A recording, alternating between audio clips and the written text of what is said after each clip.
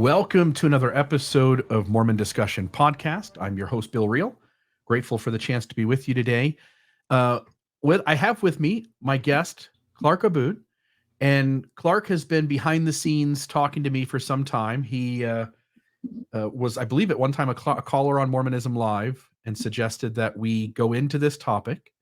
And so for some time, we've sort of had this back and forth with, and I don't know a better way to say it, because we're going to need to use this phrase multiple times. I know the other side is sort of offended by it, but I don't mean it that way. But the polygamy deniers, folks who do not believe that Joseph Smith originated polygamy, but instead think that it was a carefully crafted, and I don't mean conspiracy theory like in terms of it being false, only that conspiracy theory meaning that lots of people had to be working behind the scenes to create the look that this was Joseph Smith's polygamy, when in reality, this was Brigham Young and those around him who made it essentially appear as if Joseph Smith was the originator of polygamy. And so, Clark, I'm grateful to have you on today. We've got a PowerPoint presentation that we're going to go through. I anticipate that this will be multiple hours, that will take probably more than one sit down. And folks, what my hope is to do is to, in I think, like a credible fashion, allow the other side to lay out the entirety of their argument for the data they see as pointing to Joseph Smith not originating polygamy. Then it's my hope, and we'll see how this goes, but it's my hope that we can then take this video footage and we will have moments in this show where we hit pause and we will allow Dan Vogel to be able to sit with these data points and explain why these data points are not convincing. Now, I anticipate that as we go through this PowerPoint, it will be interesting. I've gone through chunks of this, and there are parts where I've wondered, like, hey, how did that happen? And yes, I think it does speak to some sort of contradiction in the historical narrative. And so what we're going to have to do is figure out why the contradictions could be there, what the best explanations for those are, and also to decide, even if the contradiction is there, what does that contradiction mean? What does it say about the early leaders of the church, Joseph Smith, Brigham Young, and others? And we'll sort of sit with this data, give the other side a chance to comment. And what I hope will be the final product is a multi-hour conversation where we genuinely, without any like emotion being involved, without any arguing, because often when we get into sort of debates on various issues, both sides have a real trouble just sitting down and talking to each other. Clark, does all of that sound good?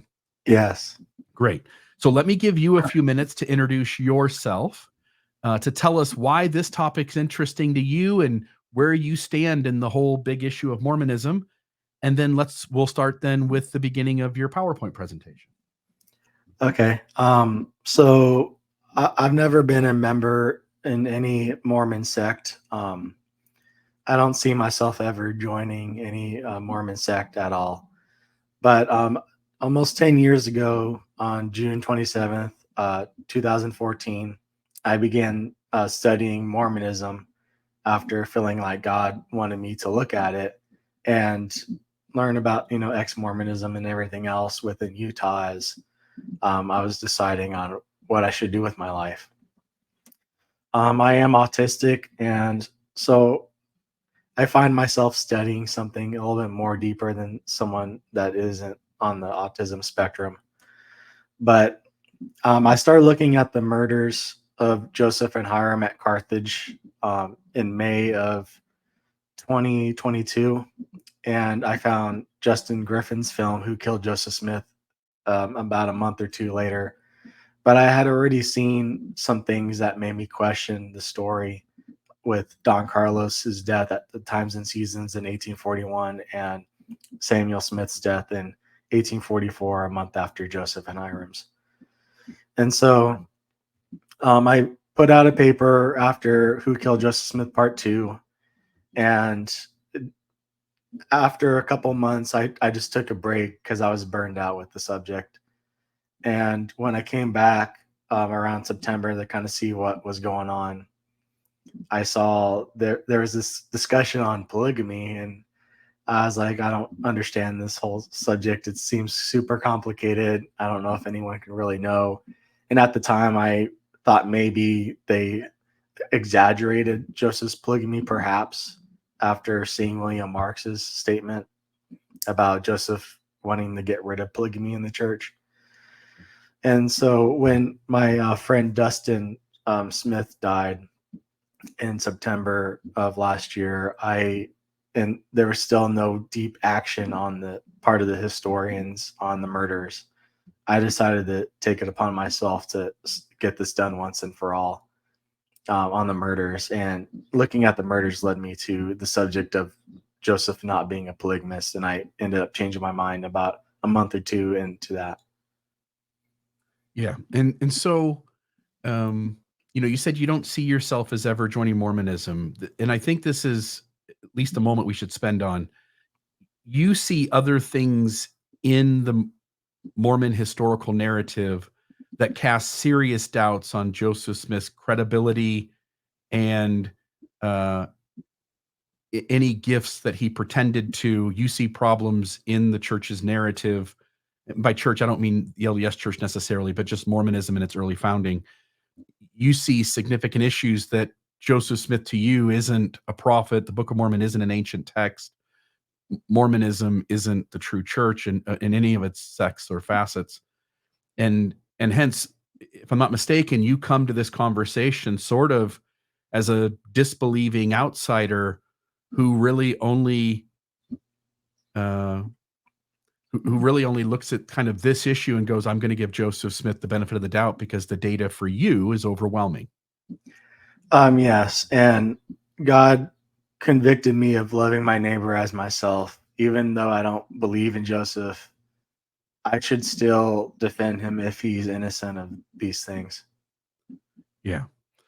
Okay. So with that, we'll put the PowerPoint up and we'll start this conversation. Now, folks, this isn't, let me get it a different way. This isn't the field I'm an expert in. There are certain facets of this that RFM and I have spent time going into, or we discovered, or we found credibility in.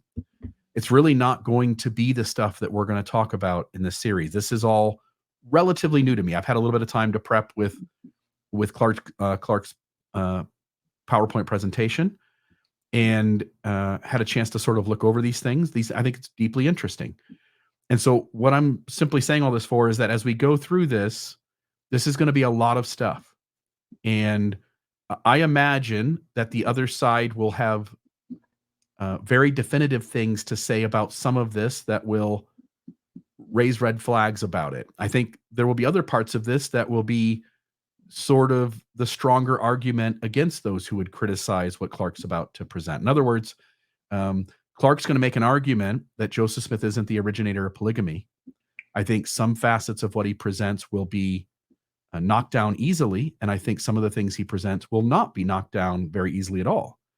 And I hope that we just have a very thorough conversation, no matter how much time this takes, for both sides to be able to look at this evidence. And then, Clark, when this is all done, what I'm also hopeful that you will do is allow you and I to sit down and me to put at you what I think are the strongest pieces of evidence that Joseph Smith is the originator of polygamy, and have you deal with it in a way that's also not dismissive or ask for loopholes or requires the less than most rational answer for why that piece of evidence exists or what the most rational interpretation of it is as well. Okay. Does that seem fair? Yeah. You've already been introduced to Clark Aboud. He has already begun his presentation. Him and I sat down weeks, if not a month or two ago at this point, to record a conversation about Joseph Smith's polygamy. Clark Aboud takes the perspective that Joseph Smith is not behind polygamy, that it is a sort of coup d'etat effort on the part of Brigham Young and others that are working with Brigham to usurp authority from Joseph Smith, and that those plans begin even prior to Joseph Smith's death, and that it's Brigham Young and those around whom who are altering documents in order to begin the practice of polygamy formally within the church, to sort of cover it up in the early stages, and to justify it by putting it into the mind and mouth of Joseph Smith. I'm joined today by Dan Vogel, renowned scholar of Mormonism, and he has been grateful enough to give me some of his time. And he's watched both parts of our conversation with Clark Aboud. Today, we're going to tackle, in this part here, we're going to tackle the first section that Clark goes into, the first 33, 34, 35 slides thereabouts. And Dan, let's start off by and by the way, we've had lots of conversations with you over the years on Mormonism Live, but I'm grateful that you joined me here on Mormon Discussion. I think this is your first time sitting down with just me on Mormon Discussion Podcast. I'm grateful to have you on. Folks are going to know who you are, so if you're okay with it, we'll sort of jump right into it. Okay, so let's begin. Here's your opening slide. Looks like it's in memory of Dustin Smith, your friend who passed away last year. Anything you want to say about this before we go to the first slide of the actual presentation? So Dustin played the role of Hiram Smith in Who Killed Joseph Smith Part 1. And I got to talk to him quite a lot when he was here, and he made an impact on me. And I didn't want anyone else to pass away without getting answers to these questions. And I feel like I can answer those questions today. Yeah. Okay. So start us off, my friend. All right. So as someone that doesn't believe in Joseph, that everything that he says is true, I just want to get some things out of the way first. So everyone, I believe, agrees here that we have nothing in the handwriting of Joseph or Hiram where he endorses polygamy. Joseph, Hiram, and Emma Smith spoke openly against the practice of polygamy.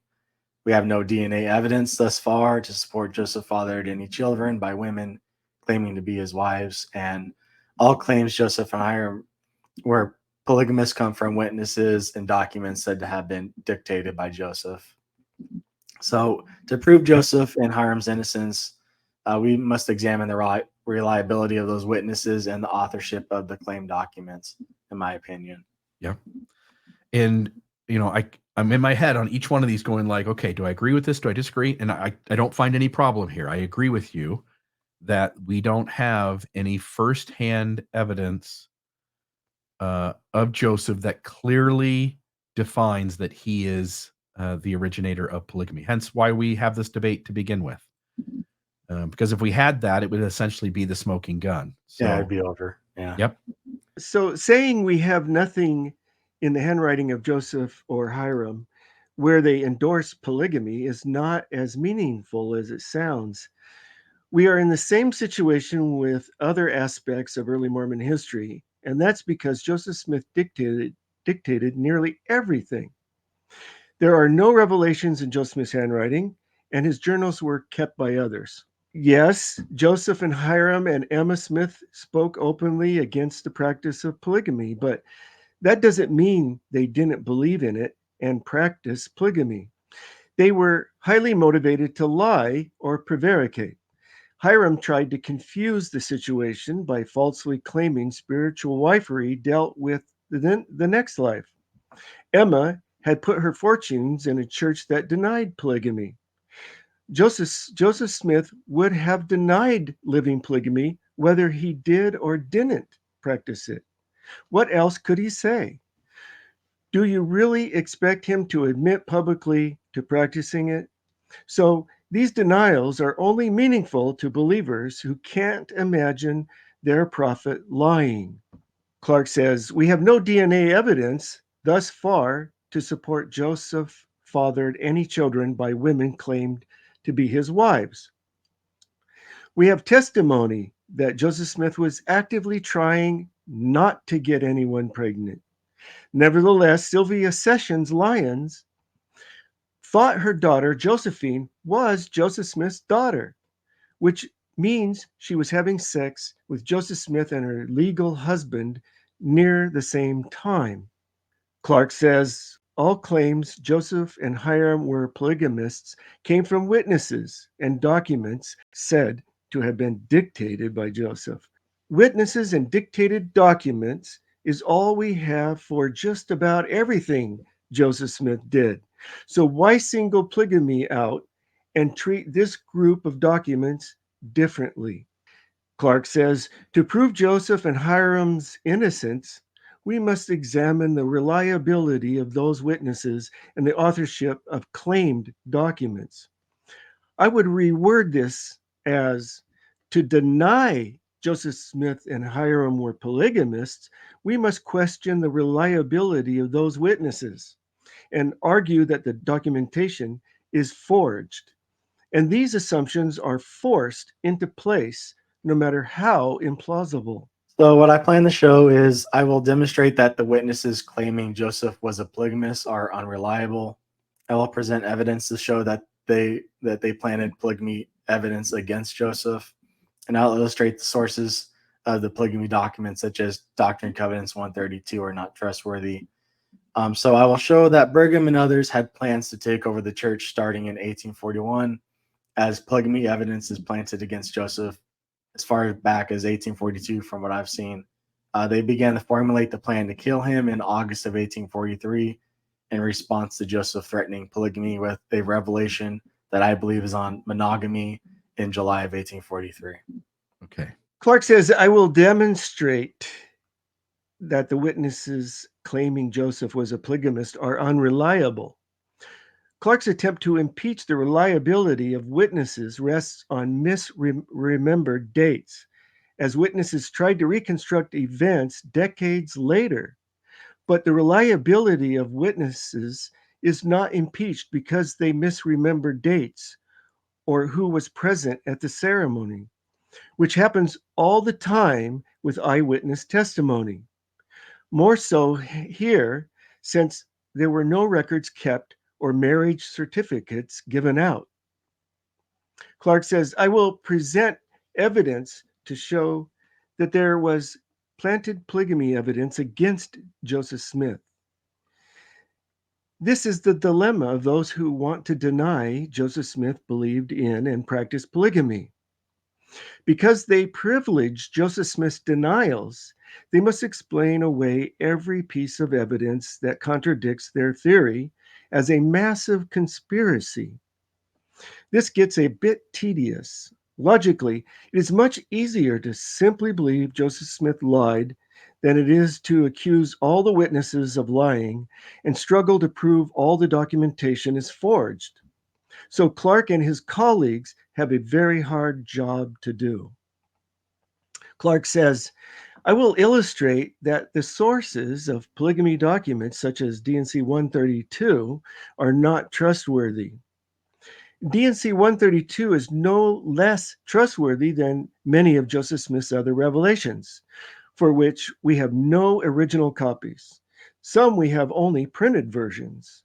So no one but Joseph Smith could have authored D&C 132. It's Joseph Smith's 1831 challenge to the elders to produce the least of these revelations, I believe, applies here as well. Clark says, I will show that Brigham and others had plans to take over the church starting in 1841 as polygamy evidence is planted against Joseph. The 1841 evidence Clark alludes to deals with polygamy and apostolic succession separately. But he fails on both accounts. Sure, there are things in the history that were added retrospectively to bolster the apostolic leadership, but that doesn't mean they were planning to take over the church since 1841. Clark tries to demonstrate this, but not successfully. Clark says they begin to formulate the plan to kill Joseph in August 1843, a response to Joseph's threatening polygamy with a revelation on monogamy in July 1843. There is no revelation on monogamy in 1843. Clark tries to establish this, but his evidence is faulty. So this is Leonard Arrington, if I pronounce his last name correctly. Yeah, Arrington, but yep. Yeah. So I believe the church would rather accept Joseph as a polygamist and the horrible things that they said that he did, rather than say that Brigham Young has no priesthood authority or usurped the church from Joseph. The potential damage to the church and all of its officers, I believe, is real and a pressing concern. So it's time to delve into the details regarding polygamy as a potential motive for murder. But Leonard, in his diary for July 6, 1981, I heard this from RFM on one of his episodes. So the journal entry or diary entry mentions, was most disturbing is the apparent feeling on the part of some that we are letting some historical cats out of the bag. What they ought to realize is that the cats have been out of the bag long before we came in 1972, and that our efforts have been to try and minimize the historical impact of those unfavorable facts, and to put the lid on other facts that can be found by intense study of archival material that would damage the church and all of its officers. He talks about some other drama and continues on saying, I am, of course, finding many things about Brigham Young that would be better left unsaid, and I'm trying to be responsible about my assignment to do his biography. So the context of what these other facts that could be found in the archives, you don't know exactly for sure what he's referring to, but I believe this is dealing with an issue of apostolic authority or priesthood authority. And it ties in with polygamy and murder, in my opinion. Do you have anything to say, Bill? Yeah. So in part of this, I'm going to agree with you. Radio Free Mormon did episodes called Apostolic Coup d'etat, where he shows clearly that Brigham Young usurped authority through channels that were not laid out by Joseph Smith in the structure of the church at the time. In other words, the church says, Joseph Smith has voice, the church says, this is the way that authority is divided up, and here is who is higher in authority than someone else, and here is how the church operates when there are voids in authority. For instance, someone passing away. Now, not always crystal clear, but it seems apparent that Brigham Young went outside those lines to take over the church, that his rise to leadership wasn't done according to the structure laid out by Joseph Smith and the documentation in the early church prior to Joseph Smith's death. So knowing Leonard Arrington's story a little bit, having done some interviews with folks regarding that and having talked about that a time or two, it doesn't surprise me at all that Leonard Arrington says, hey, look, behind the scenes, looking at the material that most people don't have access to, there are even more significant problems that run counter to the church's narrative than what most members, not only what most members know, but what almost all members could know based on what is out there and visible. Now, I think some of that could be things that have come out in recent years, such as the Council of 50 Minutes, for example. Some of the acknowledgement of Brigham Young with Adam God, some of the acknowledgement with Brigham Young and some of his violent rhetoric that might have led to Mountain Meadows Massacre, for instance. But I also deeply believe there are more things in the church's archives that would cause damage to the church. And while you see this quote as, in your mind, connecting to polygamy, and again, we'll lay out why you think that based on all the evidence that comes after this, my initial thought is we couldn't possibly know exactly what he's talking about, only that I trust him. He's a believable voice. He doesn't ever seem to be lying when he can avoid it. And I think he is loyal to the church. So I think he does obscure things and intentionally helps the church to do that. But he seems to have a guilty conscience, and he seems to want everyone to know that there is a lot more things in the shadows that we don't know about. And it becomes sort of speculation on what exactly he's talking about. And I guess I'll leave it at that. Brigham Young makes a statement about there's kittens in the bag. This is found in the Journal of Discourses. And so when RFM was speaking about this quote, I made the connection with the other quote from Brigham Young and how it uses similar language and how he's working on Brigham's biography at the time. So that's why I feel like it's connected with polygamy. It's in 1852. They just announced it to the U.S. government. And he says many of the elders of, I think, Zion, you think this is it, but we have many more kittens. It'll take an eternity for them to come out of the bag. So that's the context of what he says. Yeah, and we should acknowledge cats out of the bag is a cliche that we probably have all heard, and most of us have probably used at one point or another. So it certainly could be connected to Brigham Young. I think there's reason to think at least that kind of refreshed his mind to have that cliche on kind of the tip of his tongue. And it's a common cliche that is used when talking about secrets that are sort of hidden and then come forward. And so we are, again, sort of left going, well, maybe it means that, maybe it doesn't. But I do think you make an interesting point that it comes at a moment where he's working on Brigham Young documents, things Brigham had said, and it does, at least on the surface, have the possibility of being connected to that. Yeah, it's a little speculative, but as we go through this, I believe you'll see that it's most likely what I'm referring to. So, like many things, Clark reads too much into Arrington's statement. Of course, Arrington was not talking about Joseph Smith being framed as a polygamist or an apostolic plot to murder Joseph Smith.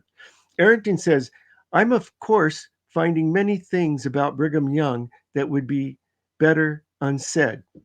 He didn't say he wouldn't say them. The of course means the normal expected warts of history and biography.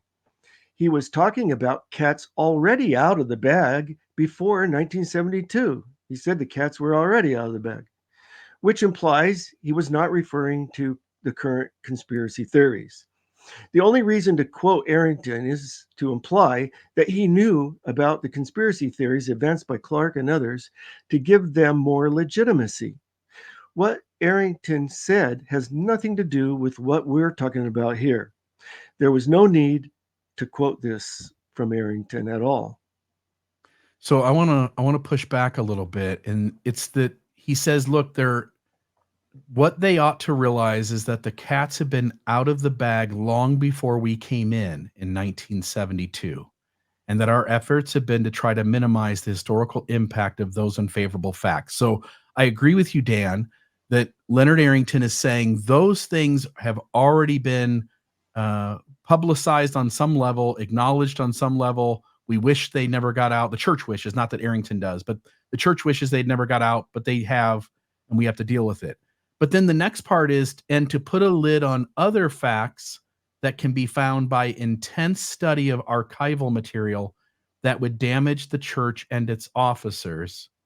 And that seems to indicate things that maybe haven't been publicized, haven't been out in the public, but would take somebody having access to archival materials, finding, and perhaps, I think there's at least room in this quote to go, these are things that haven't been found yet, other than by folks like him who have access to archival material that would have taken intense research and study to find. Any thoughts from you? Yeah, I'm sure. There's lots of warts in there, lots of things Brigham Young did that were not what members would expect of a prophet. He seems to be alluding to church authority. Brigham Young's concern about succession legitimacy shows up in some of the history of the church modifications that we'll talk about later.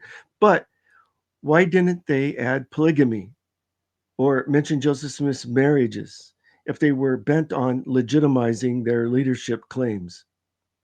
So what Arrington's talking about is probably the struggle for Brigham Young to rise to leadership, and the things that he did, the necessary things he believed he had to do in order to hold the church together, which he believed probably was successful, and he accomplished it.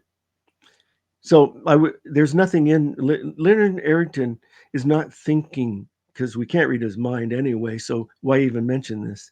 But he's not thinking of these current theories that are circulating on the internet. Right. He's not dealing with the idea that Joseph Smith wasn't a polygamist. Yes, the church isn't talking about it. Yes, the church would prefer in the 1970s to avoid any conversation that acknowledges the details of Joseph Smith's polygamy, but it's sort of the opposite side of the coin. So Leonard Arrington, in saying this quote, what you're suggesting is this could be about lots of things.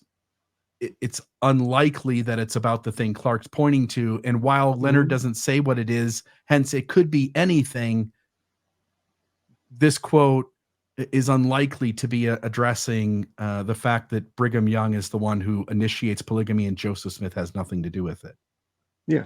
A lot of times the conspiracy theorists, they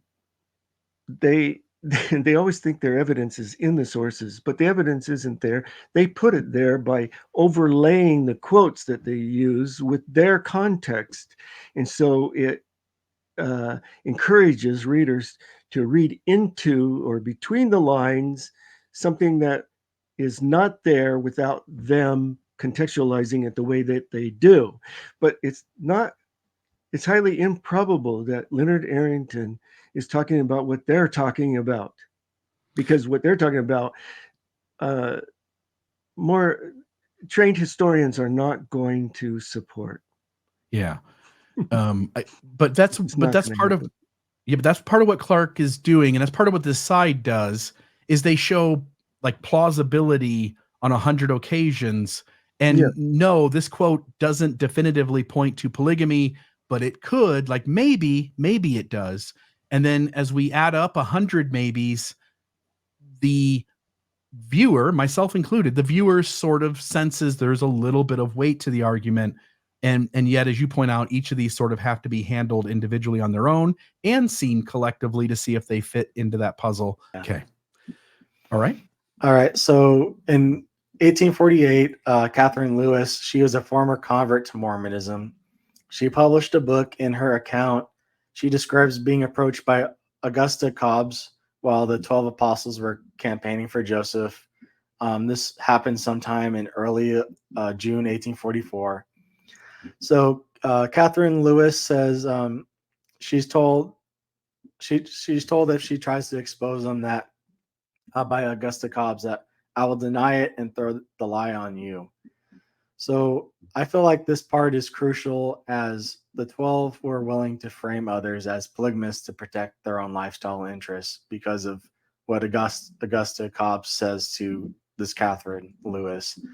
And I believe we can trust Katherine Lewis as a reliable source, as she accurately describes the endowment ceremony of that time and provides additional credible information through her accounts. Yeah. Is it possible? And again, I understand the meaning of words. So possible, plausible, reasonable, rational, most rational, less than most. I get all that.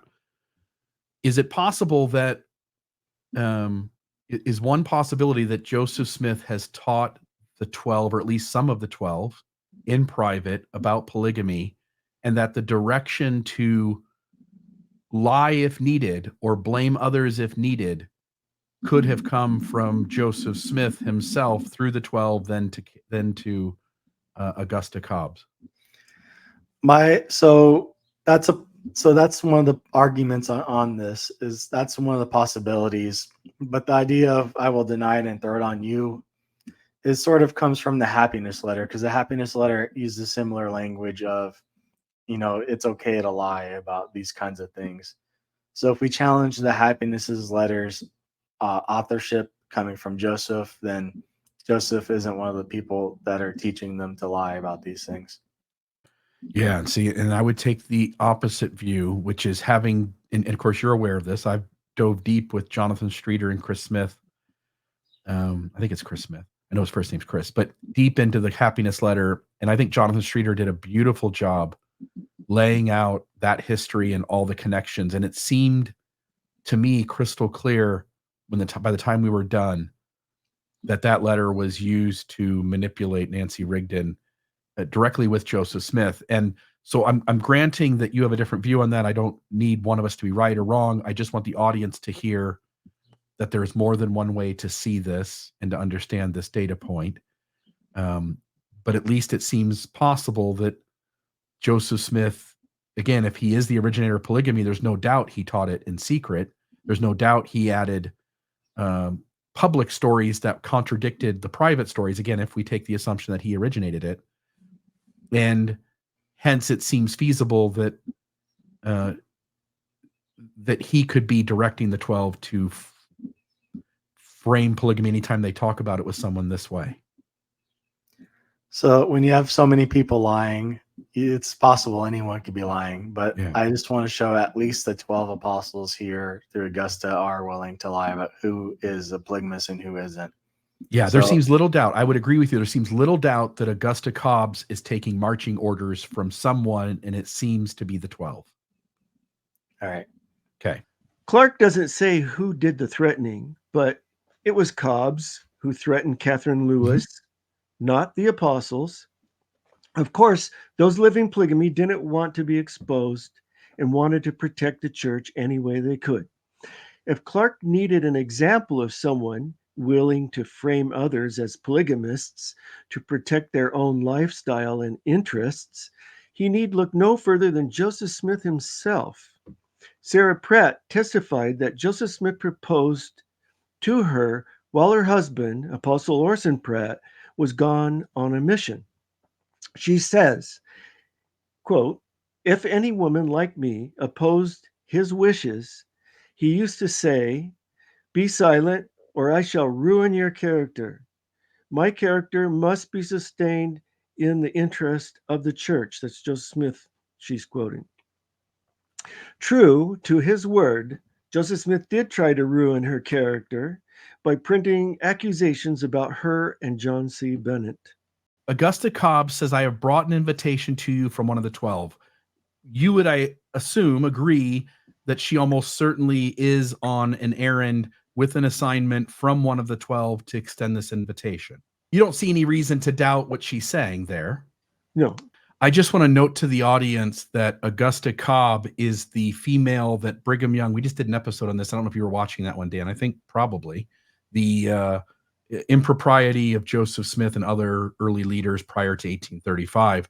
If I'm not mistaken, Augusta Cobb was the woman that Brigham Young goes to Boston, converts her. At the same time he's converting her, she gets pregnant, leaves her husband, goes with Brigham to the Saints, gets married to Brigham Young, and names that child Brigham as his middle name.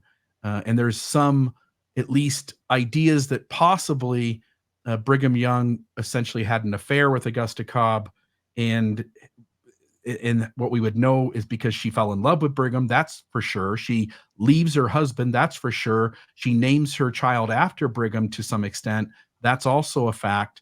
And that all of that added up together gives some credibility to the fact that Brigham might be the father of the child in light of all of that data.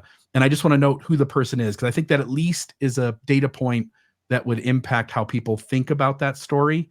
Anything you would want to say to that? Then I'll go back to the one we're working on. So Brigham and Heber, Heber's account. So in July 1841, he says he learns polygamy from Joseph Smith a few days after they returned back from England. So in his account here, he states that Joseph taught him, Brigham, and Willard Richards about polygamy. So on the next slide, you'll see that the problem here is that Willard Richards was not in Nauvoo at that point in time in July. He doesn't get back till August 16th, 1841. And so the counter argument would probably be, well, Heber's just misremembering dates. I believe it's more than that as we go through the other points here. So Clark has noticed that Richards arrived in Nauvoo in August 1841, about a month after Kimball. But Kimball says Joseph Smith taught him, as well as Brigham Young and Willard Richards, polygamy not more than 6 days after their return to Nauvoo. To Clark, this means Kimball is lying and fabricating. Historians are confronted by these kinds of discrepancies all the time, especially in reminiscent accounts. It has nothing to do with conspiracy or fabrication.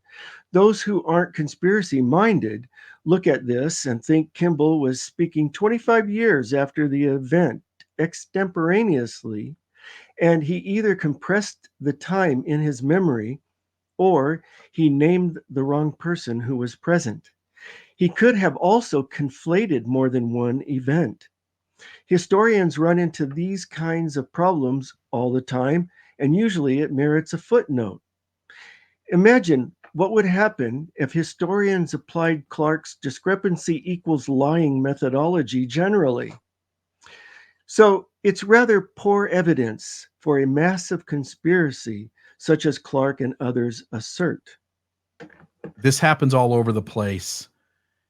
He's using it for a specific purpose here, but we would find this in the reminiscences of Abraham Lincoln. We would find this in people telling stories of John F. Kennedy. We'd find this in regards to any historical figure upon which there is a lot of writing or accounts of people sharing their involvement in that person or their movement, and hence it's inappropriate to use every discrepancy as justification that people are lying. So even Clark would do it. Everybody would do it, mess up on their own history. Yeah. Get the dates wrong or whatever. Should we accuse everybody of lying that can't remember exact information years later? Right. All right. So I believe we have signs of Heber practicing polygamy prior to this July 1841 date. So we have January 21st, 1841 in Heber's journal. Is the top part there, and it's scratched out, but it's still legible. It appears to describe, Sister Ellen combed my head, we washed our feet, and we went to bed. So the question is, what led Heber to scratch out this portion of the journal or somebody else? So I believe when we compare the idea of feet washing to an entry by Heber on March 27th, 1845, it reads, in the evening received the washing of my feet by Sarah W. or Sarah Ann Whitney.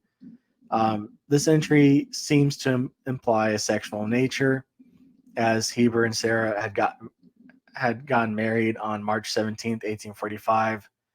And this could be a ritual before sex or something around those lines. But examining the first entry of why it could be scratched out, I believe the second entry here could explain the reasoning.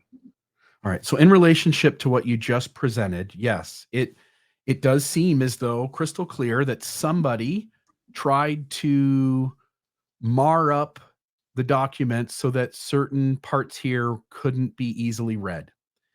I also am very well aware of some of the storylines of Brigham Young being sort of out on a mission and possibly having affairs with people, or at least with one woman. And so I'm not entirely caught off guard by this situation that's on the screen at the moment. What makes you, so just the fact that he says he washes Sarah Whitney's feet and then shortly after he's married to her, that insinuates to you that this is some sort of intimate interaction that indicates a relationship that includes a sexual component. The journal entry is 10 days after they get married. So it's 10 days within the marriage, and they're doing the feet washing. So for me, that implies, so they're a married couple doing this together. Looking at the first entry, it just seems like the only reason why you would want to scratch it out is because there's an issue with feet washing with someone that you're not married to. Yeah, that does seem intriguing to me, that there's a piece of the documentary history here that is messed with, altered, and makes it difficult to read. This Sister Ellen, is she a Mormon or is she a non-Mormon? She would be a Mormon. So she's a member of the church, not married to Heber Kimball, but he's still there at her home having some sort of interaction. Feet and going to bed. Yeah. She's combing his head. They're washing feet. And for whatever reason, either he or the church didn't really like this being said, so that the document takes on some damage, essentially. Yeah. Clark attempts to show the apostles were living polygamy in 1841 in England before they supposedly learned it from Joseph Smith. He admits that it's speculative, but something we should consider. Clark sees salacious implications in Kimball's later scratching out the words, "We washed our feet and went to bed." He notices a March 27th, 1845 entry that one of Heber C. Kimball's wives washed his feet and infers that Ellen Balfour Redmond, back in England in 1841, may have also been one of Clark's wives, although she appears in no listing of Kimball's wives. However, the January 1841 entry is worded ambiguously. It is unclear if the washing of feet was just between Ellen and Heber or with a group who came to visit Heber in his sickness. The passage reads, "Very unwell with a bad cold, Sister Ellen came in the evening. She finished the letter to my wife. She stayed with me through the evening, not the night. Elder Woodruff went and preached. After meeting, the doctor and his wife and others came to see me. Sister Ellen combed my head. We washed our feet and went to bed." The going to bed isn't necessarily sexual. It's how Heber sometimes concluded other entries. Not sure the reason for the scrape erasure or when it was done. Note also that Kimball didn't completely erase it, so he wasn't too concerned with what it said. It was probably incorrect in some way. It's likely that Heber C. Kimball didn't write in his journal during his illness. And when he later recorded the events, he may have written the wrong thing in the wrong date. During this time, Kimball is visited by the same people, including Mary Connor, who cuts and combs not only Heber's, but also other apostles' hairs. So there was a repetition of events on different days, which is easily confused. It is also possible that he erased it because he realized that the passage could give the wrong impression and didn't want it appearing in his published history. Do you sense I that? see erasers, scrape erasers all the time. Yeah. Yeah. And on mundane things, do you see it on mundane things like that? Well, yeah, happens in all sorts of situations. Yeah. But who knows why? Yeah. I just don't see anything salacious about it because I don't see the original entry is salacious. And historians, they connect dots because history is not written complete. Okay, there's gaps. There's always going to be gaps, but you have to know how far the dots are that you're trying to connect. If they're too far, then your theory is going to reach the breaking point, and you Yeah. should realize that that's what you're doing. Yeah. You're beginning to, as they say, strain credulity Yeah. by putting too many pieces together that don't belong together, or at least that reasonable people who have experience in this field wouldn't put together. So in 1842, we have a Relief Society meeting. There's a letter dated March 31st, 1842. So in the Relief Society Minute Book, it contains the original text. You can see that on the top part there on the right. So we see in Willa Richards' handwriting another version of this, where he adds into the letter, "Unless it be my message delivered to you by our own mouth, by actual revelation and command." And so this is the first suggestion of polygamy within documents and altered documents here. So I believe this is evidence that they were willing to create false letters. So let me clarify if this doesn't make sense. So we have the original minutes in the Relief Society Minute Book. We have this additional letter that has this extra phrase in it that is not recorded anywhere. And Eliza Snow is the person recording the minutes, and she is not involved in polygamy in March of 1842. So she has no reason not to record the whole thing that she is given. What the general public would have seen would have been a document that doesn't have this phrase, but that some individuals would have been given the additional instruction that you follow this document completely unless we personally tell you differently. Yeah. So this I believe this is so we have a forged letter in Willard Richards' handwriting, adding in this extra stuff for polygamy, and I believe this is planted evidence against Joseph. So they can't manipulate the Relief Society minute book, so they create a fake letter. Because the draft of the 1842 letter in Willard Richards' handwriting adds a qualifying phrase, unless it be by message delivered to you by our own mouth, by actual revelation and commandment. Clark asserts that this shows that Willard Richards and Brigham Young were willing to create false letters credited to Joseph Smith and plant evidence. Where was this evidence planted? It's not in the history of the church. Clark assumes the Willard Richards copy of the letter came after it was copied into the minute book. However, a couple of things point to Willard Richards' copy being the earlier draft. First, it is undated. Second, it concludes with the names Joseph Smith and Brigham Young, whereas the copy in the minute book has the additional copied signatures of church leaders Hiram Smith, Heber C. Kimball, Willard Richards, and Vincent Knight. Third, the handwriting is rushed and abbreviated in places, and there are crossouts and insertions, which is what you would expect to find if it were an early draft.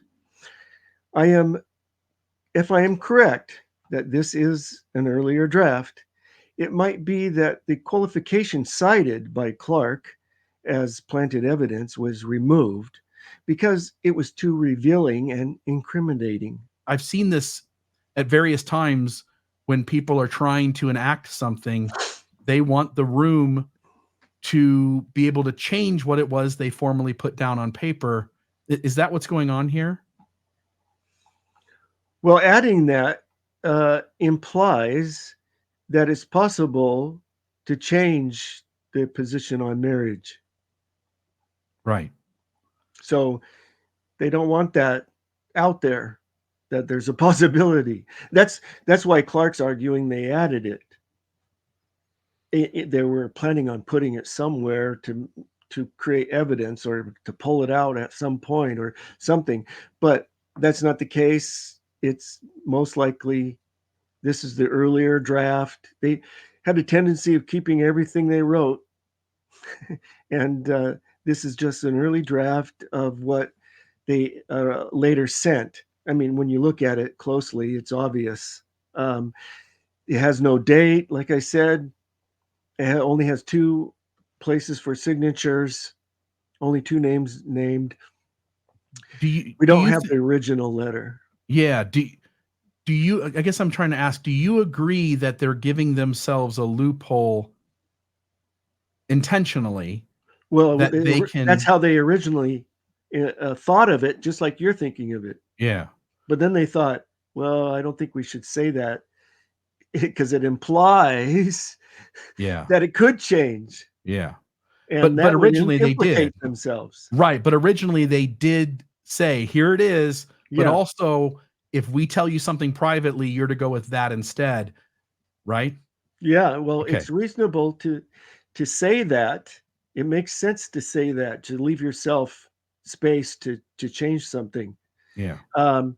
But letting that out in public has too many implications, and they realized it probably, and giving the reason why they took it out before they sent the letter, not added it after the letter was sent in order to plant polygamy evidence.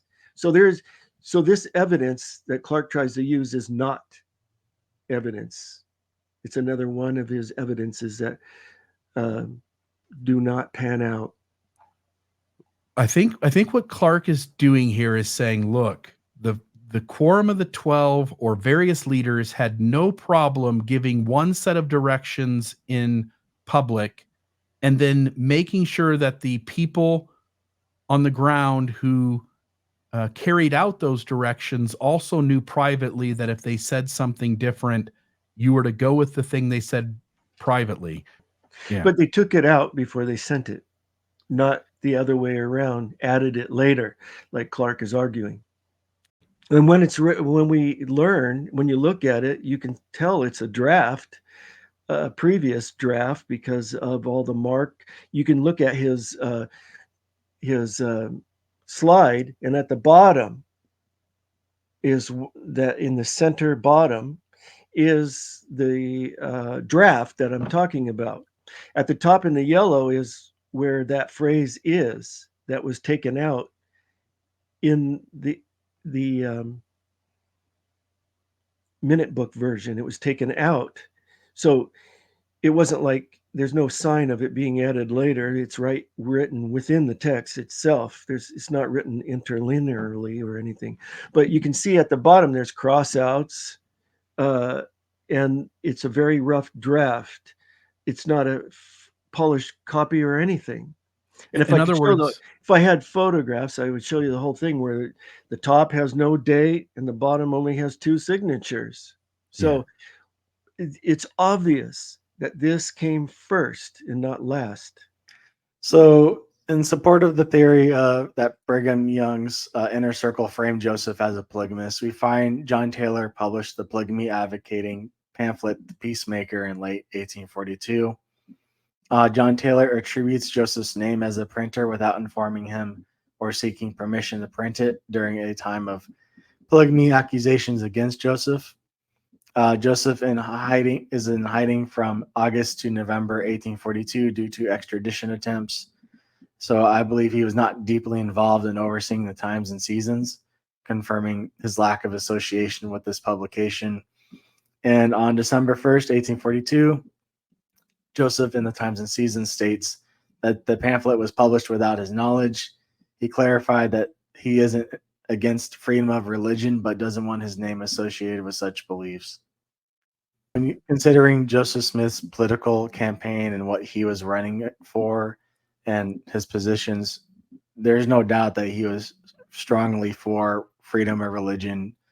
And he's not just saying that just to take the pressure off of himself. And looking at what did Joseph Smith notice, he did notice this issue, but again, Joseph Smith, when you take him as a person, he's extremely forgiving to a fault with how he brought in W.W. Phelps, and when he's defending Samuel Jackson and several other people who were in the wrong.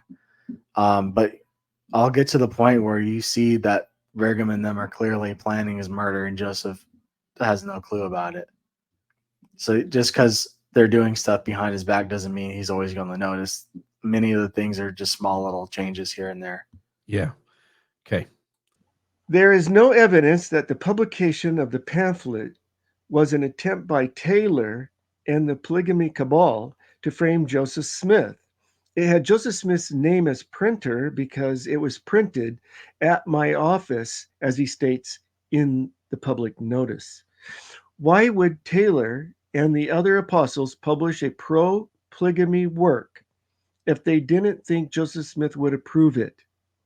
Why would they want to force Joseph Smith to publicly denounce the pamphlet when they were falsely claiming they had Joseph Smith's approval for practicing polygamy?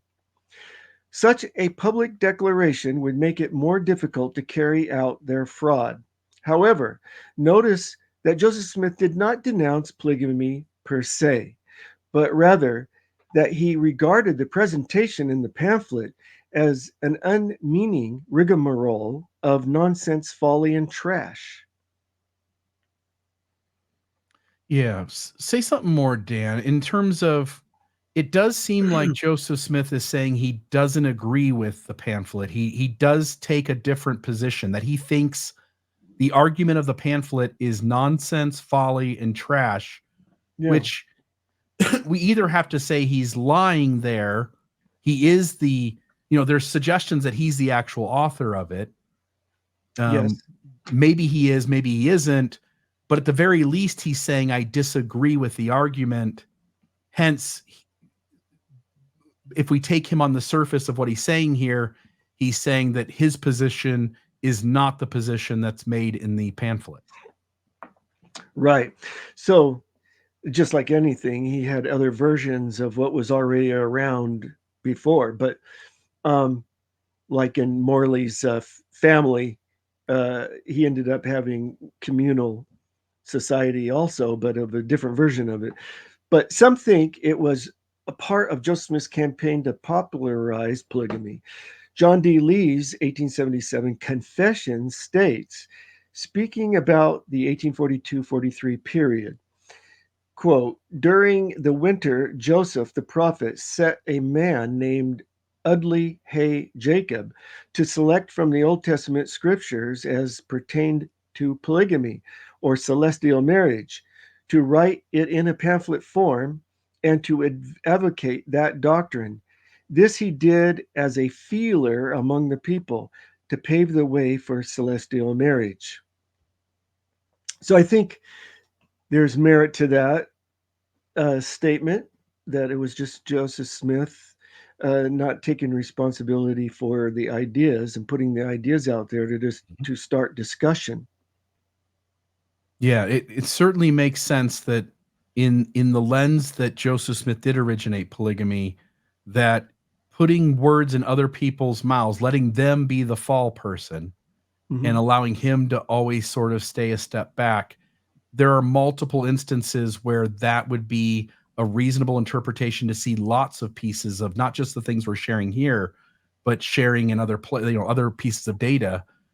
Joseph Smith seems to never want to be the front person on this because he realizes how much persecution comes because of it, and hence is often, again, through that lens, is often making or asking or requesting other people to be the middleman. So if things go south, they're the ones who take the blame. It certainly isn't the apostles planting evidence on Joseph Smith, because it creates so many problems for themselves. Be true. What is almost assuredly not true is that they are using the church printing press to put out documents that would inevitably incur the wrath of Joseph Smith if he truly is against polygamy, and it sort of pinpoints who the actors are, and hence they would be blowing their cover anyway. Yeah.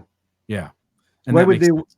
Here's what another aspect is: why would they invite an investigation by the authorities?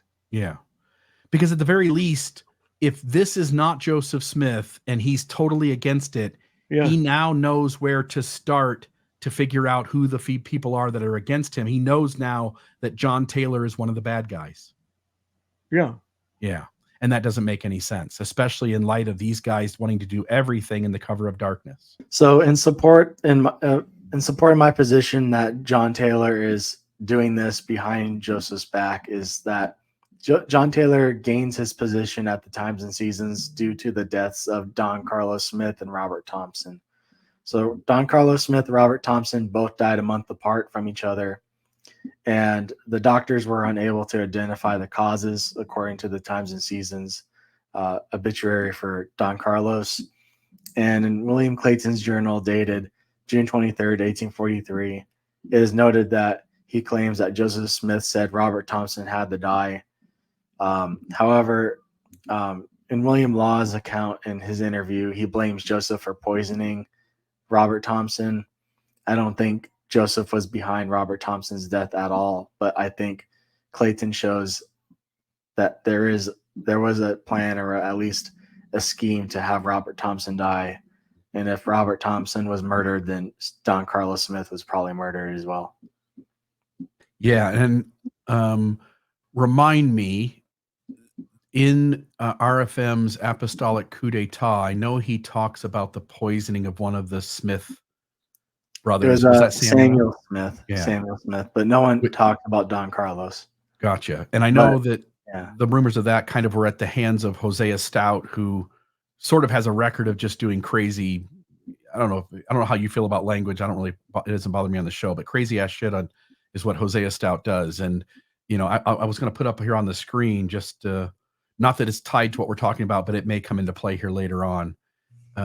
Hosea Stout is he's kind of this crazy guy in Mormonism who's always connected to sort of doing a crazy thing on behalf of the 12 or on behalf of Joseph Smith. But what you're pointing to is not connected to that. This is connected to Hosea Stout, but how Willard Richards and John Taylor end up being in the room with Joseph Smith at Carthage is because Don Carlos and Robert Thompson died. Yeah. Because Robert Thompson was Joseph Smith's scribe and historian. And if he was alive, Willard Richards would not have been in that position. And Don Carlos was over the Times and Seasons. And if he didn't die, John Taylor wouldn't have been running that either. Yeah.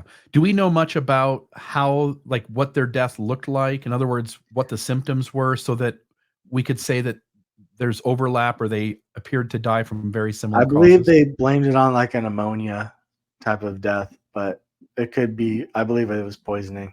Yeah.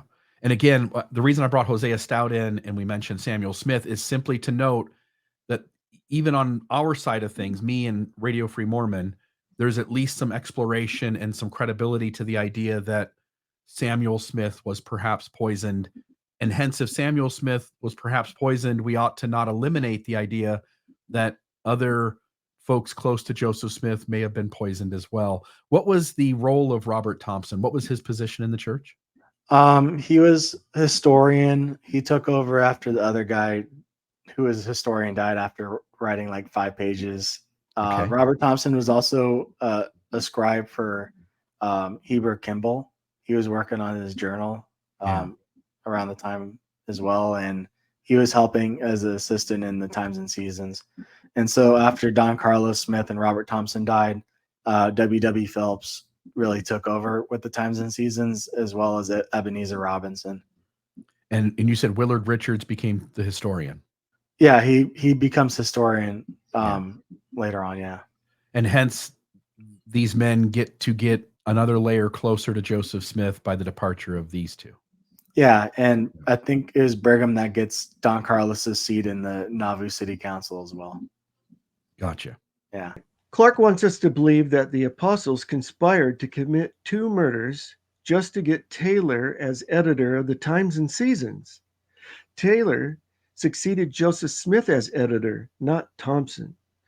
After the death of Thompson, co-editor Ebenezer Robinson deeded the print shop to Joseph Smith in January 1842.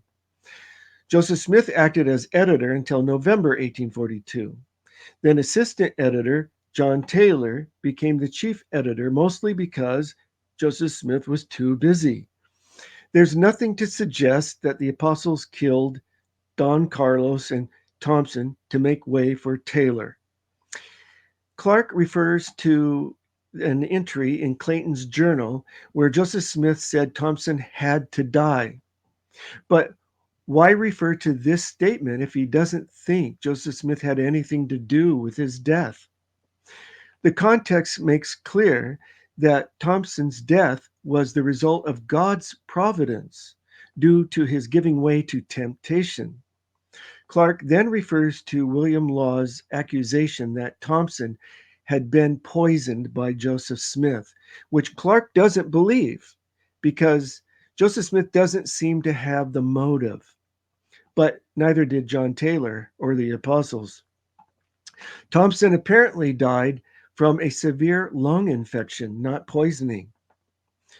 In a letter to Oliver Granger, dated 30th of August, 1841, Joseph Smith and Hiram Smith attributed the cause of the death of both Don Carlos and Robert B. Thompson to quick consumption. Their disease was upon their lungs. They wasted away in 1 week and spit up their very vitals. And that's in Hiram Smith and Joseph Smith letter to Oliver Granger.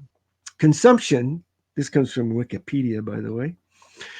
Consumption today, more commonly called tuberculosis, is a bacterial infection which typically affects the lungs of a sufferer, causing a persistent wet cough, difficulty breathing, fever, fatigue, and sweating. It also causes significant weight loss, which is the cause of its historical name, consumption. What's the highlighted spot on the left say? Okay, hang on. Daft all medical skills to check. I just don't know what that Yeah, you're right. as Death. daft all Well, medical skills. it looks like the Times and Seasons, or Nabu Neighbor. I can't tell.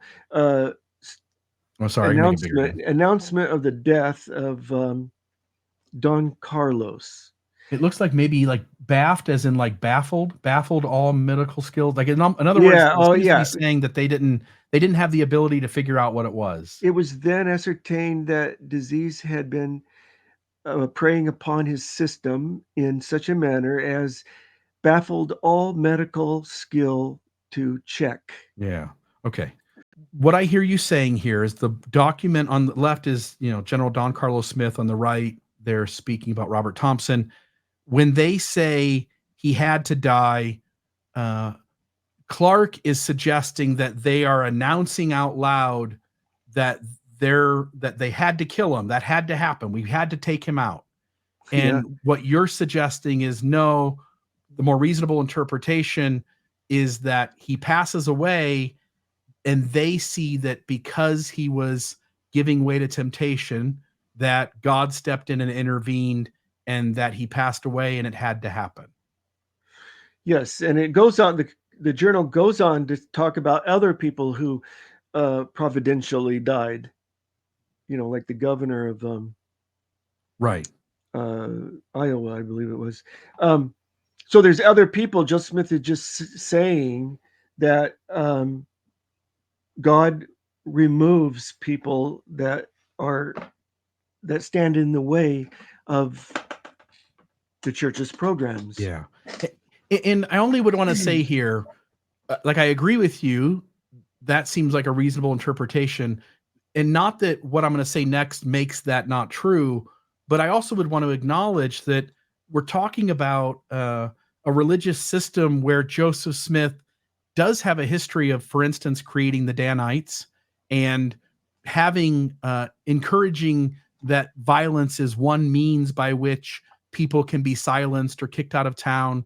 And that even after Joseph Smith's death, that Brigham Young and others seem at times perfectly okay to have violence be a method by which you get rid of people who are in the way. And hence, Clark isn't like in some foreign territory that Mormonism has never approached before. Rather, it's possible to see this document as one in a line of a host of different data points that suggests that early Mormon leaders were completely okay with violence as a method in order to keep those who get in the way out of the way. That does happen, but I don't believe that's being implied here. Right. Because of the context. Yeah. Of other people being removed out of the way. Joe Smith talks about in public discourse, talked about how he prayed to remove some difficulty, and the next thing he knew is that the governor had shot himself in the head, and therefore he's very cautious about asking God to do things, because these kinds of providential acts happen. Yeah. Okay. So while there is a milieu of violence and violent rhetoric, this particular document, the more reasonable interpretation is that this is God's providence and had nothing to do with a force, that they believed it was God's providence, and poisoning. That there's no acknowledgement of a forcible act of maliciousness towards him. Well, I don't think poisoning fits, first of all. Yeah, it doesn't fit what the symptoms were. Yeah. Yeah. In the lungs. So and other people are being noted that God's providence is taking care of them. And those folks, we have no evidence. It's impossible that Joseph Smith or others are involved in their murder anyway. W.W. Phelps or Ebenezer Robinson in there. We have altered minutes published in the Times and Seasons on August 16th, 1841. So Elias Smith records this meeting, and that's the one above, and the Times and Seasons has its version of it below here. So I believe this version that they they altered a few words in it, but I believe it serves an example of a pattern we'll see concerning the polygamy. So Elias Smith in his, it says that the 12 are to assist in managing the affairs of the kingdom in this place, which he said was their duties of their office. And in the times and seasons, it says the 12 are to stand in their place next to the first presidency. So this statement, next to the first presidency, is used on August 8th, 1844, as Brigham is taking over the church. And reading through Joseph Smith papers, they always point to this event as Joseph giving the church essentially over to the 12 and preparing them to take over. But this is not what Joseph said in the original text, and the Elias Smith minutes are much longer than what the Times and Seasons has here. Yeah, and what's important about this is Don Carlos had just died, I think a week before this was published, and Robert Thompson was on his deathbed at this point in time. And considering what W.W. Phelps does later on with the murders in Carthage jail, which I'll show later on, I believe they are taking steps to change things, and that Don Carlos's death and Robert Thompson's death were not accidental because of this.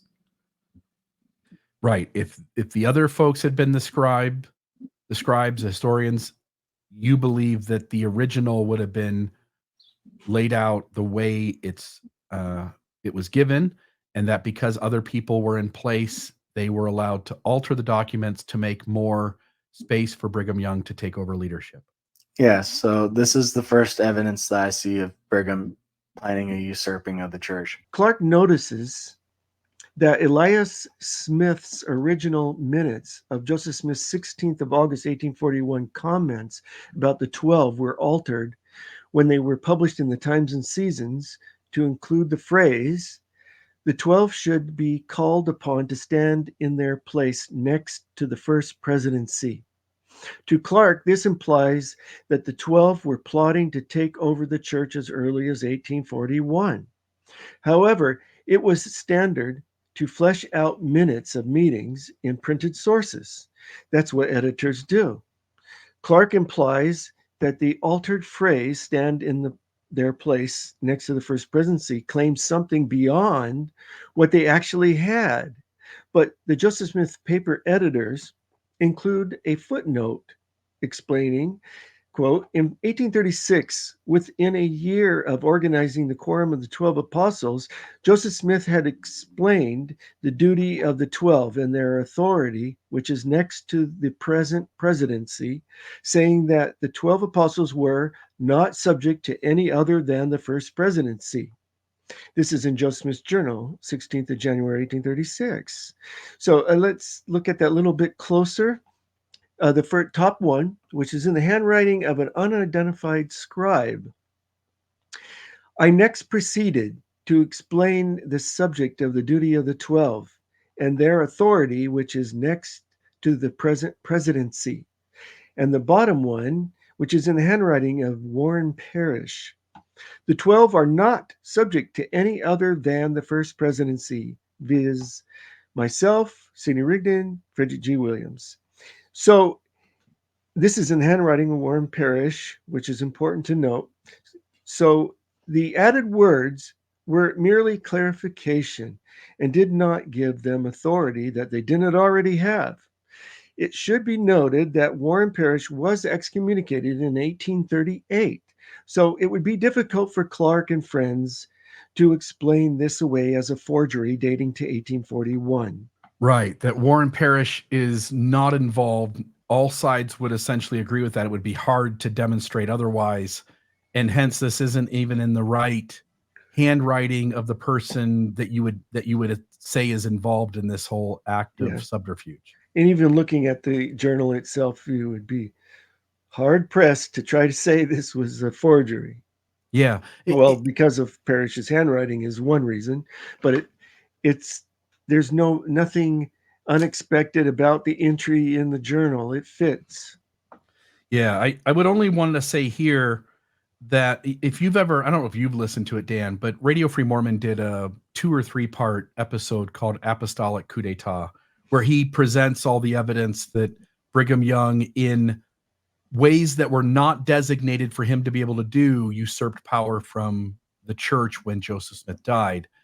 And that there are instances he proposed where the authority was relegated in a certain way. For instance, the patriarch of the church being equal in authority to the standing high council or to the 12 apostles.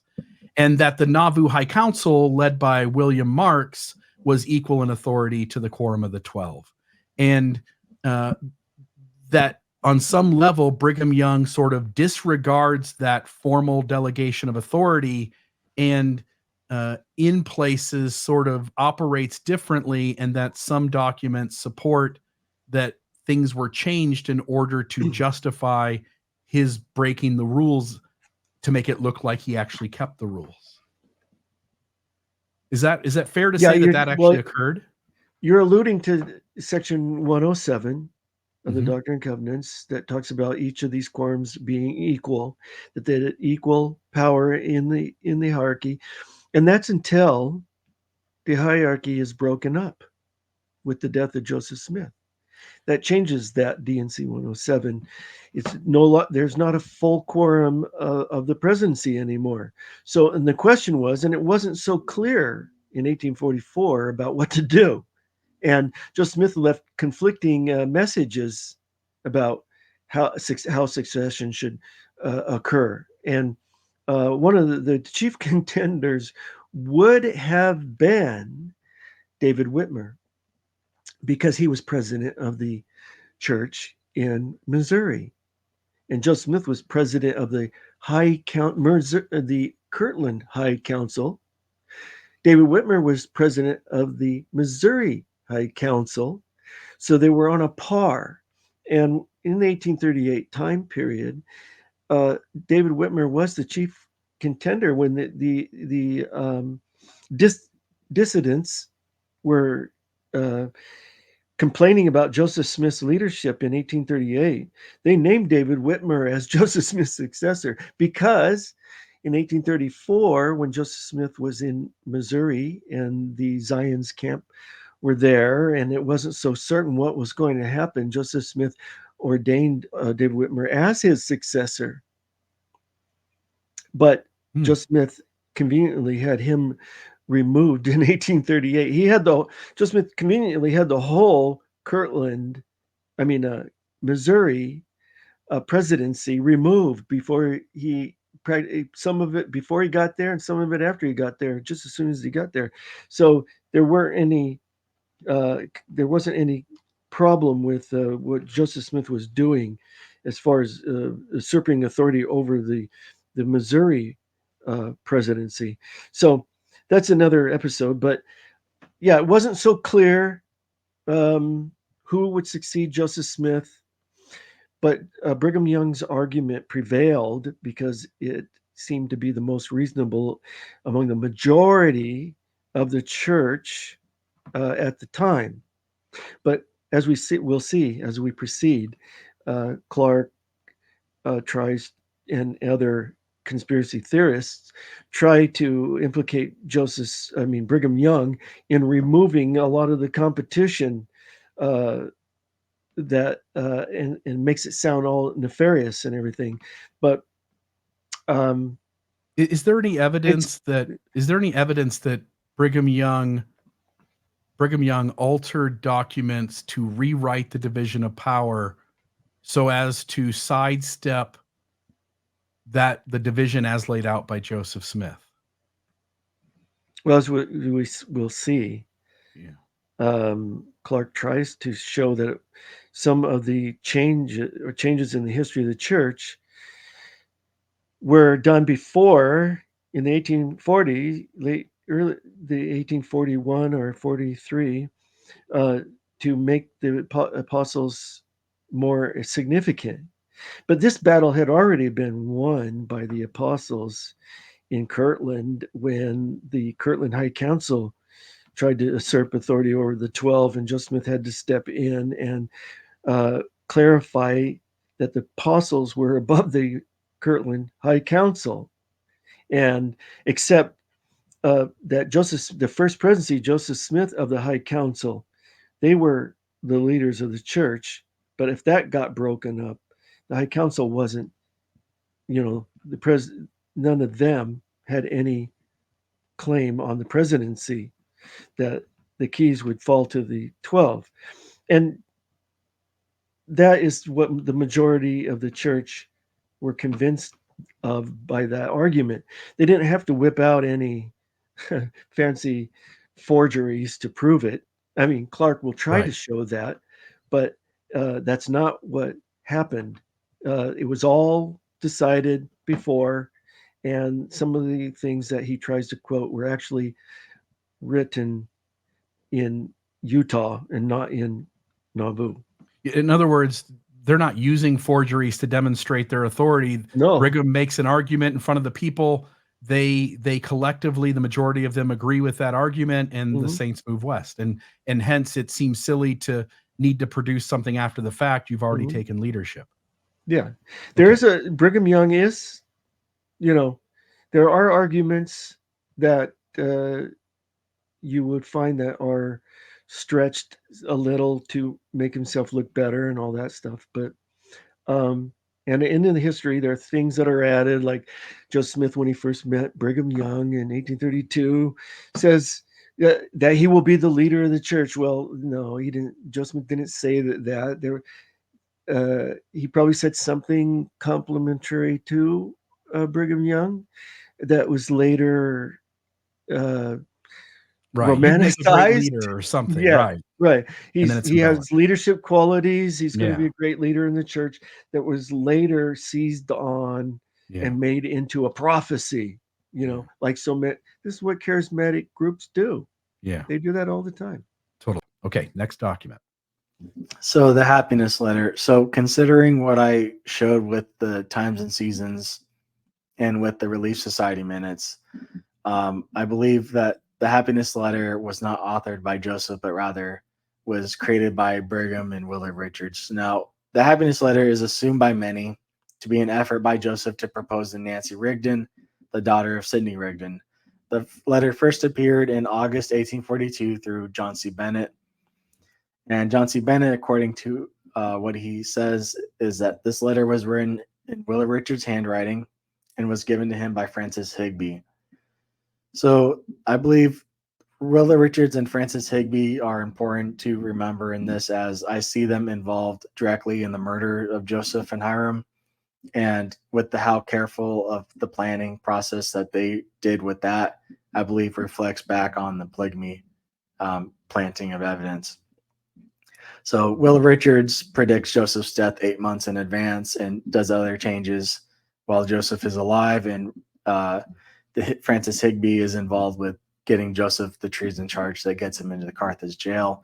So similar to the March 17th, 1842 Relief Society letter, I believe that the happiness letter was done to cause a divide between Joseph Smith and Sidney Rigdon, as Rigdon was in Brigham Young's way. And I think Brigham was doing the happiness letter to get closer to leadership within the church. We also have no clear explanation of how Francis Higbee obtained possession of this private letter, but I believe it's best explained that it was given to him by Willard Richards to pass on to John C. Bennett. There's also a list of 5 women that Bennett also names as Joseph's wives.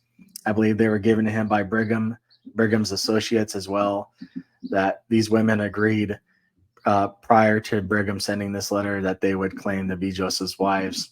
And with this letter, they would be able to establish that back in 1842 that Joseph was a polygamist, that once they were able to take over the church and usurp it, they would always have that evidence that they could say Joseph is the author, not us. So the plan to convince Sidney Rigdon failed, as Rigdon, on behalf of his daughter Nancy, stated that his daughter knew nothing about this letter coming from Joseph and didn't authorize Bennett to make such claims about her and Joseph. This letter is meant to piss off Sidney Rigdon, because from what I remember in your discussion back then, you guys said that the happiness letter takes language from Sidney Rigdon when he was giving a funeral sermon. And I don't know any better way to piss off someone than to include something around those lines of the man's own words to his daughter. So on the happiness letter, Jonathan Streeter is much better on this than I am. People should just go to his website or Mormonism Live or Google happiness letter to find Jonathan's thorough investigation. It is quite complicated. The rhetorical stance of the letter is consistent with my view that Joseph Smith was a pious fraud. The letter's statement that whatever God commands is right, no matter what it is, can be used to justify many things, not just polygamy. I will just make a few brief comments about Clark's statements about the happiness letter. He says Willard Richards predicted Joseph Smith's death 8 months in advance through forgery. Clark apparently alludes to his slide 54 titled October 5th, 1843 forgery. This turns out not to support Clark's interpretation. I will show that Willard Richards did not predict Joseph Smith's death 8 months in advance through forgery. Clark also states that that this forgery of the happiness letter is similar to the Relief Society letter, which Clark compares the happiness letter to this Relief Society letter, but I showed how the Relief Society letter wasn't planted evidence. If the happiness letter was supposed to be planted evidence of polygamy, why didn't it mention polygamy more clearly? It wasn't written in such a way, it was written in such a way as to have plausible deniability. Polygamy is implied because of the context with Nancy. Indeed, it's in the history of the church without the context of polygamy. Then Clark says that he plans to, the plan to convince Sidney Rigdon failed, as Sidney, on behalf of his daughter, Nancy, and himself, stated that his daughter knows nothing about such a letter coming from Joseph Smith and didn't authorize Bennett to make claims about her and Joseph. If the letter was intended to push Rigdon out of the church, it was poorly designed since it doesn't directly mention polygamy. If the letter was forged and wasn't sent to Nancy as a marriage proposal, Rigdon could readily verify or disconfirm it. It could only drive a wedge between Joseph and Sidney Rigdon if Nancy confirmed it, which couldn't happen if it were forged and sent on to Bennett. Having done the interview with Jonathan Streeter on Mormon Discussion, I don't remember what episode it was. I think maybe like 374 or something. But Jonathan Streeter, I think it's Chris Smith and myself, we sit down and Jonathan and Chris go through the entire data about the happiness letter. And I will say, when I got done with that episode, I was utterly convinced that they had connected all the dots appropriately. They had documented everything, and that it made so much sense in its collective overview that I pushed back against Clark at this moment in our conversation to say that this seemed more rational. I want to understand your point of view. You're saying, so he points out that Sidney goes, look, Nancy's never said that this letter came from Joseph. I don't know that this letter came from Joseph. I don't think, I think John C. Bennett had no right to be speaking about things of such a nature. What are you trying to say that Sidney's trying to do there? What is he trying to accomplish by sort of denying the happiness letter's authenticity as with Joseph Smith as the author? Okay, so Sidney confronts Joseph Smith, and Joseph Smith denies it, and Sidney believes it. He believes Joseph Smith's denial. Yeah. And Nancy doesn't, because Nancy's obviously dealing with Joseph Smith, approaching her and showing interest in her.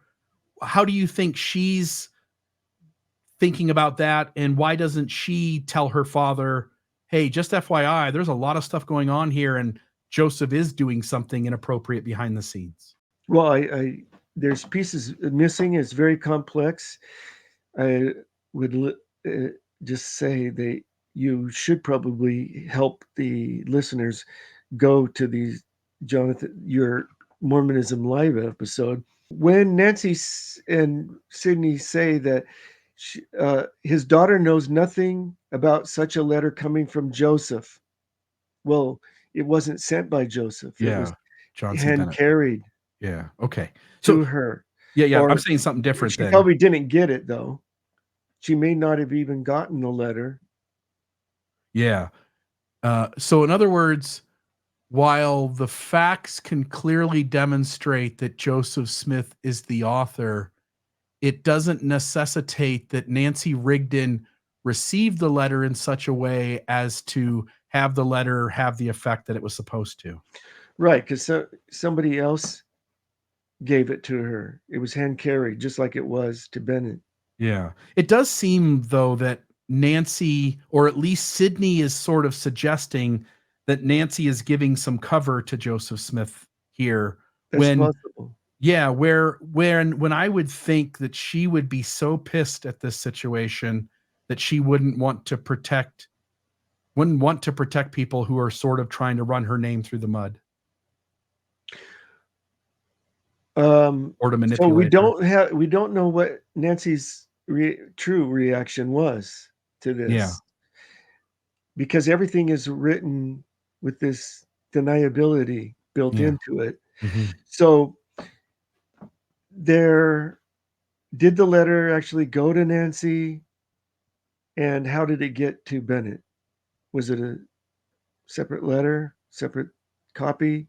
Somebody took it to Bennett, though. And right. The thing is, why would Bennett publish it if he believed it was an authentic letter? But it was denied by Joseph Smith. And obviously, Joseph Smith denying it was believed by a lot of people. A lot of his followers didn't believe Bennett's accusations about this letter or anyone else. But Mormon, not to counter you, but to state a fact, which is Mormons give the benefit of the doubt to the church and its leaders. Followers of high demand religions give the benefit of the doubt to the system and the leaders, regardless of how unhealthy the leaders or the system is. It's sort of natural to do. That was Joseph Smith's standard reaction to every accusation. Yeah. No, I'm not a money digger. I didn't do any money digging. No, I didn't do this. I didn't. They're all liars. Yeah. E.B.D. Howe's whole book is a cesspool of lies. That's all. And that's the response. And he doesn't go into any more detail than that. Yeah. Than ad hominem attacks. Yeah. Nauvoo, modern Mormonism over the last 100 years saying the Nauvoo expositor was full of lies. I mean, sure. Right. In other words, dismiss them. And yeah. So, and there's a lot of historians that later come to realize that Joseph Smith did live polygamy. We all know that now. So you go back and you read all these affidavits, and you start thinking, well, maybe these weren't lies, because finally, after 1852, when it was brought out in public, Joseph Smith lived polygamy. Polygamy is a true principle. Here's the revelation that the Nauvoo expositor was talking about. Then Joseph Smith accusing these people of lies takes on a whole different view. And so why the polygamy deniers take Joseph Smith's side on this is beyond me, because it's pretty demonstrated that Joseph Smith lied when it was necessary about lots of things. Yeah. We'll move on to the next one. All right. So Martha Brotherton, this happens in December of 1841. So Martha, she claims that she was pressured up in the upstairs office of the Red Brick Store by Brigham Young and Joseph Smith to marry Brigham. Her affidavit was made on July 22nd, 1842. In her account, she mentions that she had not seen Joseph Smith prior to this meeting. Heber and Brigham also seem to be using what I believe is a power suggestion on Martha. So let me go ahead and read some of those statements. So Can I ask you a question first before you read Yeah. that? You say that she had never met Joseph Smith prior to this moment, and I Mhm. assume you get that from her comment, "I was introduced to the prophet by Young." He says, well, I wasn't referring to that statement. That's an interesting statement that she makes. But there's a statement that says, you want to see the prophet, and you will then have an opportunity. So there's language like that where she hadn't seen him before. We also see, so the power suggestion here, we see, he says, you will see Joseph and very likely have some conversation with him, and he will tell you what you shall do. I was introduced to the prophet by Young. The moment I was seated, Joseph and Kimball walked out of the room, and brother Joseph wishes to have some talk with you on the subject. He will explain things.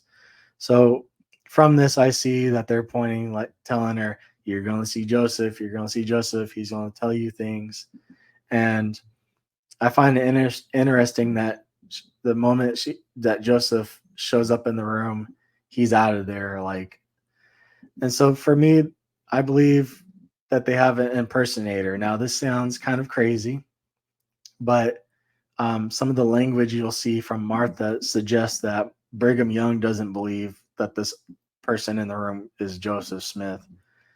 And I believe they would take a risk like this because according to Martha's sister, Elizabeth, Martha had a bad habit of lying. And additionally, Heber's wife was willing to lie on behalf of Heber and Brigham when she comes out against Martha in the newspaper. So I don't see how they would believe Martha over Heber's wife and trust her, as she was supposedly a liar and said things like this. So I believe the situation could also be Brigham and Heber using the backfire effect as well on Joseph, leading to reduced speculation of involvement in polygamy with having a decoy Joseph. Because if Joseph is not there, he's not going to believe anyone accusing Brigham and Heber of being there as well. Okay. So the first thing that comes to mind is saying that she had never seen Joseph before. When I read the words that give you that impression, I think there's also another clear way to understand those words, which is you've never met him in person, like up close, and had any sort of intimate interaction with him. There are instances where I've seen somebody at a distance, they've never interacted with me. And when I actually get the chance to shake their hand and say something, I would consider that the introduction to that person. Yeah. Does that make sense? Yeah.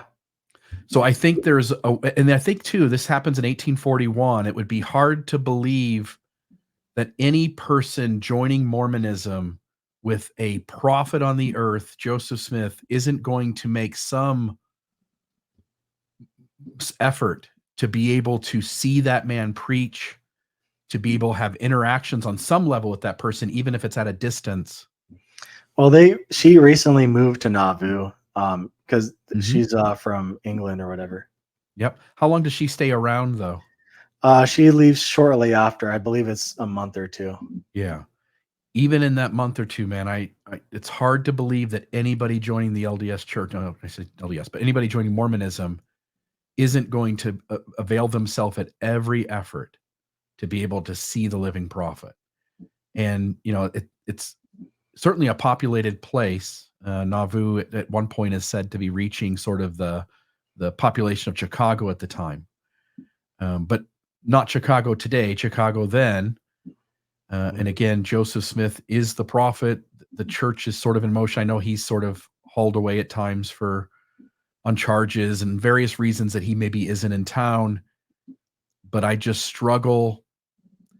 I struggle to just buy into the fact that you could deceive anybody in Nauvoo with confidence. Again, maybe you could, but to be confident, like I'm just confident that person hasn't seen Joseph. They've never been around him. They're not going to see him in, tomorrow. Well, they would be grooming her, I'm assuming, as well, and have some idea of what she knows and what she doesn't know. Yeah, and knowing that she her is sister dishonest, her sister also marries Parley Pratt as well. So I don't know if her sister was a polygamous like insider before or not. Gotcha. Yeah. And I agree with you. If she has a reputation for dishonesty, then it's an easy target to pick to try to pull one off on, because if she does go against you, you simply go, well, we're the honest people and she's got a record of dishonesty. So I understand it from that angle as well. Yeah, and I don't know the lighting in that room either. Yeah. For the upstairs. This happens at night.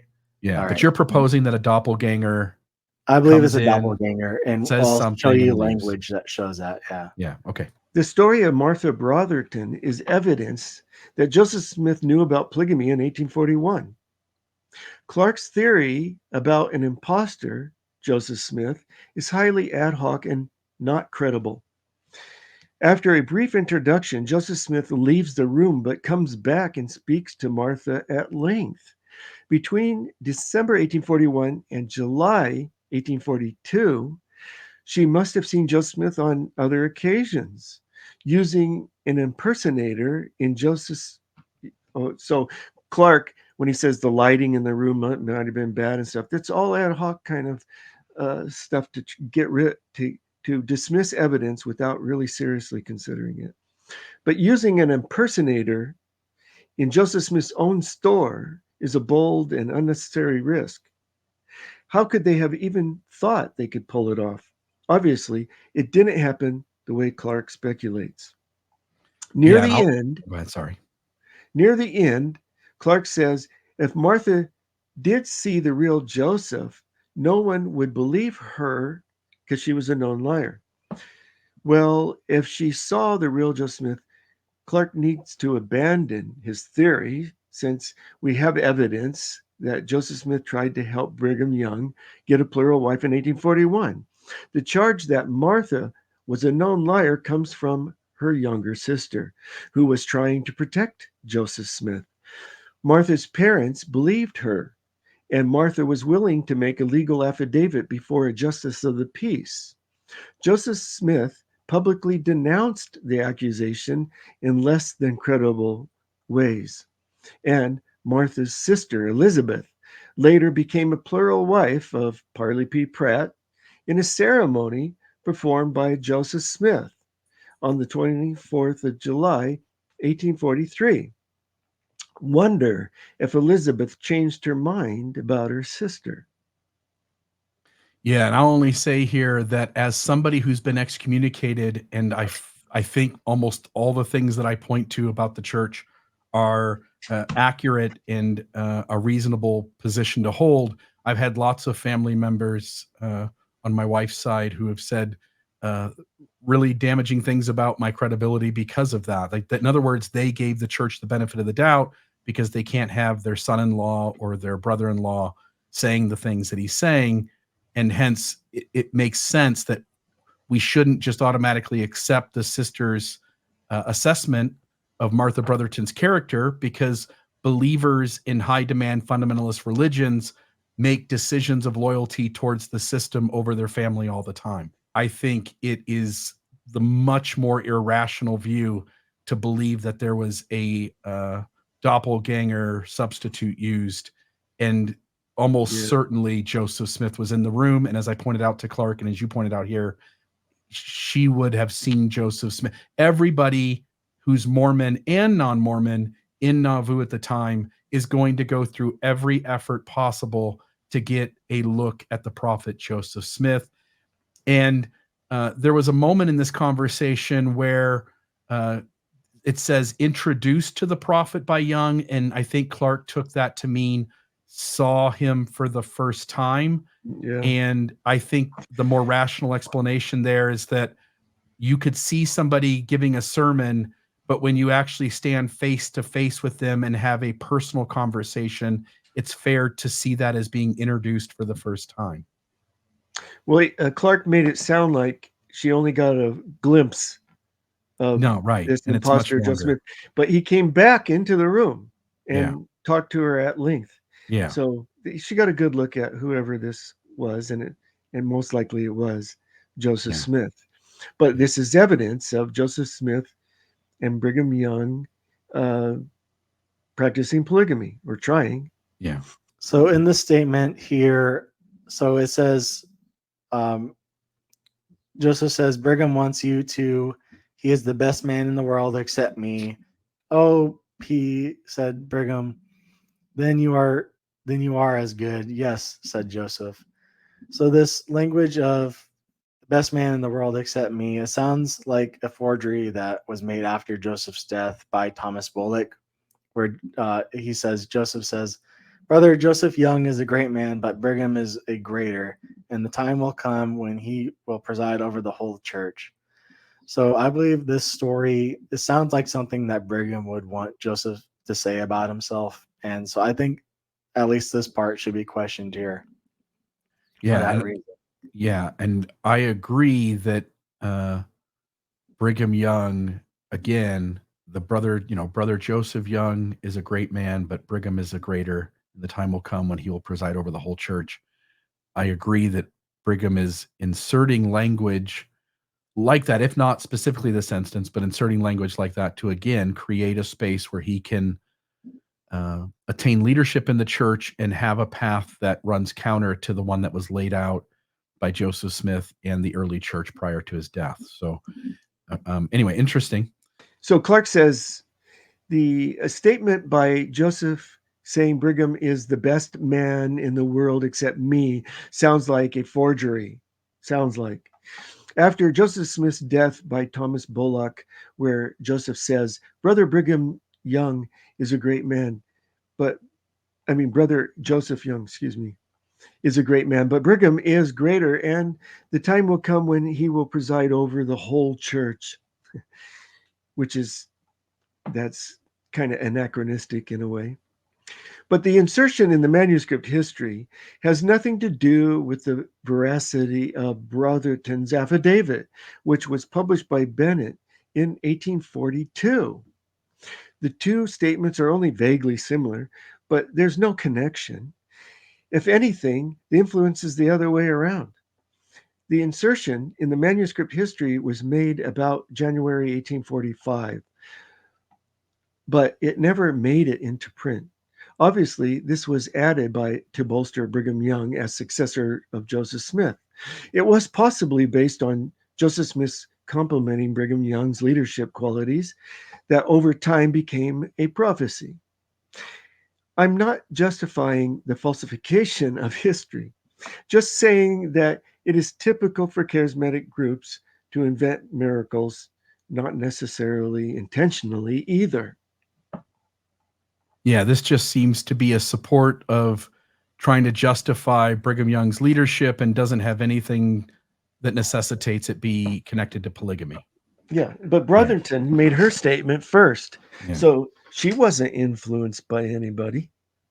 Yeah. Even though it's in the conversation of a polygamous proposal, the quote about Brigham Young being something special, it doesn't necessitate that it's directly connected to the polygamy. I totally get that. Maybe Joseph Smith did have a high opinion of Brigham Young. Yeah. It's possible.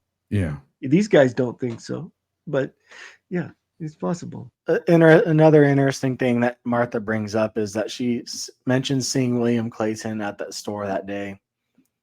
Clayton would have, I believe Clayton would have to know that if assuming Joseph Smith is just a complete liar and that they're all in on the polygamy, I would assume that Clayton would know what was going on with Martha, or at least be asking questions when she would come forward with her allegations. So Clayton, according to his journal, he doesn't become a polygamist or accept it until February 1843 in his journal. So I would ask, what motivation would Clayton have to not mention his knowledge of polygamy sooner if he's involved as an insider with Joseph as just a polygamist running wild? All right, so say that again, but say it differently. At what point, what is happening here that William Clayton should speak up?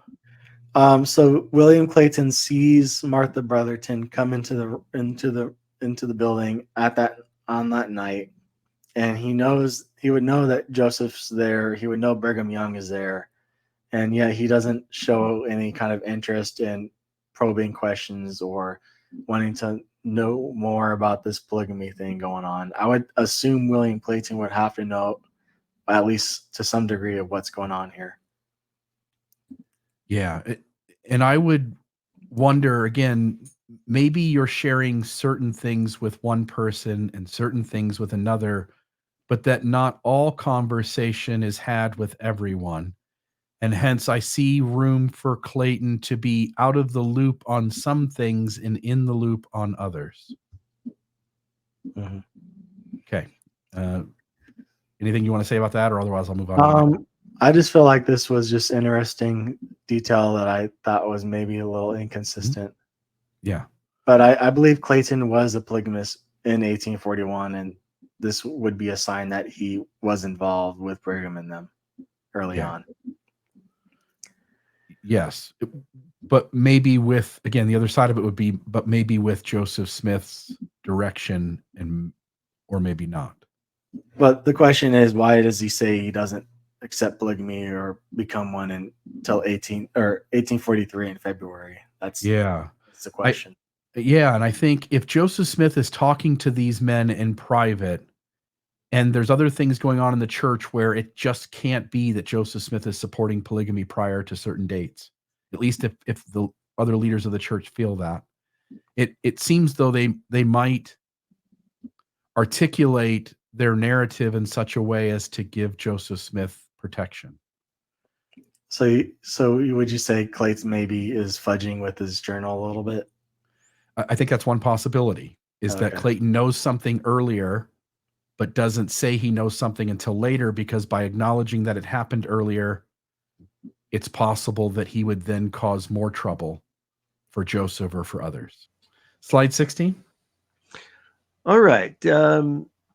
Clark says Martha mentioned seeing William Clayton at the store, and then argues Clayton would have to know what was going on with Martha, or at least be asking questions when she would come forward with her allegations. Why would Clayton know what was going on with Martha in a room upstairs, by the way, just because he was in the same building? No doubt Clayton knew about Bennett's 1842 publication dealing with Joseph Smith's polygamy, but he may have accepted Joseph Smith's denials.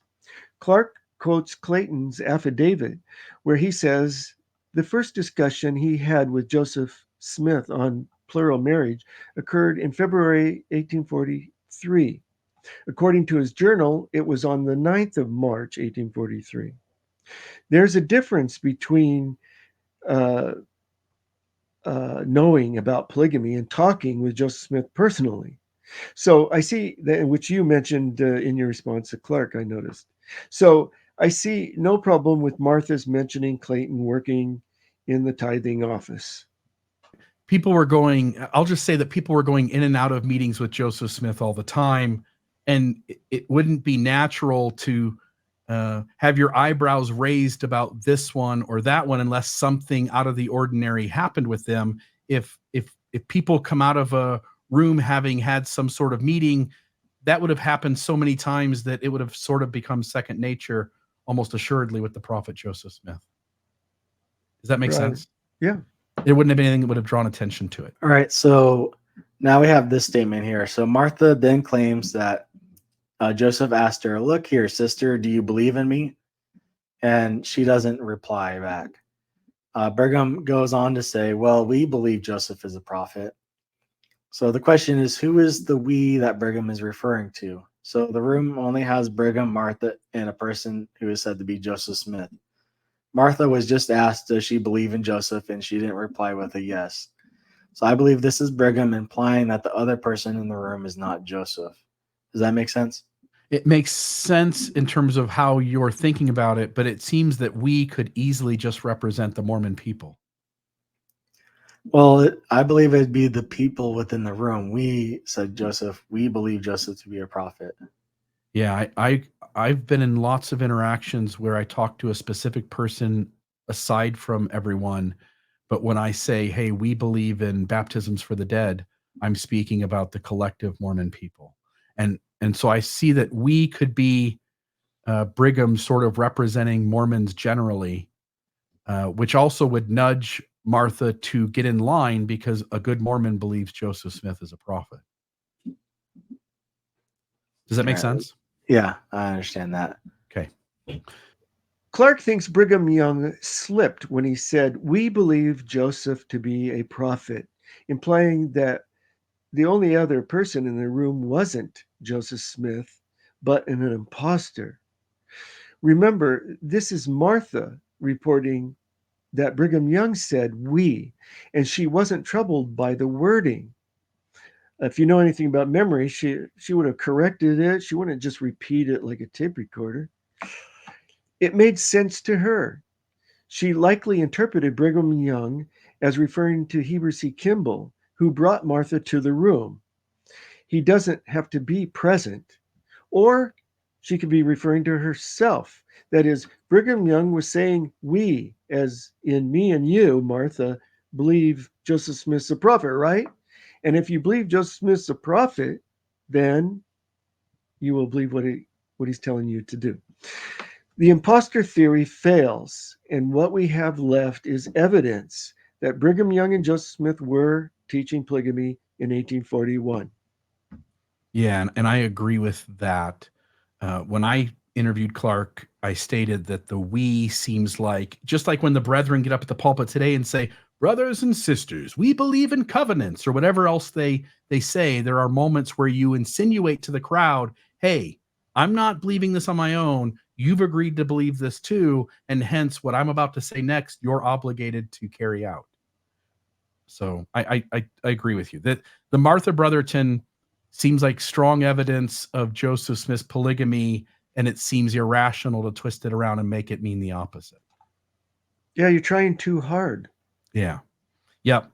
Yeah, you've got to grant some of these that are a giant stretch, and they're not granting anything. It's sort of like the gospel topic essays at times where they're so carefully worded, so interpreted with the benefit of the doubt so strongly that you can sort of sense that the church is really wanting things, that everything has to go their way so far in order to even be able to posit that the issue holds up that way. In January 1843, I believe a big event happened. So Willa Richards was in charge of taking care of Joseph Smith's journal. For the first 75 pages of the initial journal that he has, it's wall-to-wall text. You can see that on the first row here. I just showed the last 5 pages of the wall-to-wall. And there is not a single blank page. Willa Richards only began to leave blank pages in large gaps in the journal the day of the failed extradition attempt by Missouri on that January 5th, 1843 date. The blank pages are important, in my opinion, as serving as ways which they could alter Joseph's journal after his death and insert what they want.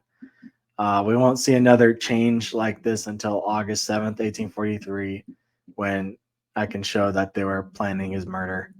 So I believe this is just another step in usurping the church from Joseph, and a step away from using John C. Bennett as their tool.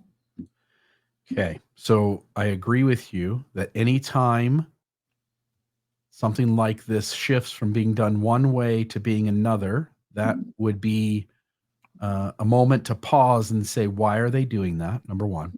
Number two is, I agree with you that anytime you leave significant blank spaces, that sort of raises an eyebrow, and it absolutely could be used as a way to insert material after the fact as if it happened in the timeline where those blanks are. Do we have any evidence of later additions to this specific journal in these blank spaces? Are there things that have been added in this particular place that would show that there was intention to use it that way? Well, this doesn't just affect this journal, it affects every other journal after it. There's like insertions with Thomas Bullock where he puts notes into the journals when he's not even in the United States at the point in time when some of these events occur. So there's examples like that. As far as this journal, I can't say directly with you, I would have to go through the whole thing again. But yeah.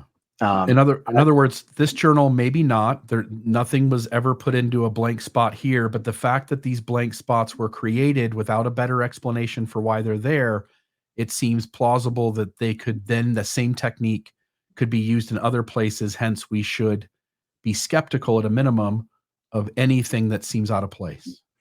yeah, and because it's on the day of the extradition failing, that's important. So I see it as the 1841 with the times and seasons. There's the usurping with inserting stuff in there, and this is when Joseph supposedly teaching polygamy for the first time to Brigham and Heber. By this point in time, in January 1843, more people are getting into this polygamy thing, and we see another sign of a change in how usurping occurs. So I just see that they're planting evidence in 1842, and now it's transitioning a little bit into this form. Right, where you leave space to add anything you want later on. Yeah. Yeah, okay. Clark shows these blank pages in Joseph Smith's journal because he wants to set up a way of selectively discounting passages about polygamy, both in Joseph Smith's journal and Clayton's journal as well, the two journals that the polygamy deniers have the most trouble with. This is an example of the fallacy of possible proof, which is merely raising the possibility that a certain passage is a later addition rather than demonstrating it. However, there is nothing sinister about leaving blank pages, especially in this instance, and there's more than blank pages here.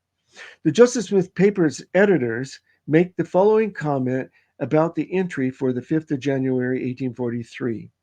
Quote, Willard Richards' disjointed phrases, so you can see little phrases here and there in some of the pages, reflect his efforts to capture Judge Nathan Pope's decision as it was given. So Willard Richards this is me talking. So Willard Richards is writing a sort of skeleton of phrases and leaving spaces so he can expand later, which he never did in the journal. He instead expanded it for an official report, which you can see in the Joseph Smith legal papers. This served as the basis for the published version in the Sangamon Journal, 19th of January, 1843. Writing skeletons was how many of Joseph Smith's sermons were reconstructed for the history of the church. Sometimes this was done on separate sheets and then copied into the manuscript history in a blank that was left in the book. Blanks were left in journals as well when the person got behind but wanted to record something before going back and filling in the blanks. Yeah. So this had been done before, where sermons or other things where someone's talking and you don't have the ability to write it all down. You instead make little short notes about what was what happened, and then later on, and you leave yourself space so that later on you can then write out in greater detail how all those little shorthand points connect to each other. Yeah, and that's how the King Follett Discourse was recorded by 5 different scribes, and then with these kinds of phrases, and then they were all spliced together by George Albert Smith, and then but a lot of the other sermons were done in the same way, and they would purposely, in the history of the church even, just write these skeletons and leave blanks and then come back later and flesh it out. Yeah.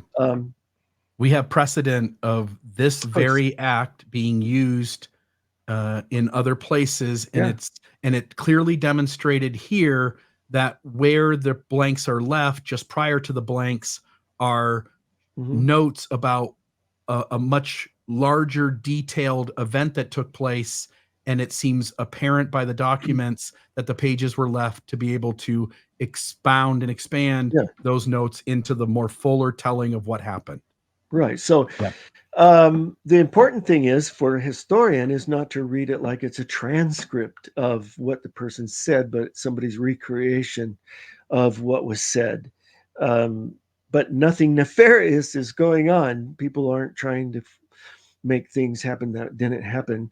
They're Yeah. just trying to fill it in. And this was typical of the time because of the limitations that they were stuck with trying to record oral speech. Yeah. You know, The and this only reason that there are blank pages in this instance is because for whatever reason they never went back and expounded the shorthand concepts that had been written down. he left it blank because he did it in another place. It Yeah. turns out that Willard Richards was also the recorder for other uh, purposes, not just Yeah. Joseph Smith's journal. And so instead of doing it twice, he did it on separate sheets of paper.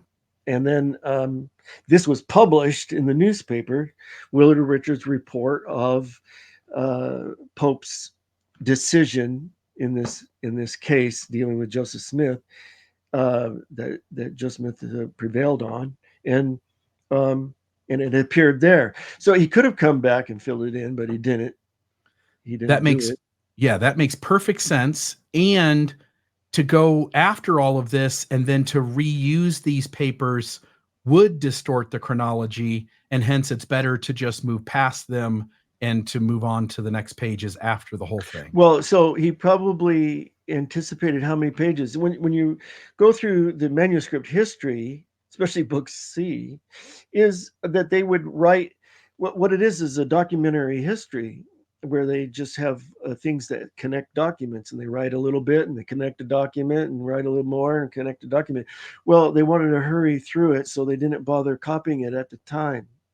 So they would leave a blank, and they would count how many lines they were going to need exactly sometimes, and sometimes they missed and they had to squeeze in stuff.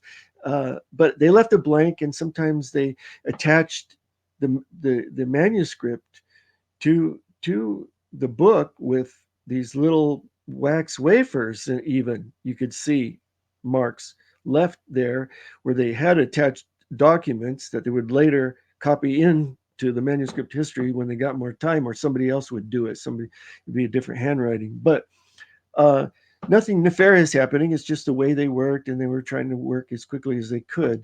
And sometimes the other scribes were working up the text, because all they had were these sketchy notes, and they wanted to publish a smooth history.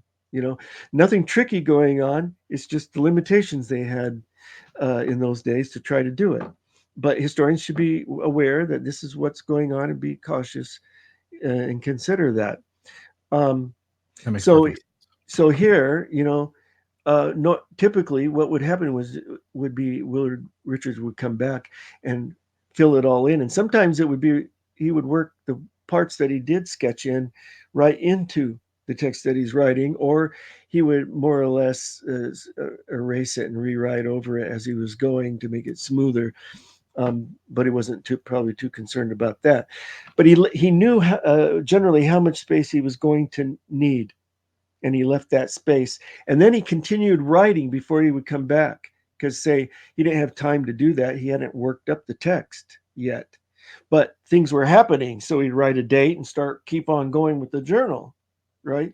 And then when he had more time, he would come back and fill it in more properly.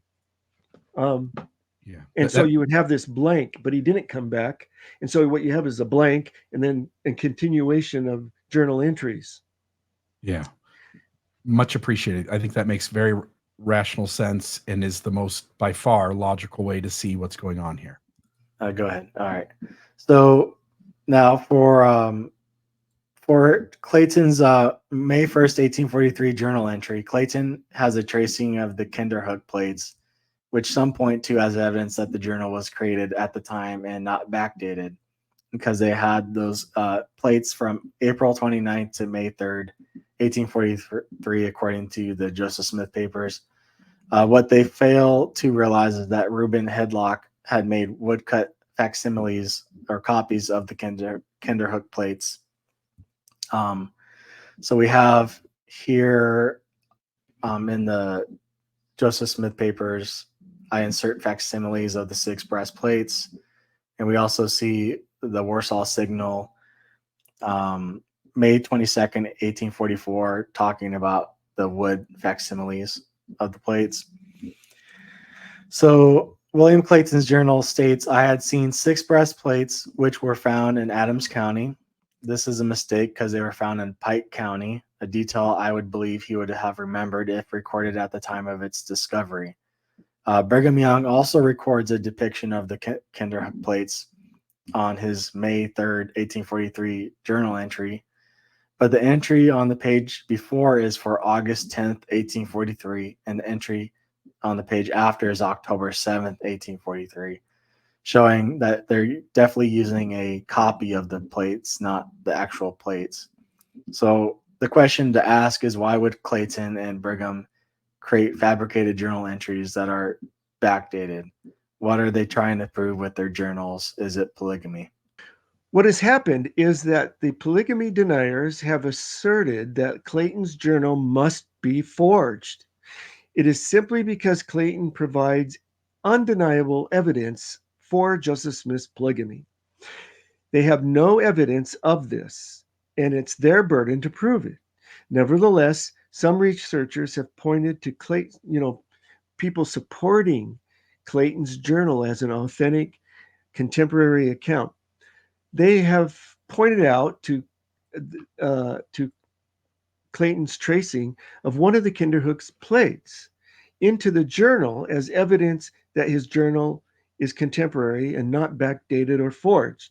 So when the polygamy deniers want to deny that Clayton's journal is contemporary, they just do it. They say, oh, he must have left blanks and filled it in later, or the whole thing is forged later, in Utah, perhaps.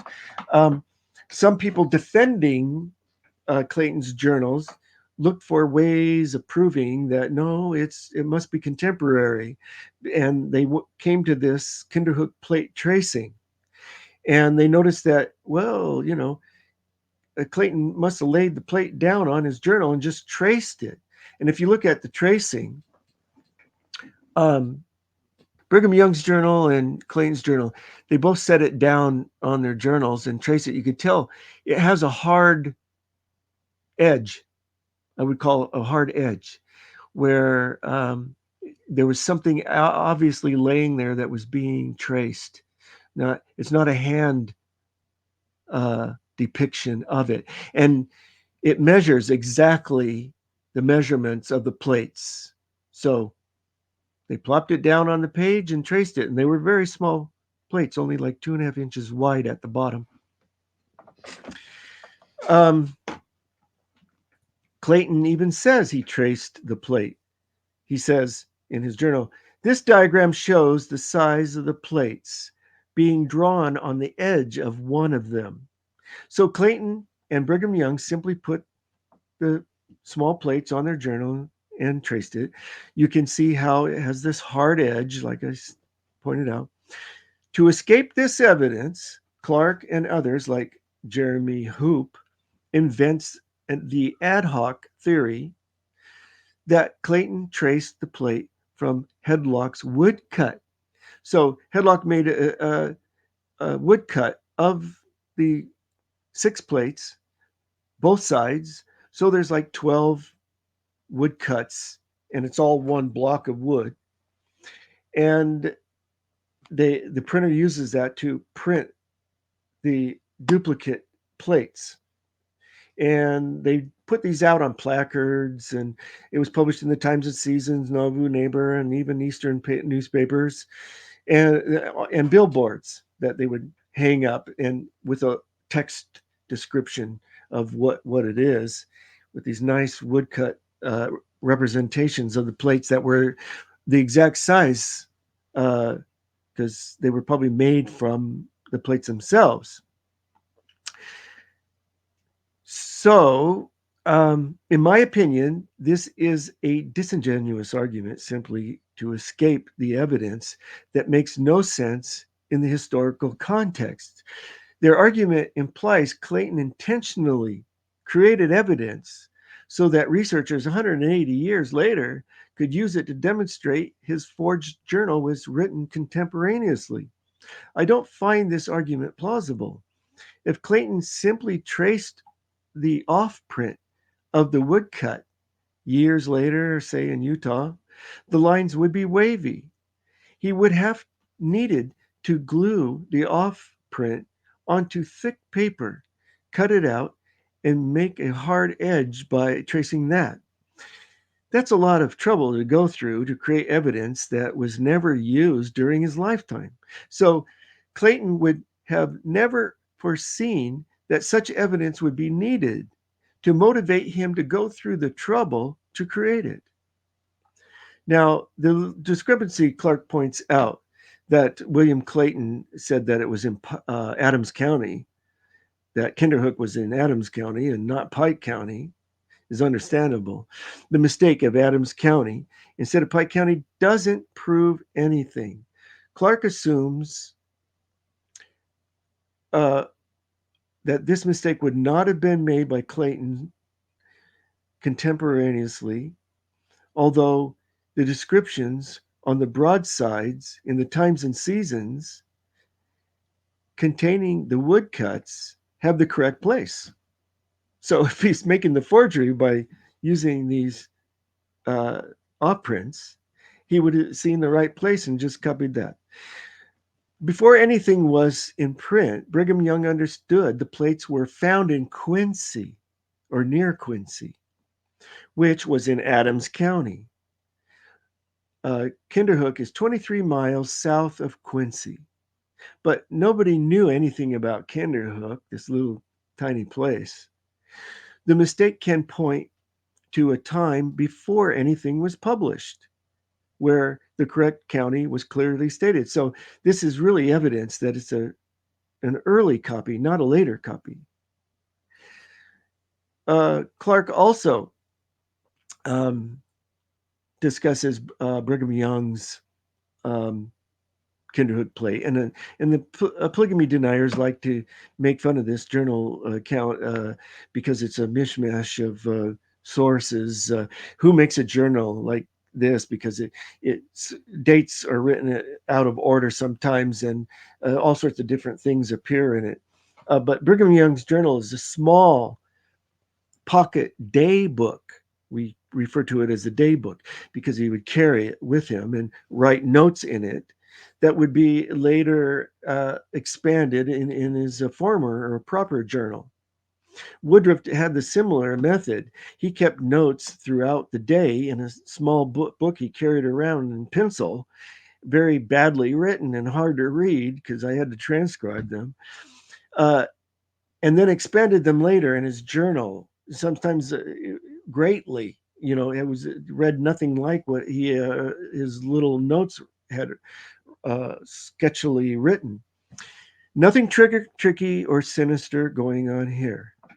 Now, Clark asks the question, why would Clayton and Brigham Young create fabricated journal entries that are backdated? What are they trying to prove with their journals?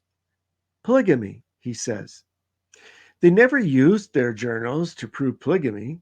To me, it is preposterous to assert Clayton's journal was backdated and created to provide evidence for Joseph Smith's living polygamy, because it gives an insider's account of how everyone, including Joseph Smith, were miserable. Clayton makes clear that he wasn't having a good time. Not exactly what those wanting to promote polygamy would choose to put in their fraudulent document. Yeah, I'll just say there doesn't seem to be any good reason to make this some sort of nefarious attempt, that this is best seen through the eyes of this happened the way it said it happened. So now we get to Benjamin Johnson's account. So this was a big piece for me. So Benjamin Johnson is the brother of Amra Johnson, if I pronounced her first name correctly. So this event happens sometime in April 3rd to April 4th of 1843.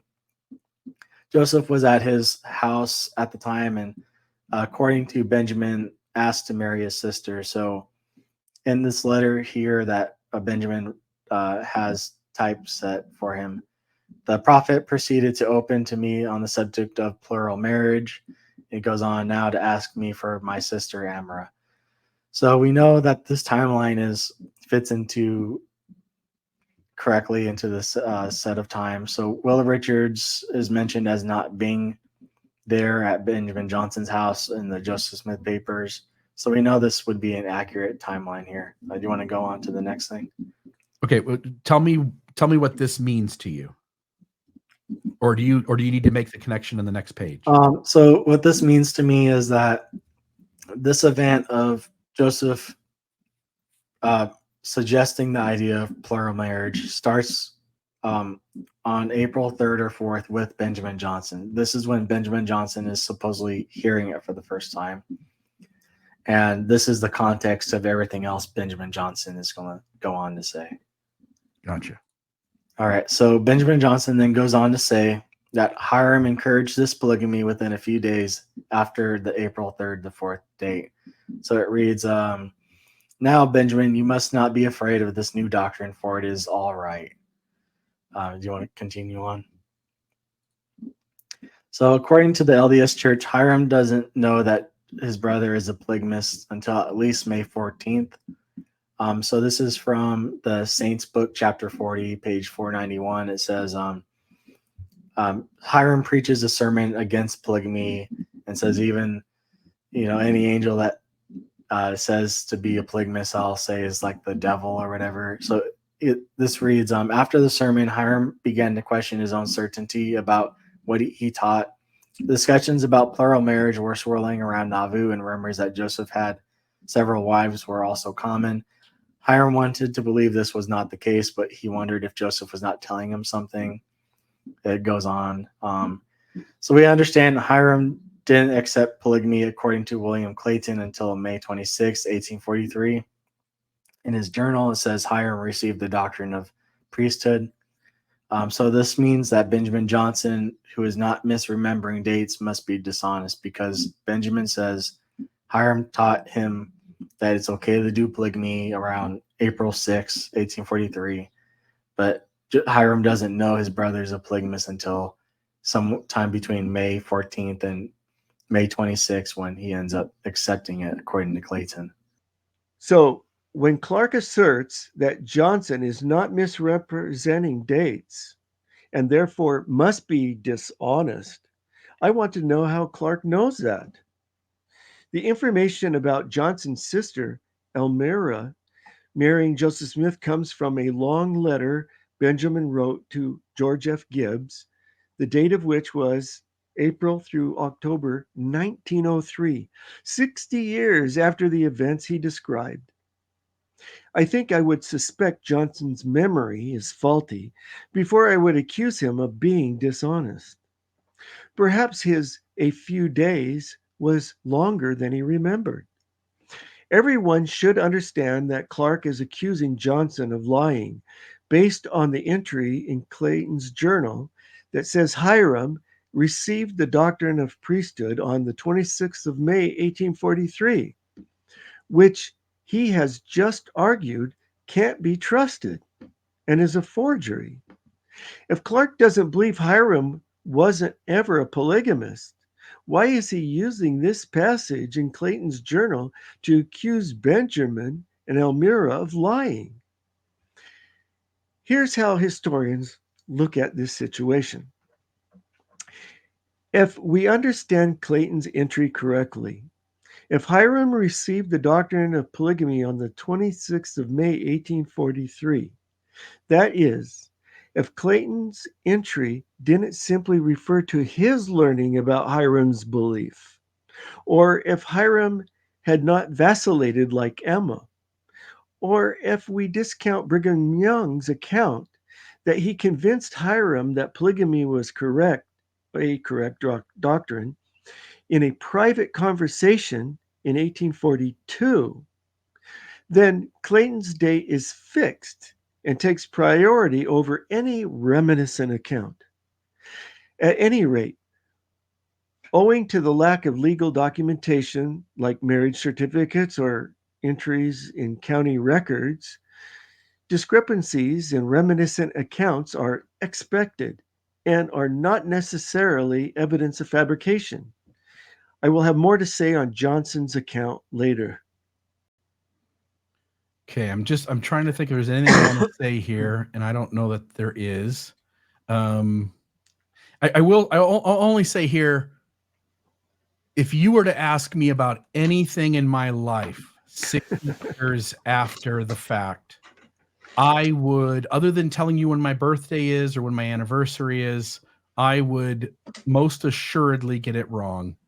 And I get it, when it comes to church history, even 60 years after the fact, the people that you're speaking to want to know the dates of when these incredible things occurred. And so there's a pressure to extend yourself to trying to name those dates.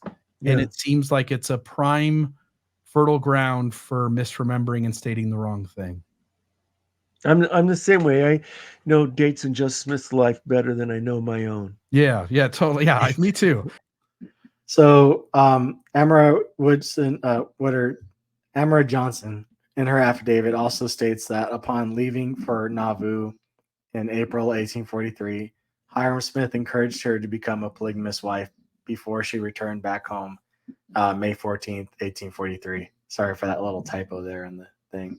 So Benjamin Johnson supports this story when he says his sister came back home 3 weeks after the sealing to Joseph Smith on May 15th, placing the sealing date around April 23rd, 1844.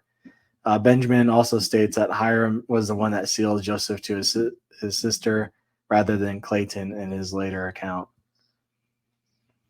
So yeah, this gets back to the timeline issue. So Amara Johnson and Benjamin Johnson both assert Hiram encourages the polygamy, and Benjamin's the one that says Hiram is the one that performed the wedding. Okay, this is like a timeline. Reconstruction of Elmira Johnson's sealing to Joseph Smith. Given his reliance on Joseph Smith's history, and this is what happened was, how did Johnson reconstruct this? In his 1869 affidavit, he very apparently uses Joseph Smith's history for the dates he gives. But in the 1903 letter to Gibbs, he is operating more on his memory and makes more mistakes. He doesn't follow the manuscript history as closely as he did earlier. But given his reliance on Joseph Smith's history and Joseph Smith's multiple visits to Ramus, as you can see, I'm using the history of the church to reconstruct his visits to Ramus. So the 11th of March, through the 14th of March, Joseph Smith, Ramus and Macedon are the same place. It was changed later. The name, they were used both names, but Joseph Smith visits Ramus on the 1st to the 3rd of April. The 16th and 17th of May, Joseph Smith visits Ramus, and his entourage included Eliza Partridge, according to William Clayton's journal, who went along for that trip.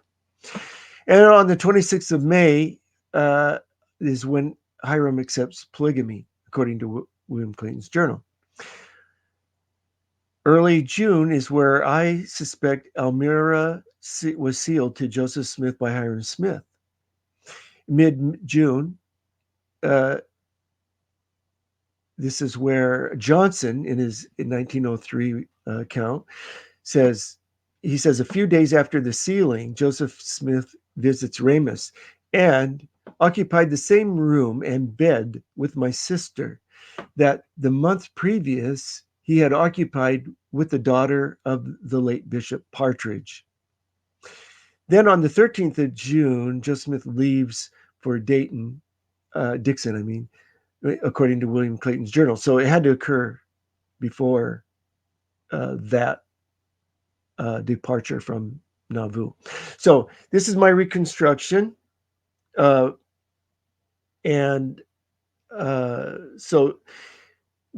So Johnson tries to say that it's the 16th and 17th of May when Joseph Smith sleeps with his sister. At first, this is his memory, following the history of the church. The early June sealing and then the visit in mid-June are my conjectures based on what Johnson incidentally said in his memory of the event. So he's trying to follow the history of the church, and he uses only the ones that are mentioned there and assumes those are the only visits. Yeah. But he knows that Joseph comes and teaches him polygamy on one of the previous ones, and then comes at another visit, and between one of these visits, they go to Nauvoo. And while they're in Nauvoo, Elmira is sealed to Joseph Smith, and Hiram is encouraging Elmira and says, "I too disbelieved it, but he now has a testimony that it's true, and that she shouldn't be afraid to enter into marriage because it's the Lord's commandment." And so Clark and other polygamy deniers try to say there's a discrepancy. How could Hiram be encouraging Elmira, excuse me, on before the marriage? Joe Smith comes and sleeps with her on the 17th of May, 16th and 17th of May. Hiram couldn't encourage her previous to that if he didn't accept polygamy until the 26th of June, 26th of May. So it's chronologically incorrect, and therefore they're all lying, okay, about Hiram. And I'm saying that, and it's not, and I could just say that, well, it's a reminiscent account, and that they probably are mistaken about the dating and leave it as that. But I'm here in trying to reconstruct the event in a way that probably makes sense. And this is what historians do. I'm doing what historians do. Okay. This is what they would do when they meet up with conflicting data.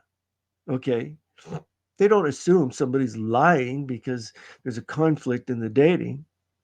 I'm here showing that there's a reasonable cause for Johnson's confusing events 60 years later. You're saying he goes into the history of the church, he sees the dates for a visit, he assumes that's the visit, and hence associates the event with a particular visit that may not or is not the visit that actually where that event took place. And because then, because he doesn't have Clayton's journal, he only has the history of the church. He doesn't know when the Partridge sisters were there, right? Well, Clayton gives us the information of when Partridge was there, and she was on that trip, the 16th and 17th of May. So in 1903, when he incidentally remembers the order, you might remember the order of things, but not necessarily makes the perfect date. sense. Yep. He says incidentally that Joe Smith came to Ramos a few days after the sealing. After they were, Benjamin and his sister went to Nauvoo, where Hiram encouraged her, and she was sealed to Joseph Smith in Nauvoo. Then they went home, and a few days after that, Joseph visited them and occupied the same room and bed with my sister that the month previous he had occupied with the daughter of the late Bishop Partridge. And Clayton's journal says that happened in May. So it's totally plausible or probable, I would say, that the marriage occurred after 17th of May. Because that he go was ahead. there. Yeah. Yep. Because he was in Ramos. Yeah, that makes perfect sense. I want to ask you, it seems like to me, again, and as an outside observer who doesn't exactly know all these documents and all the permutations to the extent that you do, or even to the fact of Clark Aboud,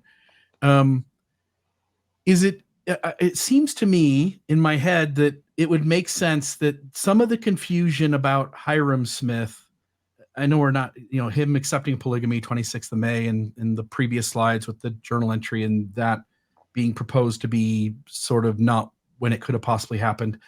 It seems like part of what plays into this is the possibility that Hiram is having behind closed door conversations with his brother. He's so close to the situation. It seems like he would sort of gather what the hell's going on.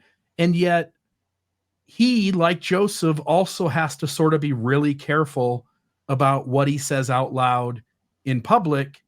And hence saying when you accept something and when it was brought to you may not, I don't see reason why I have to hold him to what he says about those things, because it seems very feasible that he would be having conversations outside of the public realm, and the date of when he heard conversation about polygamy from his brother or from trusted sources could be different than when he shares out loud that he heard it for the first time or accepted it for the first time or presents to William Clayton that he's accepting it for the first time.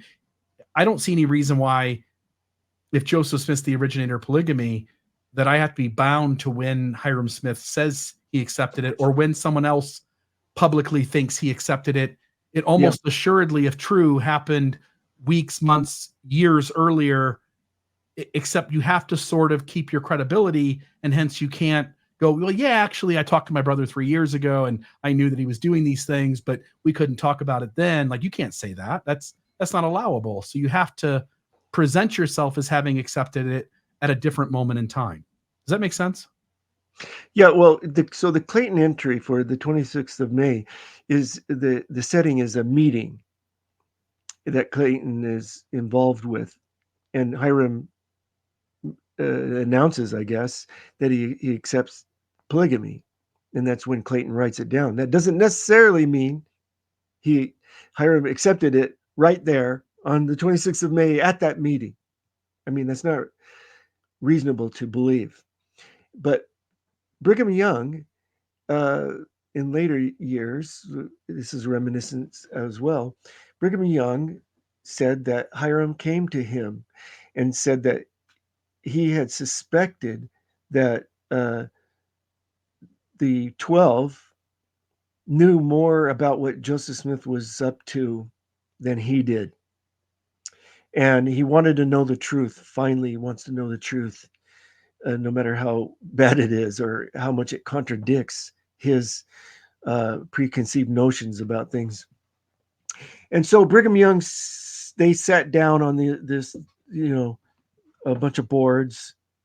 The fence was being constructed by the Masonic Lodge, Brigham Young says.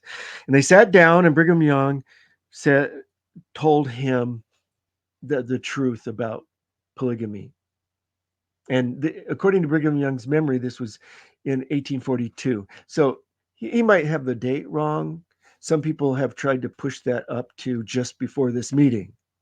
But Brigham Young claimed it was 1842. Haven't been able to nail it down with the details of the Masonic Lodge. But yeah. So the thing is that this tells you that it's possible that Hiram accepted polygamy before this meeting, and how close it was is unknown.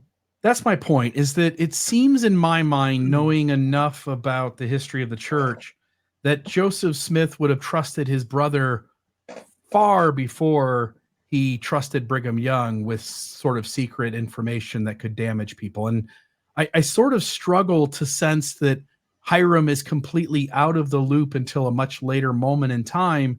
And it seems much more reasonable that the moment Joseph is convinced in his own head that he's going to try to convince the church that polygamy is from God and it needs to be part of the church system, that Hiram would be one of the first people from that point forward brought into the circle. Oh, I'm not so sure about that, given Hiram's resistance. So Joseph Smith had good reason to withhold information from him, but Hiram would believe the denials, Joseph Smith's denials, but also, and it was very secretive, also Hiram seems to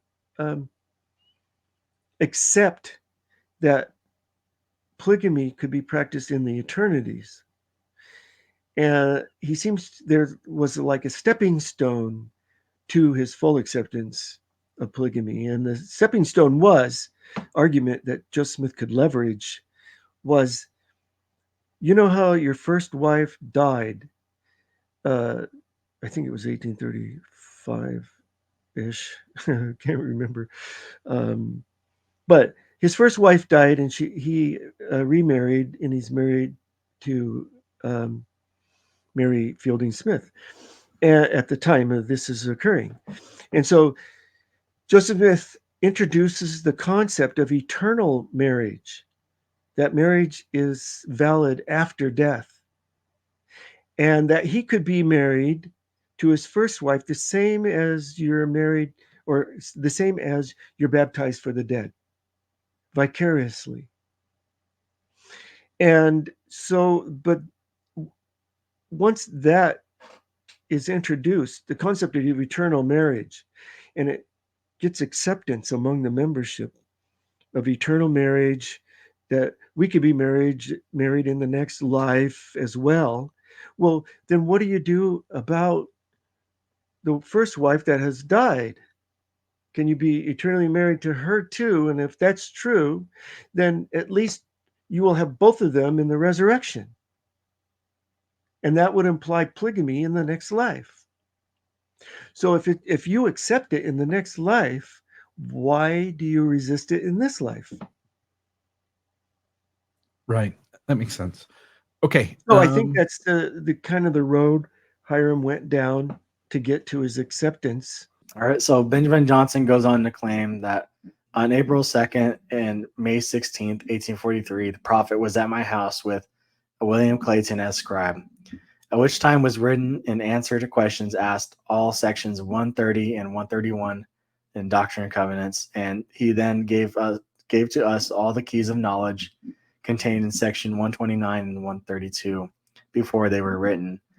So William Clayton records in his journal D&C 130 and 131. But before I get into that really quick, I think this is important to notice that if what I'm saying is that Benjamin Johnson is the liar rather than the church historians are not being honest about Hiram when he accepts polygamy.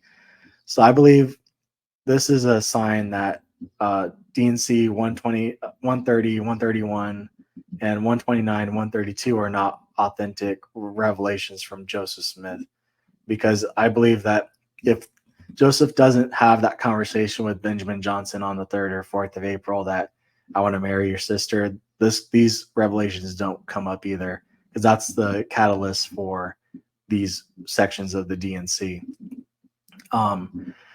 And also William Clayton's credibility is tied in with Benjamin Johnson's credibility as well, because Clayton does record these sections of the D&C when he's at Benjamin Johnson's house. Now there's some variations within what he records, like Clayton doesn't include that Heavenly Father has a body of flesh and bone in his D&C 130.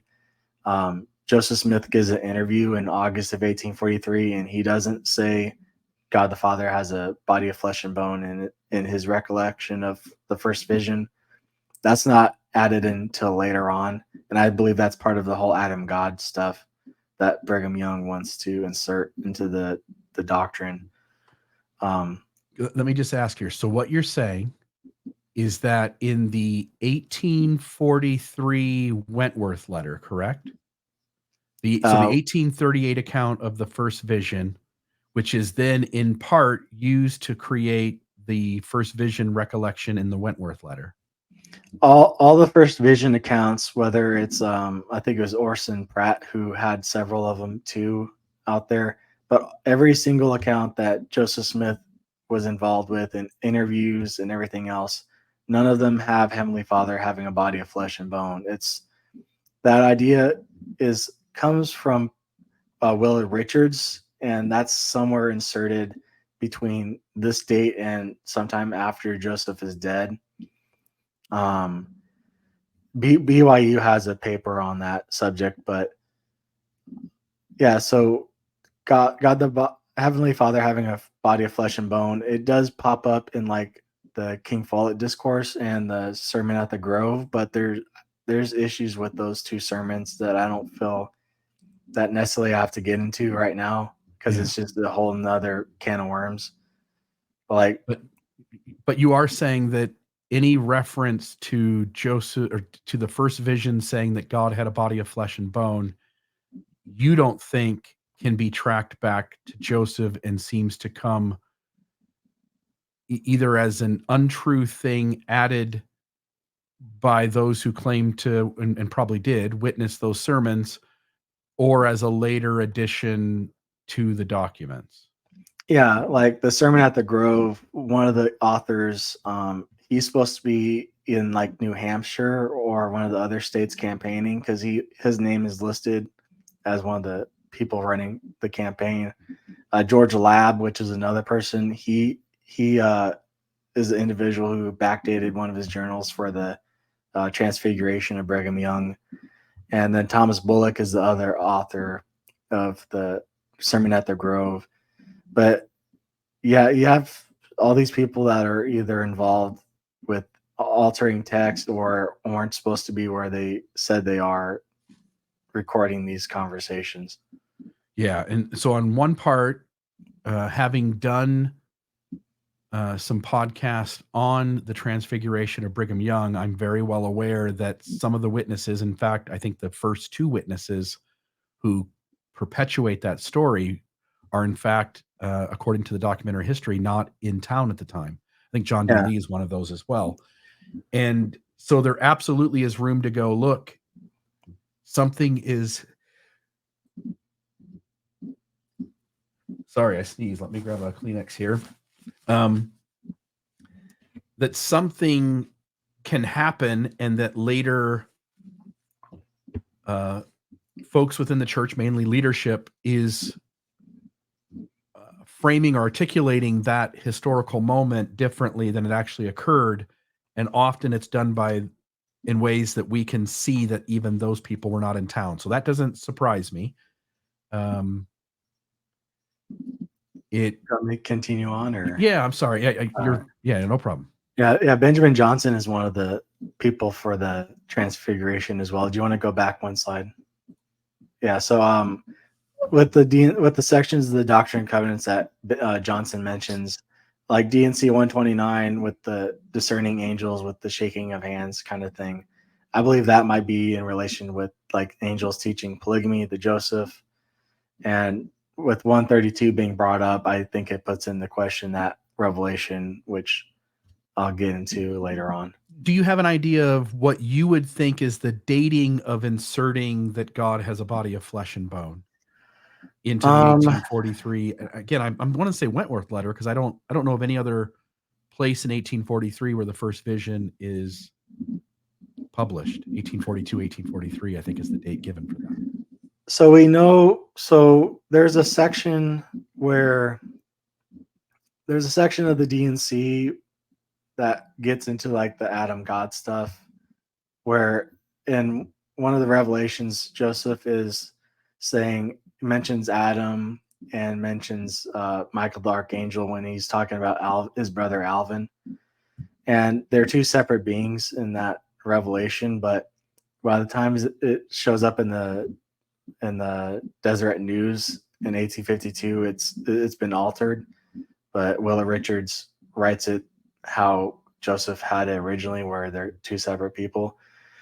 The idea of God Heavenly Father having a body of flesh and bone, I think it happens after Joseph's death from what I've seen, but there's little sprinkles of Adam God here and there, but nothing that's super definitive until after Joseph's death. Yeah, and the reason I ask that is because to add to this conspiracy would be the idea that Brigham is also trying to alter in real time Joseph's beliefs around God so as to support his Adam God doctrine. And that just seems like an extra layer of having to finagle things when you're already just trying to deal with this one issue of polygamy. Yeah. Anyway, so I just think it makes it much more complicated to have Brigham motivated on two fronts and not just one. Yeah, there's also a journal entry by Willett Richards. You can find it on Joseph Smith papers. It's for like 1840, and it has some language that sounds like Adam God that Brigham mentions at the endowment or sermon at the Veil or whatever, lecture at the Veil. And no one else records it, and Willett Richards isn't in the United States when it happens. And Joseph Smith papers speculates maybe, I think it was Woodruff gives it to Richards, but again, no one else is there to spread it to Willett Richards, and it's probably Brigham just teaching it because there's no author mentioned as or person speaking as this is the person teaching us this. So yeah, it might be a sign of Adam God being taught in England in 1840, but yeah, the Adam God stuff is super complicated. Clark seems to have a problem with the God has a body concept. And he links it somehow to the Adam God theory, like Adam has a body and comes down on the earth, and he has a spiritual body according to Brigham Young, and eats of the earthly food, and then becomes able to have mortal children. But that's Brigham Young's theory, and I don't see anything like that in Joseph Smith's teachings. But I can see how Brigham Young could construe that as endorsement of his later development. Nevertheless, Clayton didn't record the part about God the Father having a body in his journal. Clayton went along with Joseph Smith down to Ramus and recorded these things. Willard Richards didn't go to Ramus. He stayed behind. This is where the reason why he stayed behind, and that's what causes problems in his recording these things in Joseph Smith's journal. So the part that mentions God has a body is in Willard Richards' journal, right? But not in William Clayton's journal. So how does it get into Willard's journal? Well, Clark asserts that the entry in Joseph Smith's journal in the handwriting of Willard Richards was added later after the death of Joseph Smith and has something to do with Brigham Young's Adam God doctrine. So Willard Richards left a blank of 10 pages in Joseph Smith's journal so he could come back after Joseph Smith's death and add a paragraph about God having a body. This is not the case. Willard Richards' habit of keeping Joseph Smith's journal was to write the date at the top of the page and then write the day's entry, no matter how long it was, and leave the rest of the page blank. Then begin the next entry, the next day's entry, at the top of the following page. So if you can show the first slide A, there we are. On the 2nd of April, on the left-hand side, the day Joseph Smith and Clayton left for Macedonia, or known as Ramus, Willard Richards wrote the date and made a half-page entry in blue ink that didn't mention Joseph Smith at all. As was his custom, he wrote the date Monday, April 3rd, 1843 at the top of the next page. Then one line about the weather in blue ink, leaving nearly the whole page blank.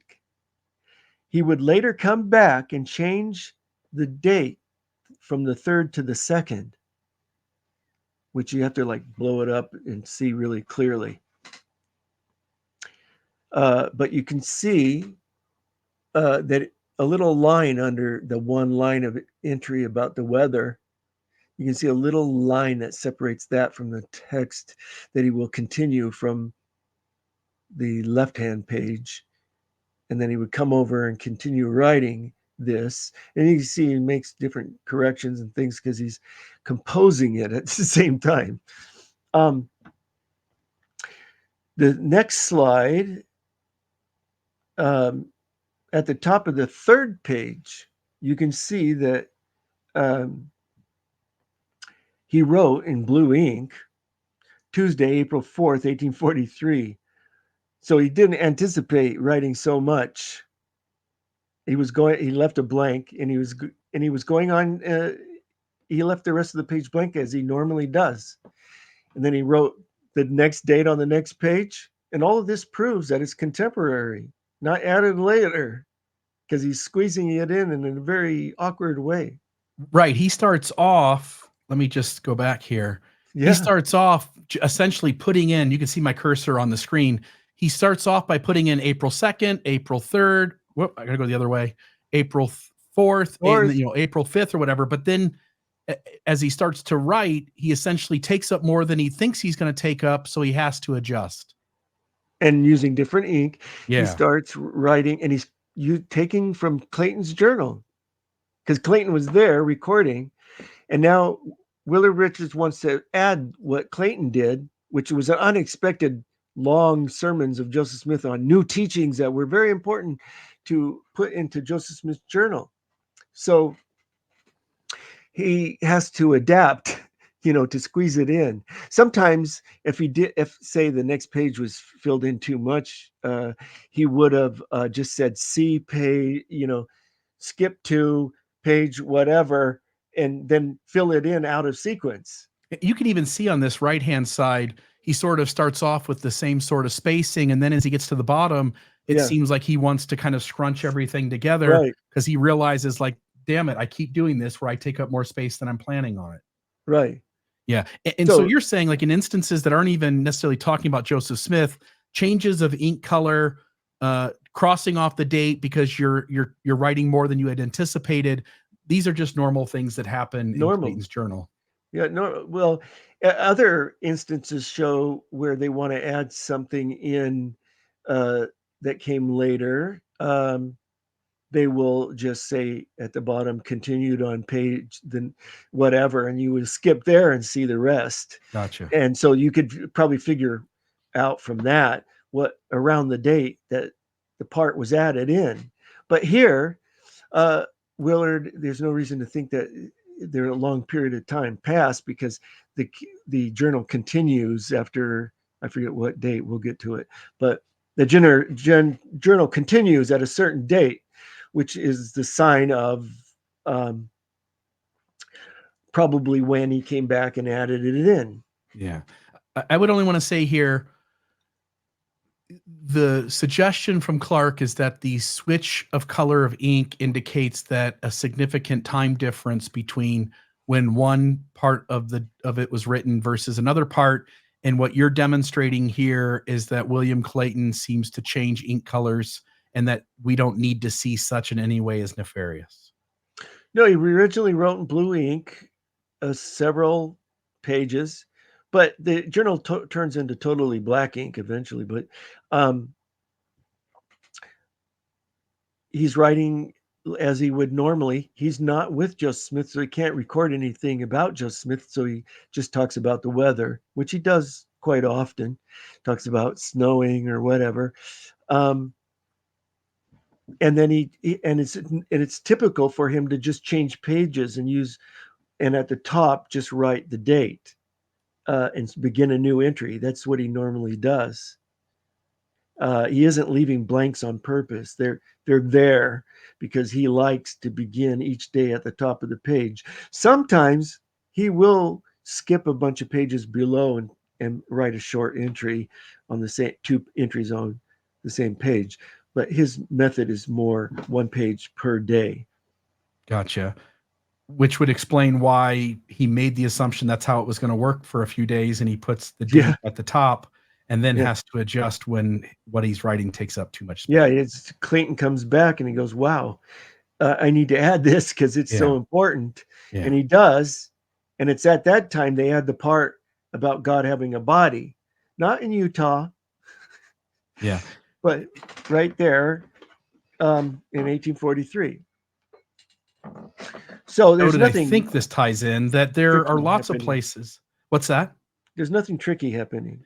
Yeah, there are lots of instances where various people in the church are listening to a sermon and they record different facets or different details that stuck out to them, and a full version of the sermon has to be constructed by taking multiple viewpoints that were there that day. And and I think most people will relate to this, that when someone's talking, if you really value that talk and you're trying to make notes, I can tell you 1,000 times I missed things that the other person next to me was writing something down and it didn't strike me, or I was too busy making a note about the previous thing that was said that I didn't quite catch or didn't have time to write down the next thing that was said. And it seems perfectly normal, no nefariousness to it, to have to take multiple witnesses' accounts to construct a full version of a sermon. And like I said, that's why they had 5 scribes writing the King Follett discourse. Yeah. Okay. Sweet. So hold on a second. Yep. We Next still got one. More. We still got more. Yeah. There was the 4th. And so I think that we did this one already. Okay. Maybe so we saw how he scratched that out. Yep. But he didn't write anything on the next page, because this is when he probably started writing this on the 4th or 5th of April, right? So he didn't have another entry. So he wrote Sunday, April 2nd, which is the correct date on the 4th page. Yeah, that makes sense. So that's about the time he's adding this. Yeah. Okay. So then turn to the next page. There we are.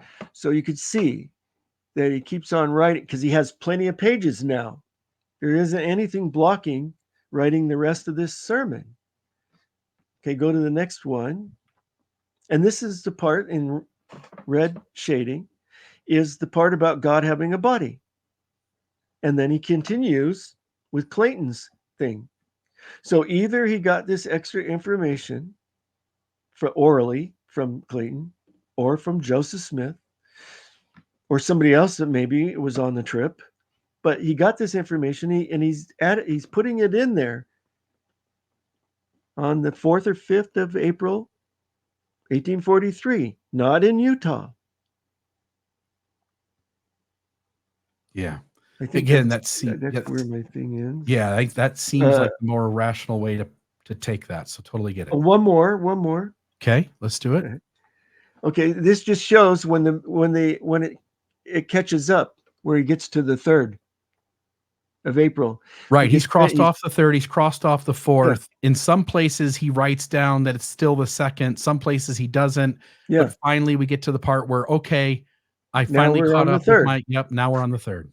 Now we're on the 3rd. So that shows that it's written right at the time, not in Utah, not later, but before probably the 5th, because he wrote the 4th as if he was going to use it. Yeah. So it could have been on the 3rd, but he didn't fill in the 4th at all. Okay. So they returned on the 4th. Actually, they return on the 4th, I believe. So he knows that he has to. Okay. Next, Clark argues that if Joseph Smith believed God had a body, he certainly would have mentioned it in his several accounts of the first vision. God having a body is a late development in Joseph Smith's theology.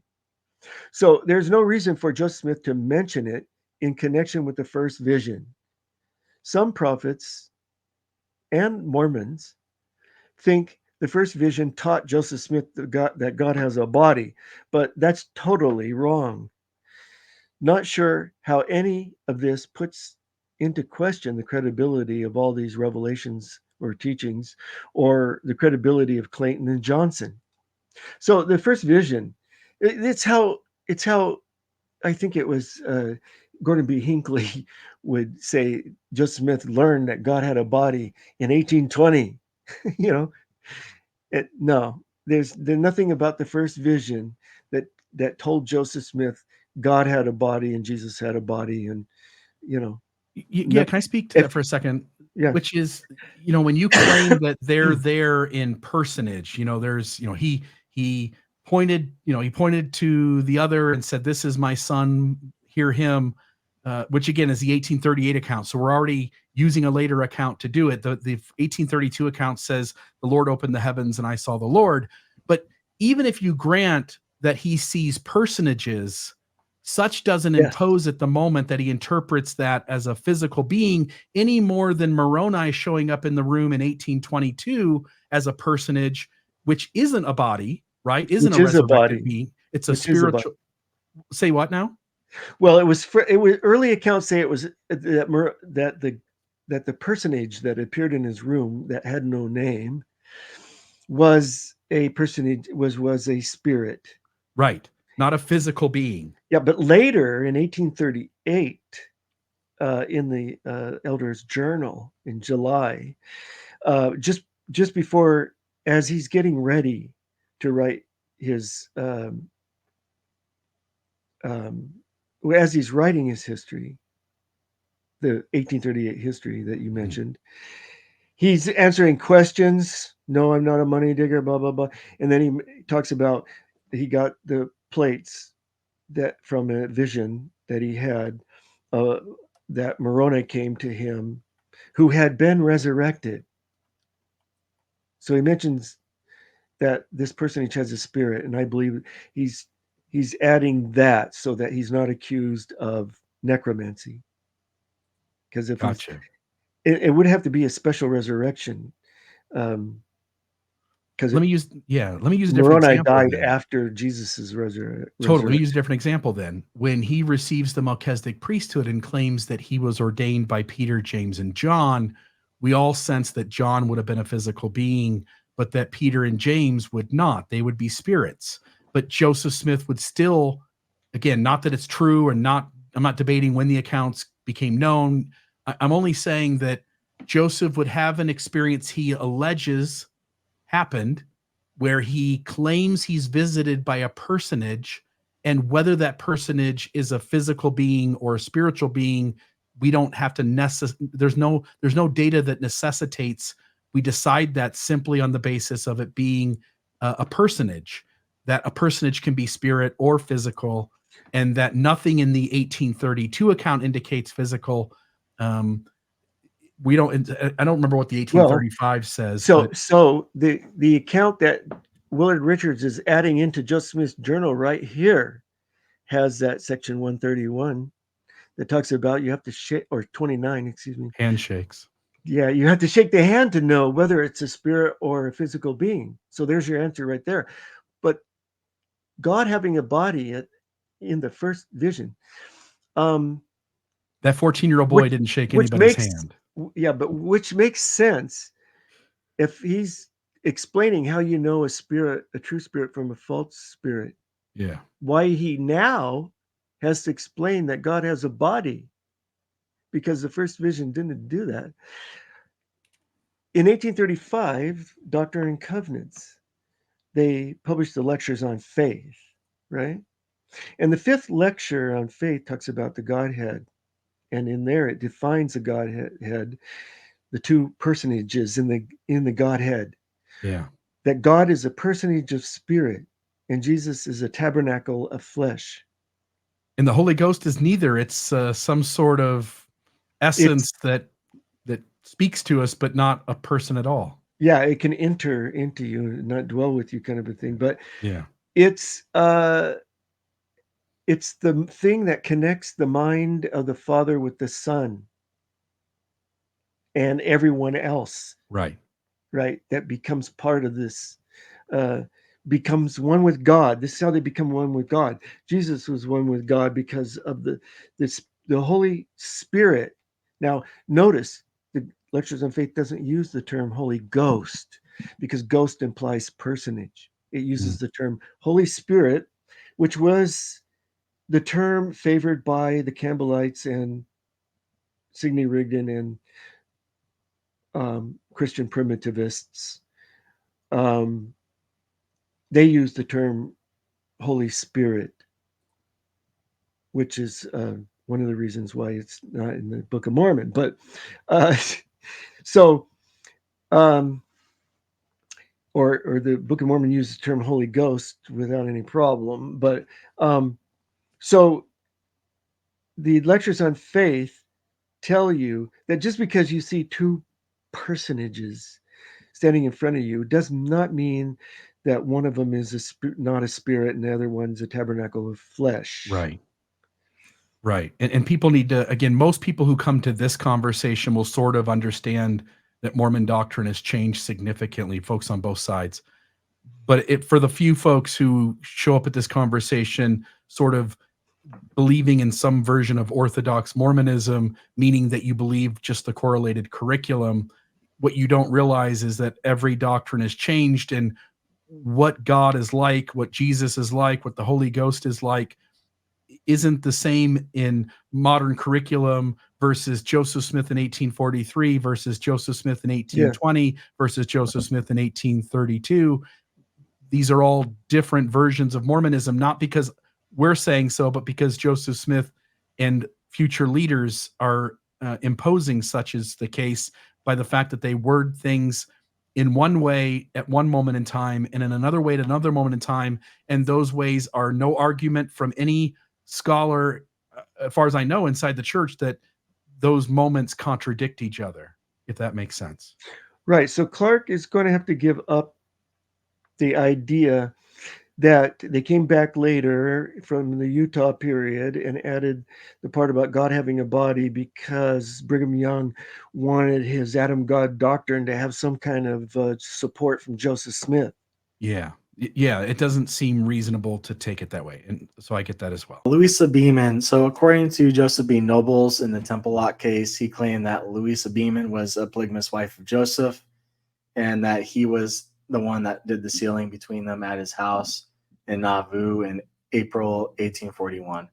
So the issue with this account is that Noble didn't build a house in Nauvoo until the fall of 1841, and he didn't buy the land until July 15th, 1841. So maybe it's just him misremembering dates. That's what people often say. But Benjamin Johnson claims that Louisa Beeman was a witness at the sealing of his sister, which I believe didn't occur because Hiram doesn't accept polygamy or know his brother is a polygamist. Okay. Yeah. So it could be an issue of misremembering, but the fact that that he notes the date differently certainly seems to play into the perspective you're sharing. So, okay. Next one. So the point is that Louisa Beeman shouldn't be able to be a witness to a wedding that I believe didn't occur. In his 1869 affidavit, Joseph Noble said he married Joseph Smith and Louisa Beeman on the 5th of April, 1841, but he doesn't say at his house, not in the affidavit. Then, so Clark is trying to argue that Joseph Noble didn't have a house in 1841, therefore he's lying in his 1892 Temple Lot case. So the 1892 Temple Lot case, Noble, according to Clark, testified that Louisa Beeman was a polygamist wife of Joseph and that he was the one who sealed them together at his house in Nauvoo in April 1841. Clark questions the veracity of Noble's testimony because he didn't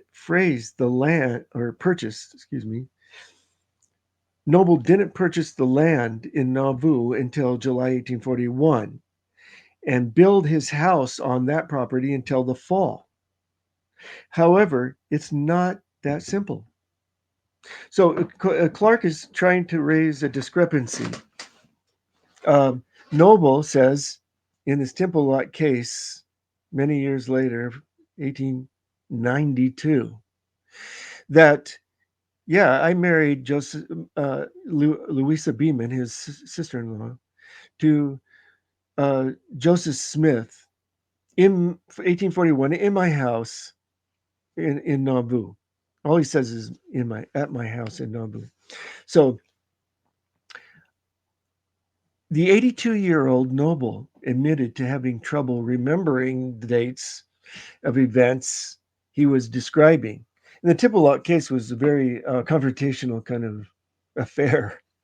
And Noble wasn't exactly a cooperative witness. He was persnickety, put it that way. And they were trying to pressure him, and in the cross-examination, they were trying to entrap him in contradictions, because they're trying to prove the organized church is the successor of Joseph Smith because they didn't practice polygamy. But during the cross-examination, Noble couldn't remember if the marriage occurred in 1840, 41, or 42, but finally settled on 1841, and that he performed the ceremony in a house he was renting, not the one he built. The cross-examination goes like this. Question: where were they married? Were they married at your house? Answer: well, it was a house that I had rented, or a house that I by and by owned, for I owned the whole block there that I thought that I had bought. This apparently refers to a time prior to the land transaction of July 1841 to which Clark refers. So it was a house he was renting that he later owned, not the one he built. This fits with the earlier 1869 affidavit that dates the ceremony to April 1841. So Louisa Beeman could be a witness at Joseph Smith's marriage to Almira in June 1843. I think maybe I said something to Clark when this happened, which was essentially Noble has to be living somewhere. The fact that he doesn't own the house that comes in the fall of 1841 doesn't mean that he doesn't relate to this incident. Hey, like, I'm living somewhere. I sleep in a bed at night. Wherever that is, this ordinance took place. And it doesn't need to be nefarious that it's not the house that we're speaking of that gets built in the fall of 1841. And that seems to be very reasonable. If somebody asked me something and I said, well, it happened at my home, and I'm speaking of, the apartment my wife and I rented before we got married, that also seems like the way we would all talk about it. Right? Yeah, he hasn't purchased the land yet. Yeah.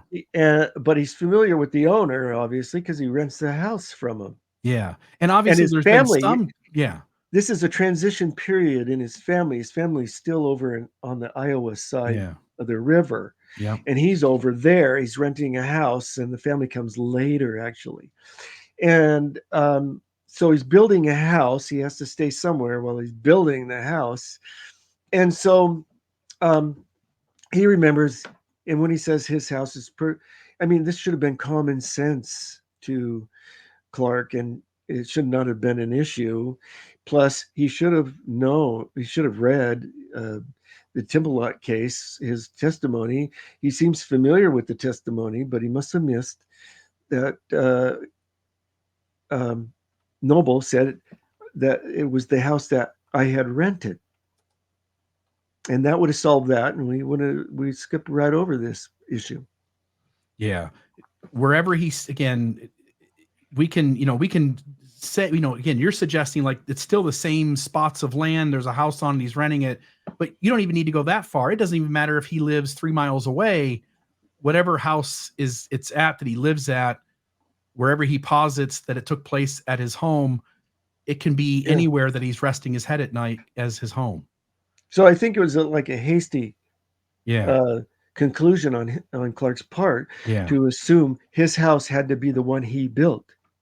Yeah, that makes perfect sense. And I think we can move on from that one. So Ruth Voss is also a person. She claimed that Hiram sealed her to Joseph in February of 1843 in her affidavit. Again, once Hiram doesn't accept polygamy according to Clayton until May 26. So I believe this is not just misremembering, as Ruth is not the only one to do something like this. Yeah. If we start saying that 23 people had to misremember things, and that can all be explained a different way, that seems more reasonable, then our brains sort of have to deal with the more reasonable explanation. And as you're pointing out, I think it's open for conversation of how much misremembering is allowed as you're exploring tons of historical moments and people trying to know when things happened and sort of speak to when things happened. But they're also, not that we've met it, but we ought to recognize there probably comes a moment where we hit a threshold of there's just too much misremembering happening. Like death of 1,000 cuts. Yeah. Yeah. If the 26th of May, 1843 is a fixed date for Hiram's conversion to polygamy, then either Ruth has the wrong date or the wrong person officiating. She is remembering this more than 25 years later when she is about 61 years old. Why do we have to conclude she is lying when it is more likely she is misremembering?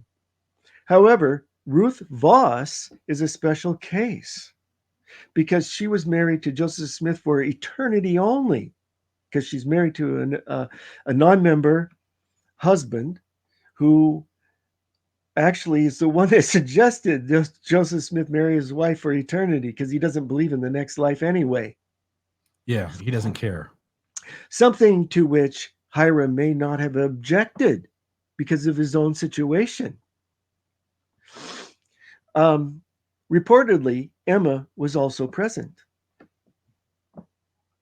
Right. For her, because it's eternity only, all right, I'm just not going to fight this one. Let me move along. Yeah. Okay, that makes sense. So Eliza Snow, she lists Benjamin Johnson's sister and Ruth Voss as polygamous wives of Joseph Smith. Additionally, she lists Louisa Beeman as a claimed wife.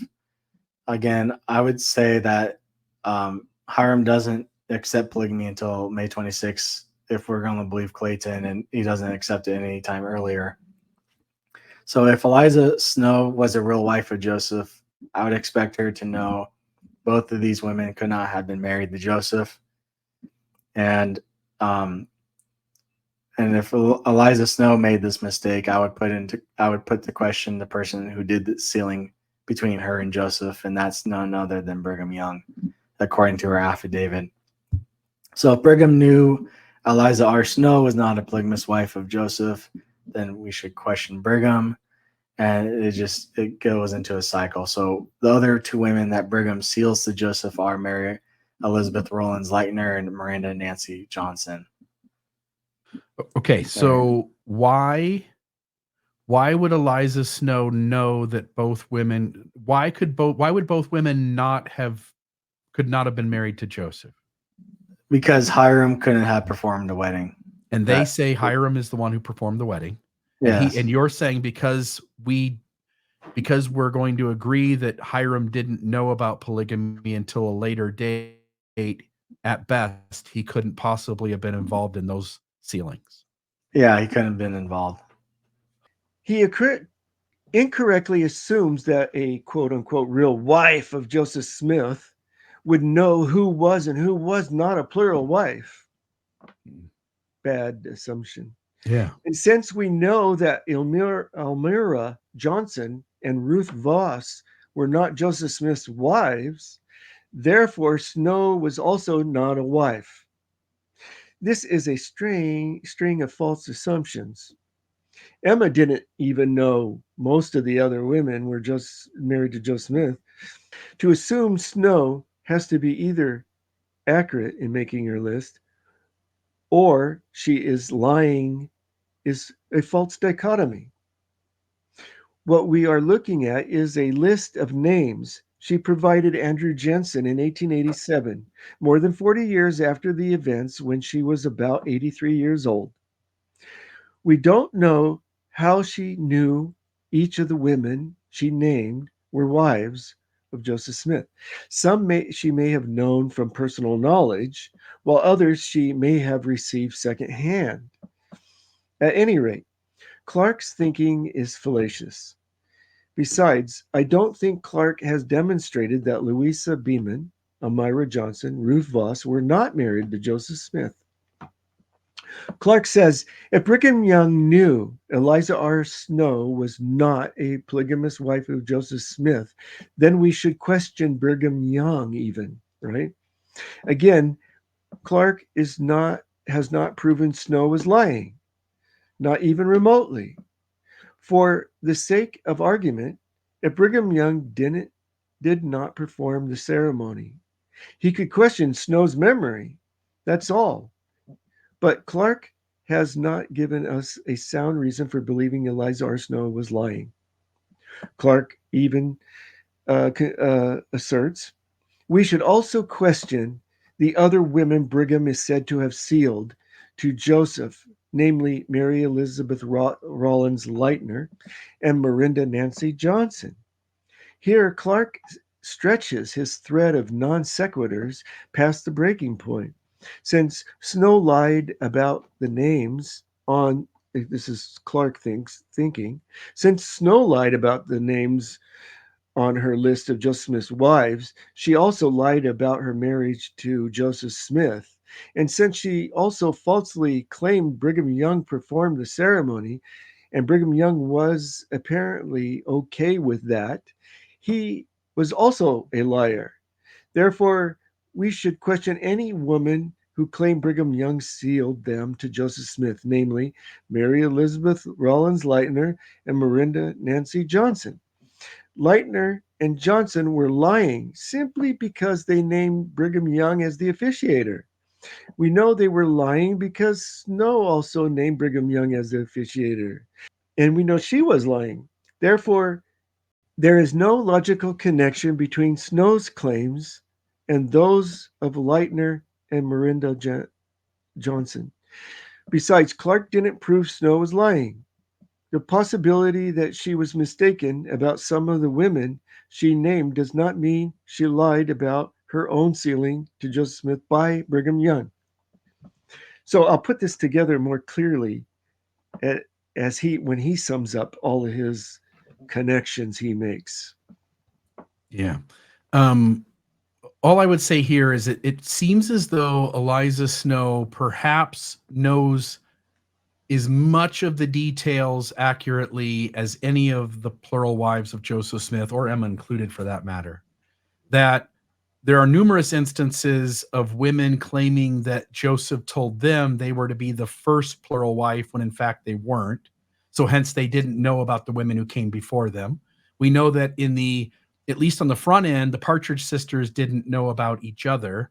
And so it seems to me, as one who's sort of familiar with Joseph Smith's polygamy, that there's little to no reason to expect any of these women to know all of, or even most of, all the other women, and that everyone is sort of working with a limited perspective. They see through a glass less darkly because Joseph Smith operated in such a way as to keep these women out of the loop from each other. And it seems, from a person who is preying on others, it makes sense to tell someone they're the special first person when in reality they aren't. By the way, if you're going to make all of this up, if this is all a Brigham Young fabrication, it doesn't make sense for these women to report that Joseph invited them to be the first, and this one says she was supposed to be the first, and that one says she was supposed to be the first. It seems like those sort of details would be worked out by the time they're going to testify in order to make Joseph Smith look coherent in how he's operating and to look healthy in how he's operating. I also look at like Lucy Walker's story, which is full of predatory behavior. Whether she recognizes it or not, you would sense that someone would step in and go, whoa, let's not make Joseph Smith look like a POS. Let's have him look like a good man. And so I don't have any reason to have Eliza Snow be accurate about anything. In fact, I have to be sort of grateful that she sort of had an awareness of as much of this as possible. And much of her awareness probably doesn't come from these women sitting down with her and going, hey, I was sealed by so-and-so. It happened on this date. Rather, she sort of hears the whispers in town. She sort of is the sister in the church who is trusted to have kind of as much authority as a woman can have after Joseph Smith's death, and sort of has some intimate knowledge of these things. And in other places, she's sort of filling in the voids as she remembers or as she best understands the data to come together herself. Yeah, she doesn't say how she knows that some of these are verified, though, from other sources. Right. And historians are glad she And Andrew Jensen put this list together, and we're lucky to have whatever information we have. Yeah. From, even if it's from a later period, and we should recognize all the problems that are associated with reminiscent accounts. But to then turn that around and to make all these understandable problems into evidence that they're lying is not logical to me. The way he strings these things, especially, and I will show this more clearly a little bit later here, the logic that he does to bunch them all together, he thinks he's following some kind of logical string, eliminating people in the group. So Eliza's at some of these marriages as a witness. Some of these other people are witnesses. So undoubtedly, at the time, they knew each other somewhat.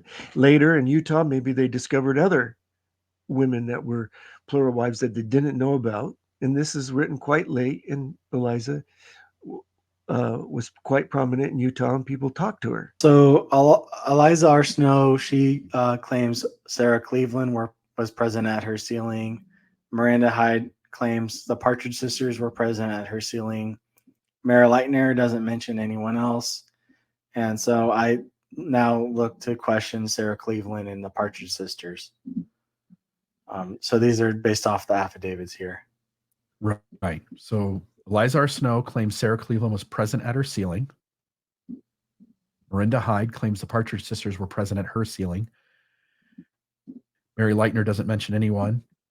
And so why does that mean we need to question Sarah Cleveland and the Partridge sisters?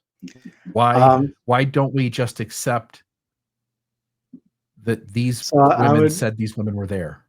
So I question Eliza R. Snow because of her listing the Johnson sister and Ruth Voss when they weren't able to be sealed to Hiram, if we're going to accept the official timeline of things.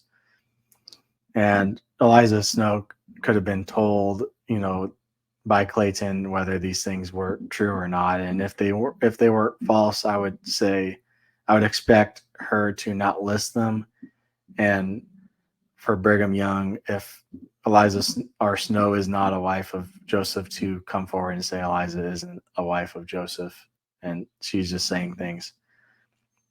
So Miranda Hyde is connected with Brigham, as Brigham's the one that does the sealing with her and Joseph.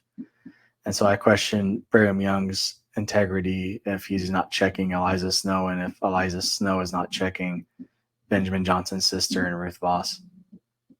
Does that make sense? You're claiming that these women weren't actually witnesses at these weddings because these weddings didn't occur anyway, and that somehow the church has gotten either no one to question it in the moment that these things were claimed, or has gotten these women to vouch that they will stand behind the false testimony that they were at each other's weddings. That hurts their testimonies. Yeah. Yeah. Okay, that makes sense. Do we need to question Sarah Cleveland and the Partridge sisters because someone Clark considers a liar named them as witnesses? What does that have to do with the veracity of Cleveland and the Partridge sisters? So someone of questionable reputation uses your name. Now, you are guilty too? This is guilt by association. Again, Clark has not proven that Snow lied in her 1869 affidavit because of the names she put in her 1887 list. Nor has he shown that Miranda Hyde lied simply because she named Brigham Young as an officiator. Sarah Cleveland and Eliza Partridge don't implicate anyone additionally. Emily Partridge says Heber was the one that sealed her to Joseph, and Heber said to have sealed Martha McBride to Joseph. So again, Heber's kind of lumped into this with Brigham, and if the Partridge sisters didn't marry Joseph, then D&C 132 being made to convince Emma of polygamy after the Partridge sisters are kicked out doesn't happen either. So that's one way of coming to the issue of 132 is the Partridge sisters tying back and as witnesses to other witnesses of marriages that didn't happen. Yeah. But yeah, you already kind of commented on that. Yeah. Do you grasp that when we read these women's narratives about how this all unfolded for them? Take Lucy Walker, for example. Flora Woodworth, another one. Partridge sisters. When you look at what they say about their situation, it doesn't come off to me as somebody making up a story to fit a fact that they need to stand behind that isn't a fact at all. When I read Lucy Walker's narrative about what happened to her, Mary Elizabeth Rawlings Lightner too, to some degree, I really hear somebody who is trying to defend the church, but is actually telling the truth about a ton of trauma that happened to them and manipulation that happened to them. And I say that only because it sort of becomes difficult for me to dismiss their testimonies as fabrication when they seem to speak so directly to abuse that happened to them that they would like to frame as miraculous, incredible spiritual experiences. But when reading between the lines, just seems like a person who is just deeply harmed and manipulated. Anyway, I'm just sharing with the audience that I can't, even if I wanted to believe these data points, and some of them I think raise questions. And again, I'm personally interested that when this project finally gets published and hopefully we get some experts to comment on these things to see how they frame some of the things that I see as being at least worthy of taking some time, pausing, and spending some real significant brain energy on helping us understand why this data point looks the way it does. But running counter to these data points, some of these women's stories are that it just seems more than someone being told to say something. Does that make sense? Yeah, I can understand that. And reading Brigham Young's things about Joseph, it's hard for me to wrap my mind around when he's like saying the people that murdered Joseph were devils, but I have pretty hard evidence that Brigham Young was involved in everything. It's hard for me to wrap my mind around that. But I think when you're dealing with someone like Brigham, who is a psychopath from everything that I've seen, I think he can manipulate people to do some awful things. Yeah, he's definitely not a healthy human being. Say that again? Okay. Yeah, no problem. Yeah. And then the other thing that I want to bring up here, folks, also notice, I mean, there's just gonna be moments where we need to take a break or something. So now we're hitting resume and coming back here to finish up this session. But the other thing I would just want to note for the audience at this point is you're beginning to accumulate a large list of people who have to be in on this thing. And some of them don't bother me so much. Say, take Augusta Cobbs from earlier. She really only has to have an interaction with one person who tells her how to handle a situation. She may never be called on to speak up about who did that or why that happened. It just would be incidental in terms of trying to figure out that there's a conspiracy going on and that Joseph Smith figures out who his enemies are.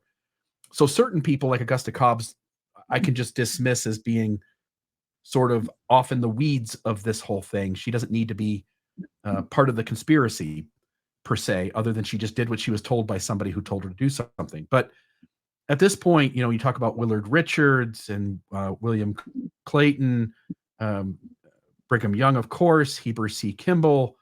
What was the other gentleman who became the historian? Thomas Bullock. Thomas Bullock is one, but there was another person too. I don't want to go all the way back, but it was when the death of Don Carlos and the other person who filled in for those two roles. John Taylor and Willard Richards. So now you got John Taylor as well. Yeah. And so you're starting to, and again, not that it can't be, but the idea is that when you start to have the more and more people you have in on something, and the fact that it really never gets out in a way that's clear cut, that becomes more and more difficult. And we are beginning to add up about I don't know, we're somewhere near, I think, a dozen people who would have to be major contributors to the conspiracy. Yeah, and So I just want to note that. yeah, and with the murder that I'll be showing, I could definitely show strong evidence of many people involved in it. And Yeah. so, what makes the polygamy part was what was hard for me with the polygamy is how do you get so many people to lie about it? But when I saw how many people were involved in the murder and the setup for it and the premeditation, it changed my mind about the polygamy part. Yeah, gotcha. Says, why should we not question Heber C. Kimball when the women he said is said to have sealed were witnesses to sealings that didn't happen? Again, Clark argues fallaciously. Why would you question Heber C. Kimball?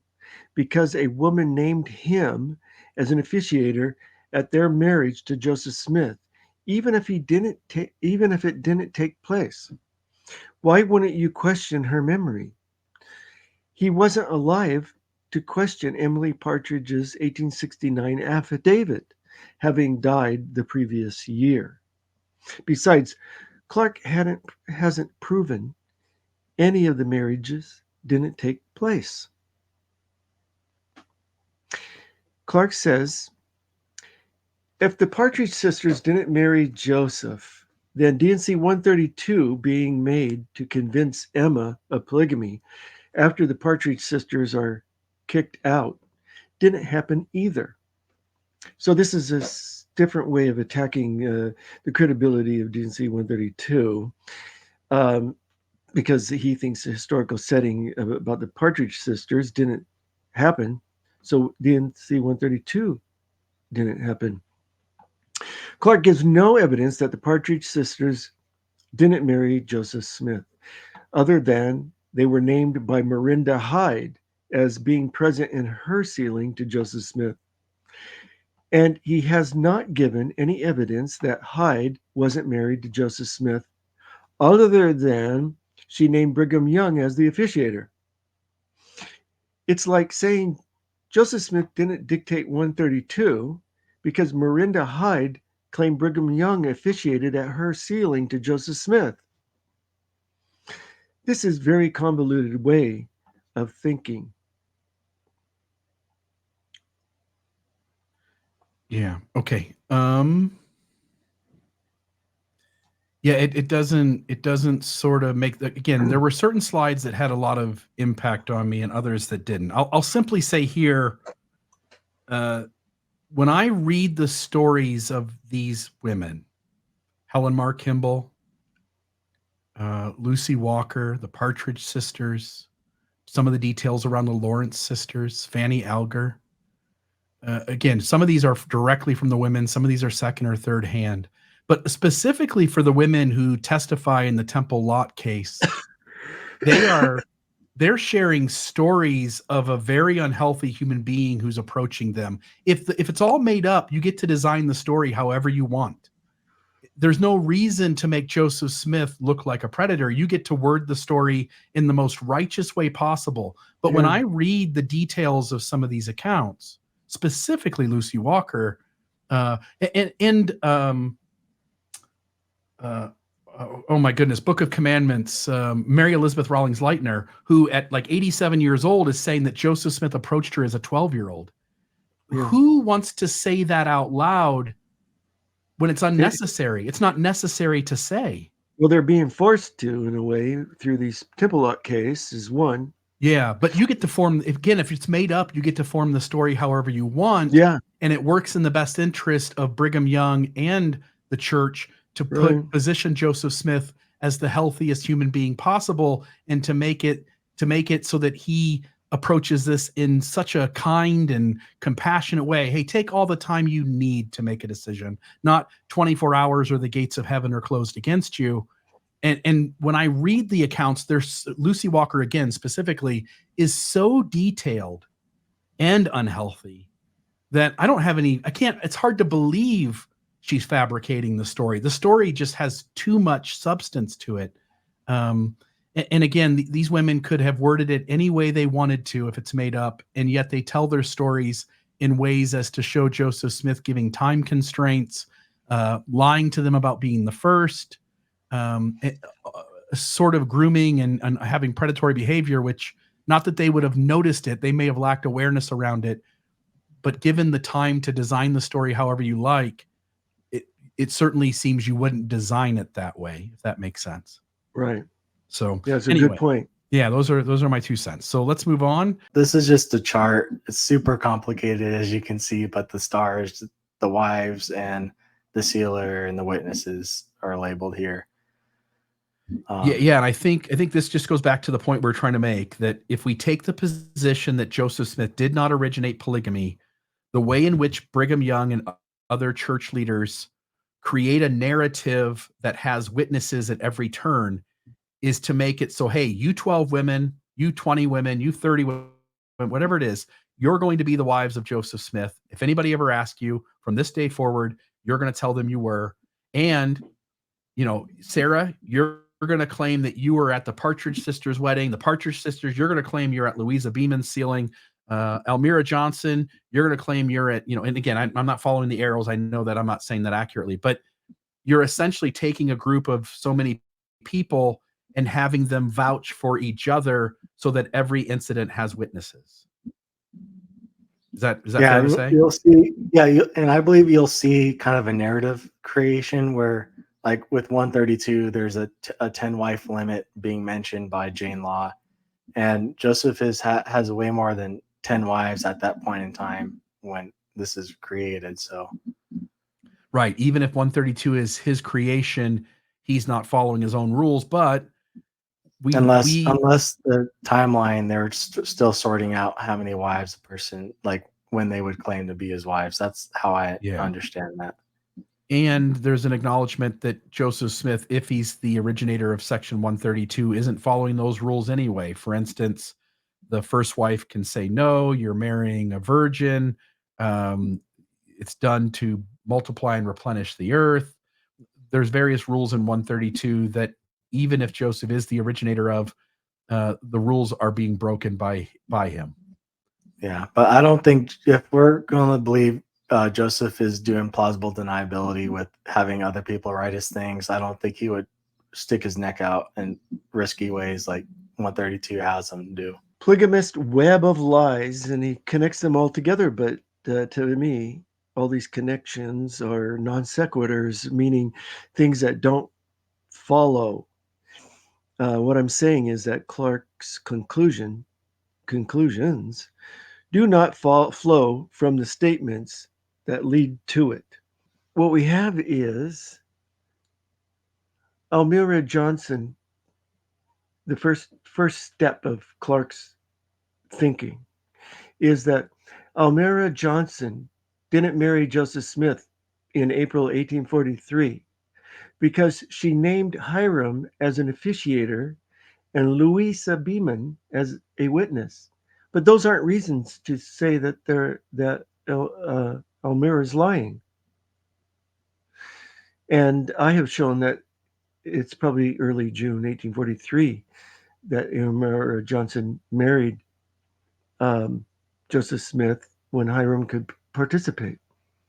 So I've shown how it could be worked out, but also note that the reasons Clark gives are not you don't say because she named Hiram and as an officiator and Louisa Beamon as a witness, that's why Elmira Johnson didn't marry Joseph Smith. There's other more plausible reasons, and this doesn't naturally flow. The second step is Louisa Beamon didn't marry Joseph Smith in April 1841 because Joseph B. Noble, officiator, said it was at his house. And so I showed that it was a rented house. 3, Ruth Voss didn't marry Joseph Smith in February 1843 because she named Hiram Smith as the officiator. possible wrong date or officiator, eternal marriage only. Okay, so there's a reason that it could have happened with Hiram's participation. The fourth step, Eliza R. Snow didn't marry Joseph Smith in June 1842 because she listed Elmira Johnson, Louisa Beeman, and Ruth Voss as wives of Joseph Smith. That's not a reason for Eliza Snow didn't marry Joseph Smith, because she named those people in her list. And because she named Brigham Young as an officiator, anyone who claimed the same, that is, that Brigham Young was their officiator, is also lying. That doesn't follow. That's not logical. Okay. Right. So the next slide. So I repeat the number 4 that we just went over, because the other 2 flow from it in his mind. So it's step 5. It would be Mary Elizabeth Rollins Lightner didn't marry Joseph Smith in February 1842 because she named Brigham Young as officiator. That's not a reason. Okay. Step 6. Miranda Nancy Johnson didn't marry Joseph Smith in April 1842 because she named Brigham Young as an officiator. It's still not a reason for saying that she lied. So I repeat step 4 because step 7 flows from it also in Clark's mind. Sarah Cleveland didn't marry Joseph Smith, date unknown, possibly 1839, because Eliza R. Snow named her as being present at her sealing to Joseph Smith. And in Clark's mind, that didn't happen. So just because Eliza R. Snow named her, therefore she has to be lying. There's no logical connection between those two things. Yeah, and that makes perfect sense. That essentially he's starting with his conclusion and then working the details interpretation into that.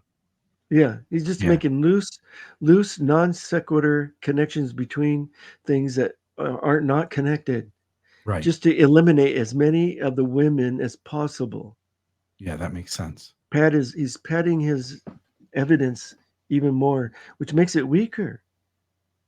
Okay, next, the last slide is, so this 4 is being repeated. Miranda Nancy Johnson, step 6, didn't marry Joseph Smith in April 1842 because she named Brigham Young as an officiator. Still not logical. Partridge sisters didn't marry Joseph Smith in March 1843, and they were remarried in Emma's presence, because Miranda Hyde named them as being present at her sealing to Joseph Smith. That's not a reason. They could have still been married. You say Miranda lied and named them as being present, and it's all wrong. That doesn't mean the Partridge sisters didn't marry Joseph Smith. It means maybe Miranda's lying, but it doesn't mean they are. So that's not reasonable. And because Emily named Heber C. Kimball as an officiator, anyone who claimed the same, that Kimball married them, is also lying. But that doesn't follow. That's not logical. Okay, step 9. Miranda McBride didn't marry Joseph Smith in August 1842 because she named Heber C. Kimball as an officiator. That doesn't make any sense. Right. No. That makes sense to me. That it doesn't make sense. Yeah. That you're creating, because you've deemed somebody untrustworthy, anyone connected, no matter where the accounts are, no matter what data substantiates them, no matter where it's written, no matter what the dating is on the source it's written, it simply can't be true. So a fake land deed. So William Clayton and Newell K. Whitney certify what I believe here is a fraudulent land deed for Sylvia Sessions, dated June 5th, 1843. So this is important, as I believe this is used to help support the whole polygamy planting evidence here, as June 1843 would fit around the timeline where Joseph would be married to Sylvia. But there's one major problem with this deed. So on here, on the same slide, you'll see that this deed is for lot 1 and lot 2 of block 108. So do you want to move on? to the next one for the follow-up. So Joseph had sold lot 1, block 108 to one of Sylvia's relatives here. I'm not sure how to pronounce the name correctly. Peregrine Sessions, either a brother or a cousin here. So from the records, he does not sell this land back to Joseph for Joseph to be able to be the grantor and for Sylvia to be the grantee. Just for anyone that doesn't know, the grantor is the seller, the grantee is the buyer. And so Joseph had no right to be able to sell something he doesn't own or have any right to sell. And so, but we see that the sibling of Sylvia sells it to her in 1841, and she sells it back 2 days later. And then lot 2, block 108 was sold in 1840, and Joseph again was not the grantor by June of 1843 either. So I believe this is strong evidence that William Clayton and Newell K. Whitney were willing to create forged land deeds in Joseph's name to support polygamy. I don't see any reason for Joseph to create something like this. Yeah. So to the experts, you need to explain why Peregrine Sessions and Sylvia Sessions seem to be getting the same piece of land without the land moving back into someone's hands with the ability to resell it. Yeah. I don't know how this supports polygamy. Clark's interpretation indicates Joseph Smith in fraud, not Clayton or Whitney. It is signed by Joseph Smith. Clayton is listed only as a witness, and Newell K. Whitney, the justice of the peace. However, I don't think Clark is interpreting the data correctly. Common sense tells you that selling the same property to two people from the same family would be discovered quickly. He has only shown part of the data for this property. Clark says Peregrine did not sell this land back to Joseph Smith for Joseph Smith to be able to sell it to Sylvia as a grantor. But this is exactly what happened. Clark missed this. His research into this property was incomplete. He didn't show all the transactions in the records involving this property. So my next slide. So on the 13th of December, 1841, just before Joseph sells it to Sylvia, Windsor and Sylvia Lyon sold all the land on lots 1 and 2 in block 108 to Joseph Smith, the sole trustee and trust of the church, for $1 love and goodwill on the original. So this is from Susan Easton Black's Property Transactions. This is where she summarizes all this stuff. It's a great resource. But there you are. They sold it to Joe Smith, and then he sells it back to Sylvia. Yeah, that seems clear. At the very beginning of the last slide, your first sentence was, "I don't understand how this factors into polygamy." Some statement like that. And so, I was gonna check and make sure. Yes. Have you watched the work that I've done on the land deeds?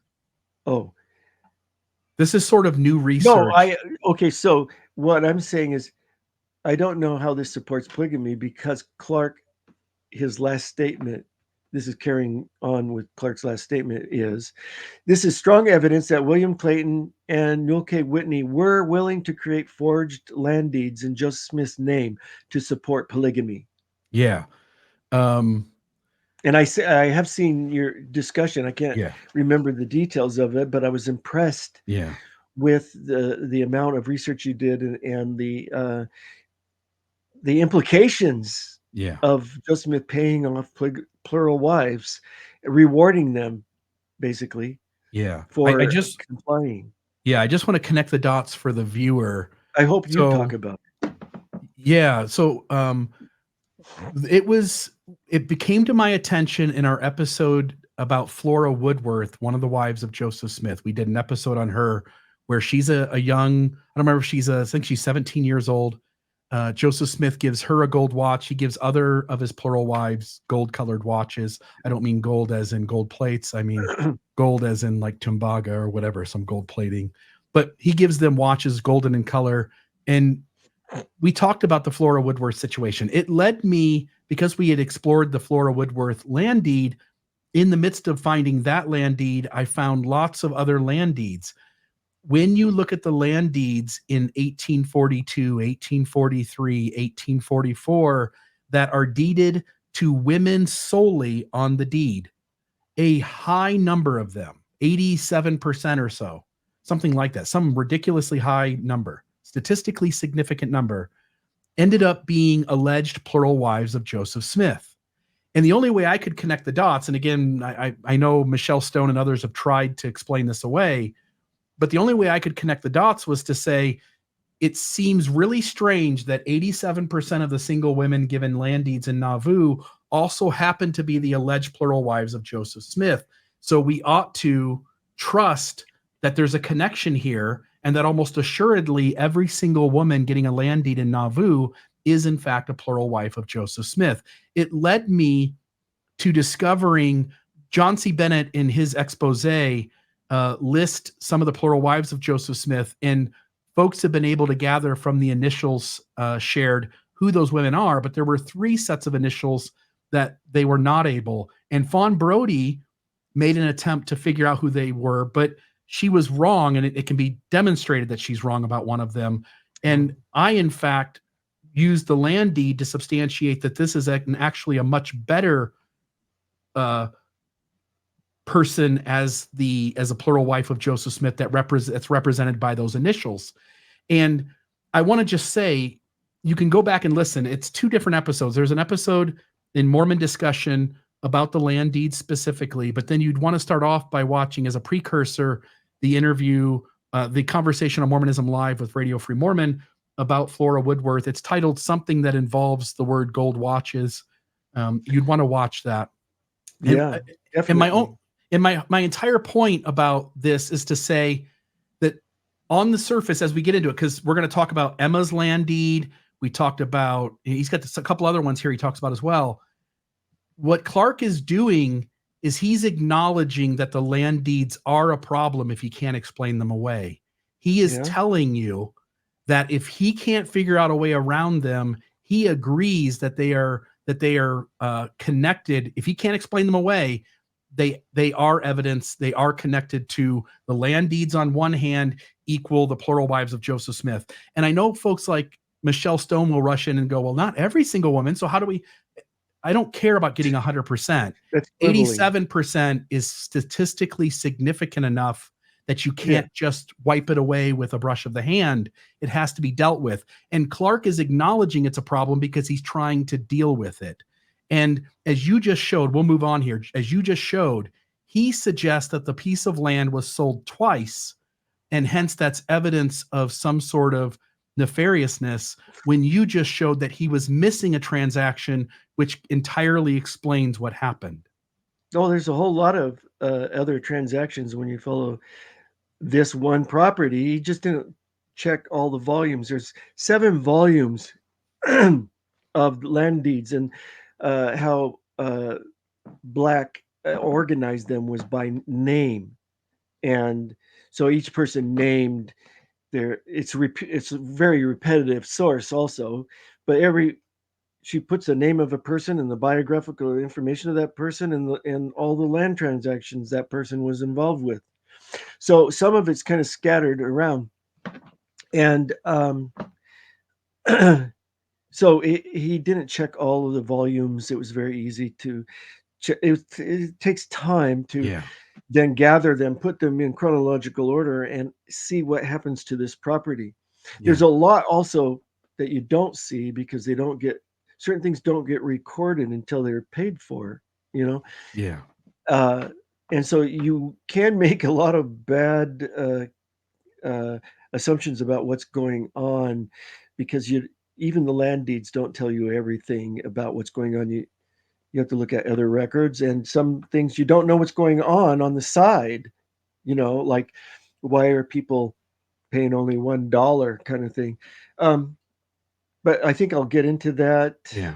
There's a thing called coverture at this time where women cannot own property. Wives cannot own property because everything is assumed as the husband's property, and they cannot own the property until the husband dies, and then that's a form of when they put property in the wife's name, the husband still owns it. It's just a formality because it's a way of handling an inheritance. So if he dies, then they can get the inheritance. It's also changing names, like changing things into Hiram's name or somebody else's name is a way of avoiding creditors. Yeah. So there's a lot of that going on behind the scenes. That even the Joseph Smith papers, people doing probably more thorough analysis than I have of these legal and land transactions, say that they can't figure everything out either. Yeah, and I would only want to add as a last thing, and we'll move on to the next one. I had trouble with this topic as well. When I went into the land deeds the first time around with Flora Woodworth episode, and then leading up to my land deed episode for research, I was looking at the specific documented deeds themselves. So I would pick a year, and I would just go through and find where a single woman was on there. But I not think only looked. Yeah. So not only is there those single deeds, but sometimes you don't have the physical deed image. What you had was a different book, which was line item, kind of a registrar of those deeds. And some of the information you couldn't find a deed for, but you had the recording of the deed in the register. And I didn't even know the register existed until Michelle Stone informed me that there were other women's names that I had missed, and she represented it as these other women that you missed aren't plural wives of Joseph Smith at all. Well, when I went and did the research, she was right to some extent. Some of them were, but she was right. A large number of them weren't. They happened to be the plural wives of the associates of Joseph Smith and Hiram Smith's second wife, and other instances, for example. So when you're looking at these land deeds, folks, and I would encourage everyone to do their own research, when you look at these land deeds, it's not just the wives of Joseph Smith, it's the plural wife of Hiram, it's the plural wives of the people close to the situation in polygamy, and which actually increases it as evident, the strength of its evidence that these land deeds to single women are tied to polygamy on some level. And again, unless Clark can figure out some way around it, and the only way around it for him is to make these land deeds late fabrication. And as you've already shown with one, and as we're about to go into others, there are issues with Clark's reasoning. And we have 3 other land deeds that looked unusual to me. Elizabeth Davis Durfee, Helen Mark Kimball, and Elizabeth Ann Smith Whitney.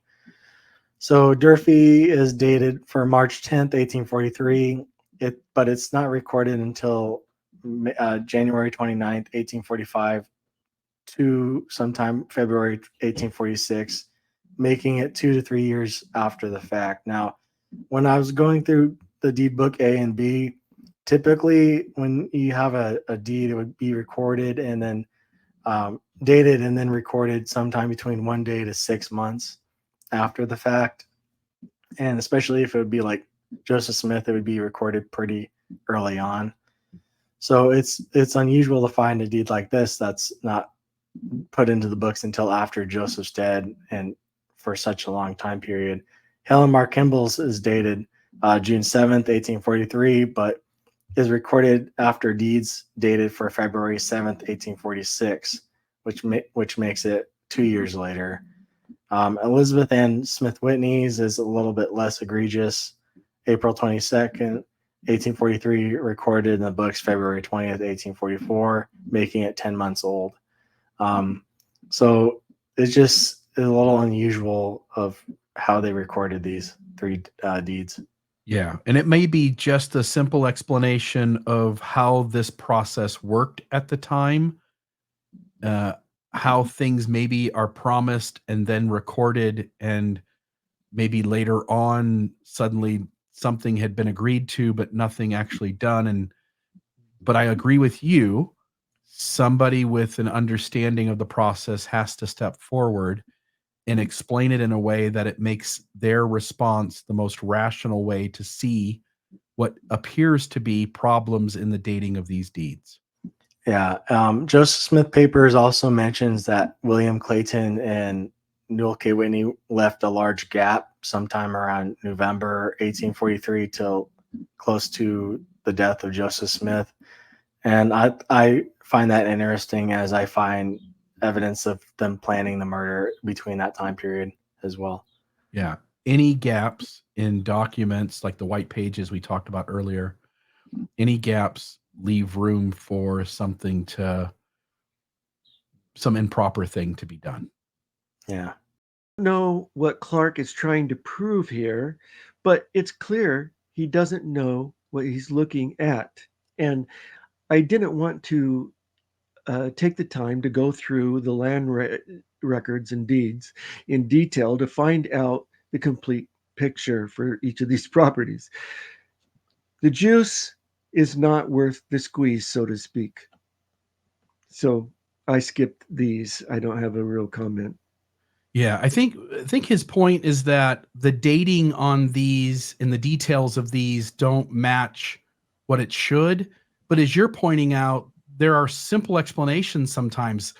One part of the process might start on one date, and another part of the process might not complete until payment is secured, for instance. You mentioned that earlier. I'm okay. Sometimes, Yeah, please. Sometimes if you go to the county record, I don't think some of these are the Nauvoo. Nauvoo had its own land deed book, and they would record in there. And when Joseph Smith died, the attorney, Woods, told Emma that she would have to record them in the county record because the Nauvoo record wasn't legal. So she had to go to Carthage and do that. And that would put the recording date quite late from the time it was originally made. Yeah, so one example here is Elizabeth Ann Smith Whitney, dated April 22nd, 1843, is recorded on February 20th, 1844, which makes it 10 months later. And I'm not saying that resolves this one, but what I am saying is that you're saying that a resolution for something like this could be that it is dated in the Nauvoo records and is recorded in the county records 10 months later. Yeah, well, Clark said that there was a short time. Well, that would be a property that was probably a deed written, paid for right away, and recorded right away. But some of the deeds would be written and would have a date, and you couldn't go in the county and record it as to your property until after you paid. Yeah. And by recording it in the county, at the county level, they're probably going to run into more hiccups with, for instance, giving it to a woman solely. And so there might even be good reason for why they simply handled it at the Nauvoo level and sort of postpone handling it in any other way until after Joseph Smith's death. Yeah, the 1846 dates, I would suspect. Like Helen Mar Kimball's 2 years later, right? It's hard to tell with what he included on here. What's going on? Well, he's shown like Helen Mar Kimball, dated June 7th, 1843, was recorded after deeds for February 7th, 1846. But as you're pointing out, one is being originated at the local level and one is being actually legally recorded at the county level. And there's going to be discrepancies in dates of those. And maybe that doesn't explain every one of these, but I would suggest that he's going to have to come back with at least dealing with that and seeing if that's the issue. But I can understand why you wouldn't want to go spend hours and hours in these. Well, I showed on the first one how he missed evidence, or missed the transaction, but he wasn't sure what this meant. He just looked bad to him, he said in his interview with you. Yeah. And so I would say, well, okay, go and find out for sure and then come back to us and we'll see. Yeah. So I just don't feel like doing the research for him. Totally. Yes, there are reasonable explanations for why the dating could be different. and hence it's not fair to just give the benefit of the doubt to the polygamy deniers and say this is absolutely a problem and it's evidence of something. Okay. Yeah, it just looks bad. That's all he said. So Yep. I don't feel obligated to try to respond to it. Yeah. All right, so the authorship of 132. So in William Clayton's affidavit, he claims that he is the sole scribe of 132 that was burned, and Joseph C. Kingsbury is the sole copyist of 132 of Clayton's document that is used by the church today. Joseph, so this is what it says. Joseph and Hiram then sat down, and Joseph commenced to dictate the revelation on celestial marriage, and I wrote sentence by sentence as he dictated. The copy made by Joseph C. Kingsbury is a true and correct copy of the original in every respect. So one sole scribe and one sole copyist. Clayton says he wrote the original revelation from Joseph Smith's dictation and states that it was the same as Joseph C. Kingsbury's copy in every respect, according to his memory on the 16th of December, 1874, more than 30 years later. So Clayton's reading this 30 years later, reading Kingsbury's copy, and he thinks it's the same as what he wrote. There's a lot being put on Clayton's ability to remember exactly what he wrote, and then compare it to Kingsbury's copy 30 years later and be able to verify that it's the same. Especially as we get into this, if 11 and a half verses is all that was added at the end later. But Leonard Sobey made a 1903 affidavit in December that said D&C 132 is the same as he heard read in the High Council on the 12th of August, 1843. Of course, these testimonies should be accepted with skepticism. This was according to their best recollections, which might be faulty. Sort of reminds me of the Spalding witnesses remembering what they heard 20 years earlier. Yeah. All I would say here, first off, folks won't understand this, but you can go back into the episode that RFM and I did with Lindsay Hansen Park and Brian Buchanan, where we talk about the various witnesses to Joseph Smith's polygamy.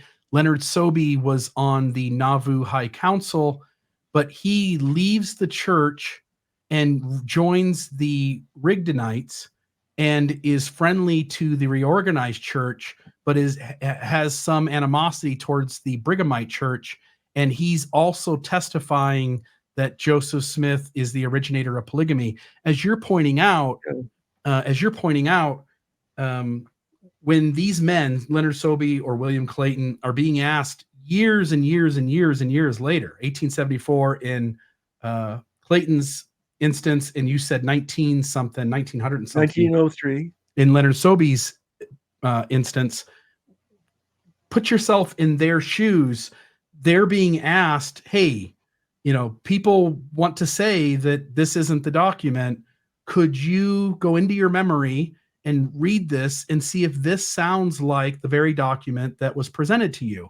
Now, of course, you're not going to remember every word. Of course, you're not going to remember everything, but the general gist of what was commanded, what was asked, what was required, and the framing that it was given, that seems reasonable to remember. And so if there is anything different, that doesn't discredit these two men as witnesses. This seems like a perfectly normal way that one would approach decades and decades later, being asked if this is essentially in substance. And I don't mean essentially that's the words that they were asked. I'm saying that that's how you would tackle it. You would look at the document and go, you know what? I can't be 100% positive about everything, but this seems like the gist of what was presented to me decades ago. And that seems like how all of us would generally answer that inquisition. Anything you want to say there? No, those are good comments. So a closer look at 132 shows that there has to be at least two different authors or scribes for it. So we have the first spelling of destroyed on pages 2, 4, 5, and 7 of the document, spelled correctly Destroyed. And then the second spelling of destroyed on pages 7 and 8 is spelled Distrroy. So on this, I see it as you don't spell destroyed 5 times in a row and then misspell it 6 times in a row afterwards. I believe this is proof that Clayton is not the sole scribe, nor can Joseph C. Kingsbury be the sole copyist. So I see that there being 2 scribes, scribe 1 versus 1 to 45 of D&C 132, and then the second scribe versus 45 to 66. Yeah, the only this was one of the things as I was looking into your PDF that caught my interest. On the surface, I agree with you. It seems really strange that if we posit that the same person is involved on both parts of this, so Clayton is the author, Kingsbury is the copier, then you should see uniformity in how the word is spelled. Although I can imagine a world where Kingsbury is correcting spelling and at some point either decides on his own or is told to simply copy it verbatim from what the original was. And that's the only way I would have to get around that. And so that's why I point out Clayton says it in every respect, it's the exact copy of what he wrote. Right. So, yeah, he seems to be saying, yeah, but he seems to be talking. What he's trying to do is notify those who are listening to that statement that they didn't change any of the meaning, the words, the vocabulary of any of that. And we're taking it to mean also the spelling. And I don't know that a rational perspective requires us to include the spelling. If I'm a copyist, I might see room to correct spelling, and still the other person would be adamant that nothing about this document was changed in terms of meaning, because that's the thing they're worried about. They're not worried about a misspelled word. They're worried about an audience perceiving that Joseph Smith isn't the author of this. This somehow got manipulated, massaged somewhere along the way. And so I could see how spelling and the vocabulary are 2 different things, and that speaking to one didn't necessarily mean the other, in spite of the fact that the language sort of sounds like it means everything. So would you say that this change would be on Kingsbury's side? So if we have evidence that, say, Clayton knows how to spell destroyed, would that change your mind on this? Yeah, what I'll say there is that if William Clayton knows how to spell destroyed on the front part of the document, it makes little sense that he would start misspelling the word on the back end of the document. What would make more sense is that the copier would be correcting spelling on the front end of the document and either decided or was told to stop doing that on the back end of the document. Yeah, so that relies on Clayton making that mistake for that to work. Yeah. Yeah, it would require that Clayton is the misspeller of the word destroyed. Yes. So we'll have to have those historians check Clayton's spelling. Yep. Yeah, what doesn't make any sense, and this is where I'll agree with you, what makes no sense is that William Clayton knows how to spell destroyed and then suddenly doesn't. Yeah. That makes no sense. So there has to be a better explanation than that. Mm-hmm. Fine. Now, I will tell you, this was one of the most interesting slides to me, because I can totally understand why Clark's logic and my agreement with that logic worked this way, that the word destroyed is spelled correctly in a grouping on the front end and incorrectly as a grouping on the back end. And I think I presented a way in which I could make that work in favor of Joseph Smith still being the originator of polygamy. But his explanation on this issue alone seemed to make more logical sense to me. And so I'm interested to see what you have to say about slide number 35. Okay, well, I agree that this does look like there's 2 original scribes somebody wrote after Clayton, 11 and a half verses extra. But it doesn't mean that there's two copyists, because the copy, Kingsbury's copy, is just in his handwriting. He copied it. He said it was Clayton's handwriting. But yeah, the major part of it would be Clayton's handwriting, but he copied a document probably that had two scribes writing. Nothing unusual about this, as I'll explain. Can you explain that differently? Can you say that? So help me understand sort of how the spelling differences would come in if Kingsbury is making a copy of Clayton's document. So, as I will explain, Kingsbury's not a good speller, and he would have a habit of just copying the scribe who was before him, because he probably wouldn't recognize the shift in spelling, that it was a wrong spelling. He wouldn't correct spelling. Some scribes would copy something and correct the spelling. Somebody that was a bad speller probably would just copy what somebody else is writing. So that's why I say we know Kingsbury is the only handwriting in the copy. So there's only one copyist. So years later, he remembered, oh yeah, it was Clayton that wrote it. Well, most of it was. And he probably didn't recognize in his memory that there was more than one scribe. He just probably remembered Clayton's contribution. So you're offering two possibilities, if I hear you right. One is that Kingsbury remembers incorrectly, and Clayton is responsible for the majority of D&C 132, but that there actually is a second scribe writing the original document for the last 11 verses. That's one possibility. I think that's the very rational conclusion when there's such a change and they're all bunched together like this. Yeah. And I checked Clayton, and I don't have the ability to check his whole journal, of course, but I checked various letters and things, and I couldn't find Clayton misspelling destroyed.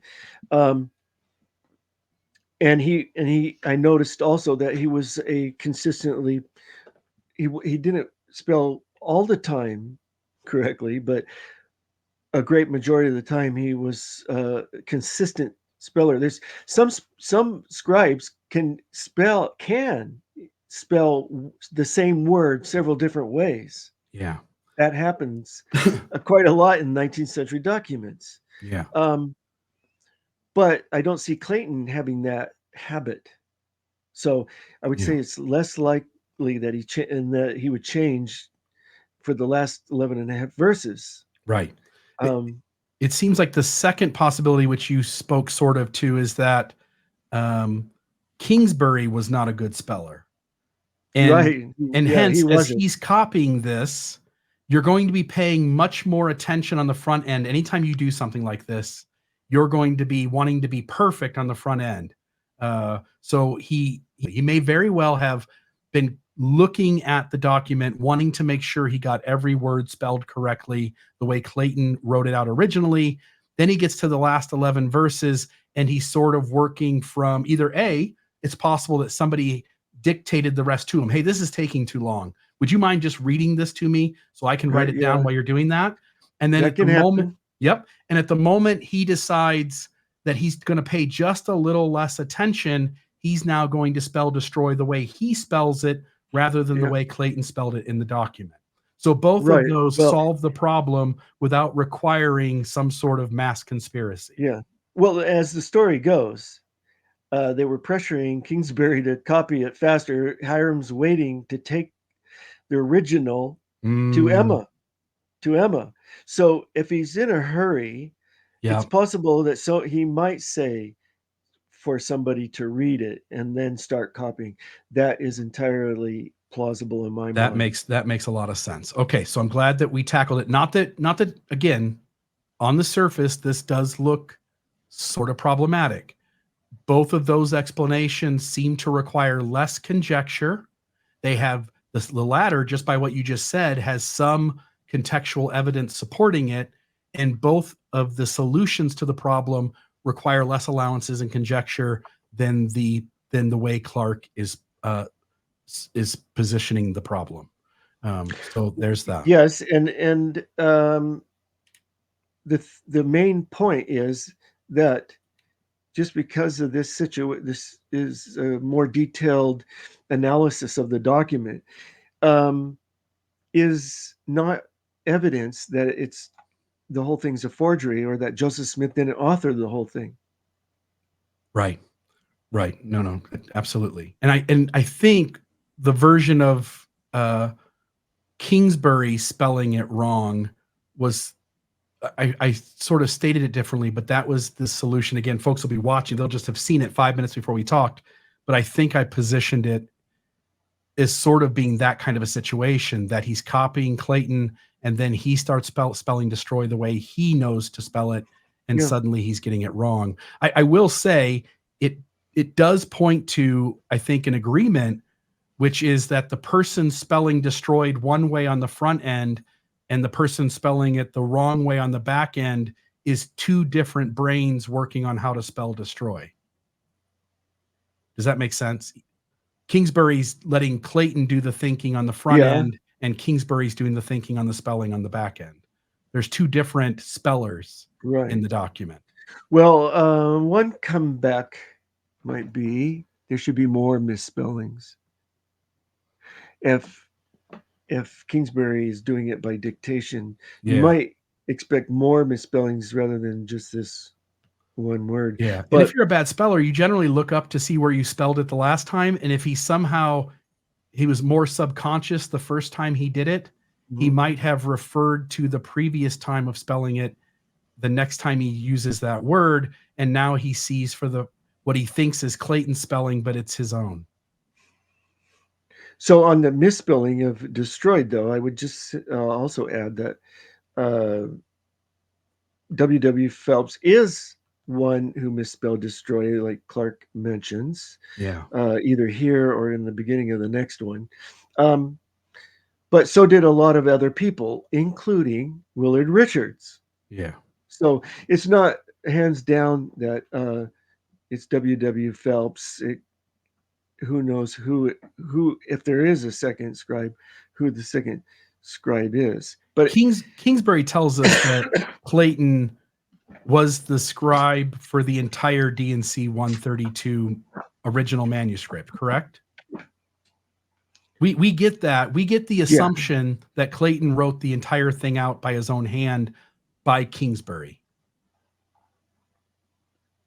Is that where that comes from? What? Clayton wrote the manuscript out originally. Who claims to have written the whole thing? Is it Clayton that claims he wrote the whole thing? Oh, that it reads exactly as it read. Yeah, it's Clayton in every part particular. Every verse particular, yes. Yeah, something like that. But years, like you say, 30 years later, he might be overemphasizing for faith promoting reasons that you can be assured that this is, whatever. And he doesn't exactly remember every little thing about it. Right. Memory and rhetoric could affect that. Absolutely. So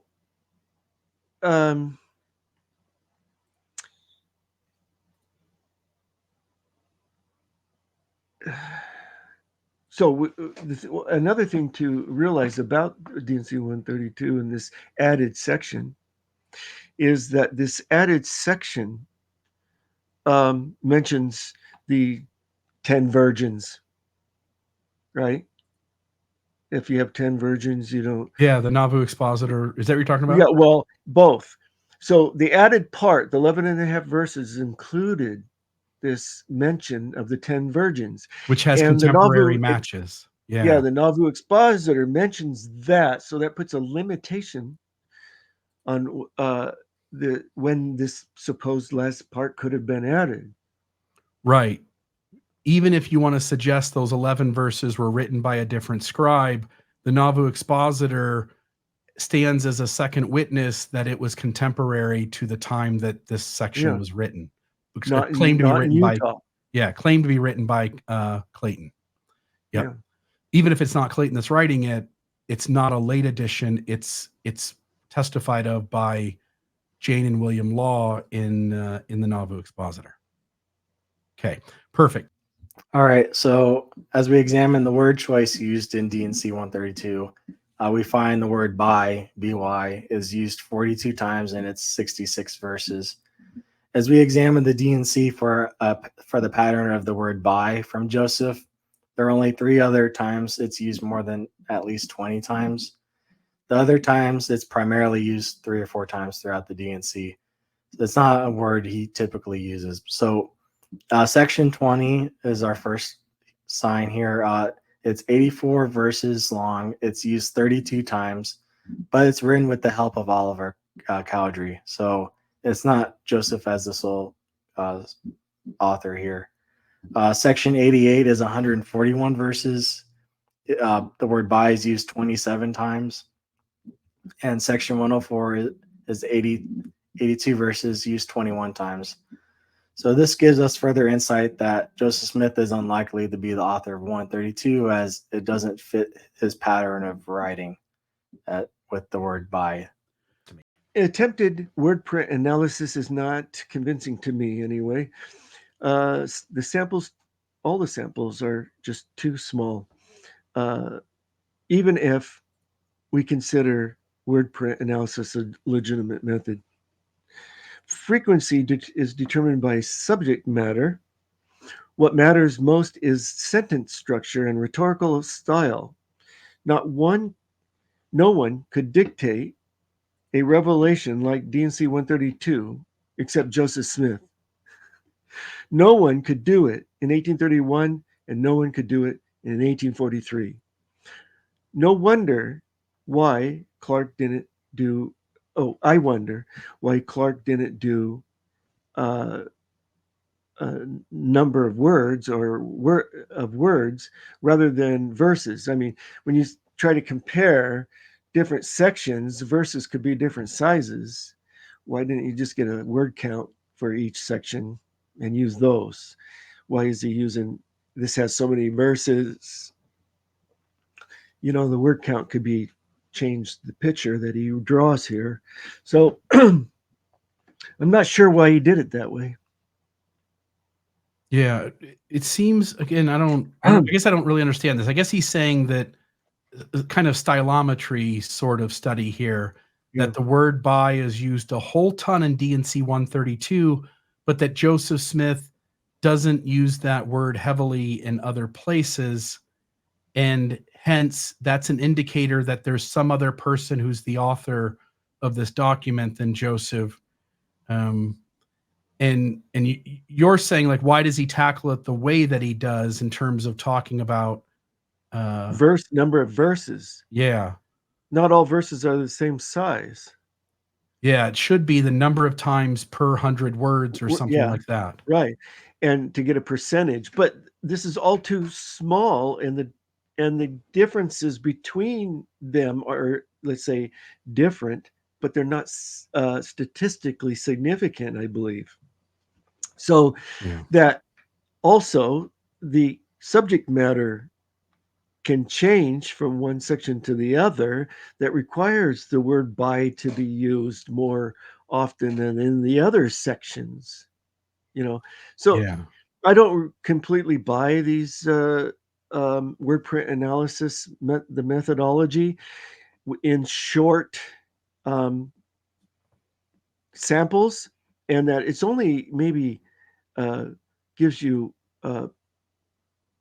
maybe one little piece of a larger group in a larger piece of evidence than it would. I wouldn't use word print analysis to overturn other kinds of evidence like style.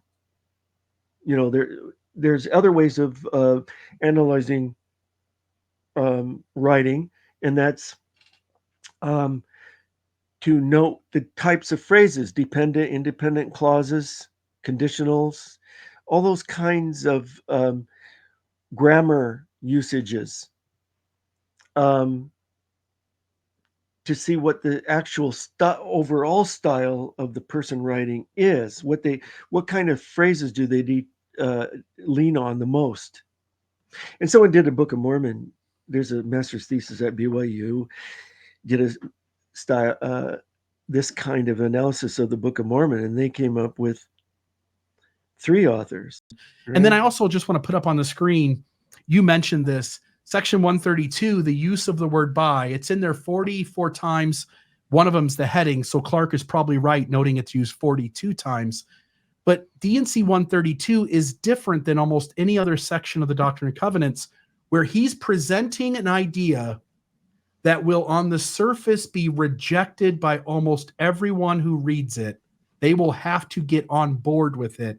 And he is trying over and over again to communicate to the reader that this is God's principle, and it's by this authority, and it's by that authority, it's by this standard and that standard. So when I skipped through them, by me or by my word, by the Holy Spirit, by my word, by whom they cannot pass. Let me get through a few of these. By covenant, by the Holy Spirit, by him who is anointed. Whereby doesn't count. So that's whereby doesn't count. So now we're down to 41. Clark might be wrong. By the angels. So again, each one of these bys is a moment where Joseph is saying it's outside of himself. There are authorities outside of me who have implemented this, and it's by their authority, by the angels, by the Lord, by the one who's, and then there's also telling the person what obligations they have in order to receive these blessings in a thing that they're not going to believe on the surface. So whereby something you do, and where, by something you do. So that happens over and over again. By me and my Father, by revelation and commandment, by my word, by the hand of Nathan, my servant, by the holy anointing, by the power of my holy priesthood, by my word. This sounds like a person who's scared to death that their idea will be rejected, and they are telling you over and over and over again, don't believe me, believe the source by which this came. You are obligated under those authorities to accept this. So anyway, that was something I sort of, by covenant and sacrifice, by the voice of him that sent me, by my own voice, by my word. This is somebody trying to establish authority and putting the impetus on the person to feel obligated to follow along. Yeah, a lot of these verses you can see are quite long. Yeah. Anyway, so I'll get there's rid of that. Probably more words per the word by. Probably, if you did a word per word thing, it might come out quite different than that. Yeah, and I'm just saying, like you pointed out, there's this section, because of the nature of it, seems to require the use of the word by more than any other section. Yeah, as the well. context determines the vocabulary a lot of the times. Yes. So he begins with the claim that Joseph Smith was asking God to understand how Abraham, Isaac, Jacob, Moses, David, and Solomon were justified in their polygamy. It says, "Verily, thus saith the Lord unto you, my servant Joseph, that inasmuch as you have inquired of my hand to know and understand wherein I, the Lord, justify my servants Abraham, Isaac, and Jacob, and also Moses, David, and Solomon, my servants, as touching the principle and doctrine of their having many wives and concubines." The next slide. So the author of D&C 132, I believe, wasn't aware that Joseph wouldn't have been asking these questions about David as being justified, as Joseph in his Bible revisions clearly believed David was damned. So in the Joseph Smith translation of 1 Kings 14 verse 8, he changes the wording from what the King James says, which says, "Who kept my commandments," referring to David. He changes it to, "because he kept not my commandments." He also changes 2 Samuel chapter 12 verse 13 from "hath put away thy sin, thou shalt not die," to "the Lord has also hath not put away thy sin, that thou shalt not die." So changing it from condemnation to David. Do you have any comment? So what you're saying here is that when Joseph Smith does the Joseph Smith translation of the Bible, he clearly takes scriptures around David and Solomon who are practicing polygamy, and he clearly changes what seems to be approval in the original King James Version and changes it to adamant that God is not in approval of their behavior. Hence, Joseph wouldn't have any question about why this was okay. He would have clearly understood it was not okay because God told him that what was in the original scriptures was not a positive affirmation of what they were doing, rather a condemnation. Yeah, and Joseph would be the one that's doing these changes. It's not Rigdon or Oliver or anyone else that's really making these changes to the revisions here. What lends you to believe that, for instance, let's say Sidney Rigdon, because Rigdon would, I think, have some skin in the game for why he would want this not to be. Why do you think that Rigdon has no influence on these changes? Well, we'll see kind of Joseph Smith's perspective on the Song of Solomon's of how he didn't see it as scripture, and that's kind of a polygamous thing there because Solomon has several wives and he's kind of flirting with a woman in that. But I don't see Rigdon's hand in the Joseph Smith translation because of my understanding is he wasn't directly involved with it. He was helping, but he wasn't overseeing the whole project where he's doing this.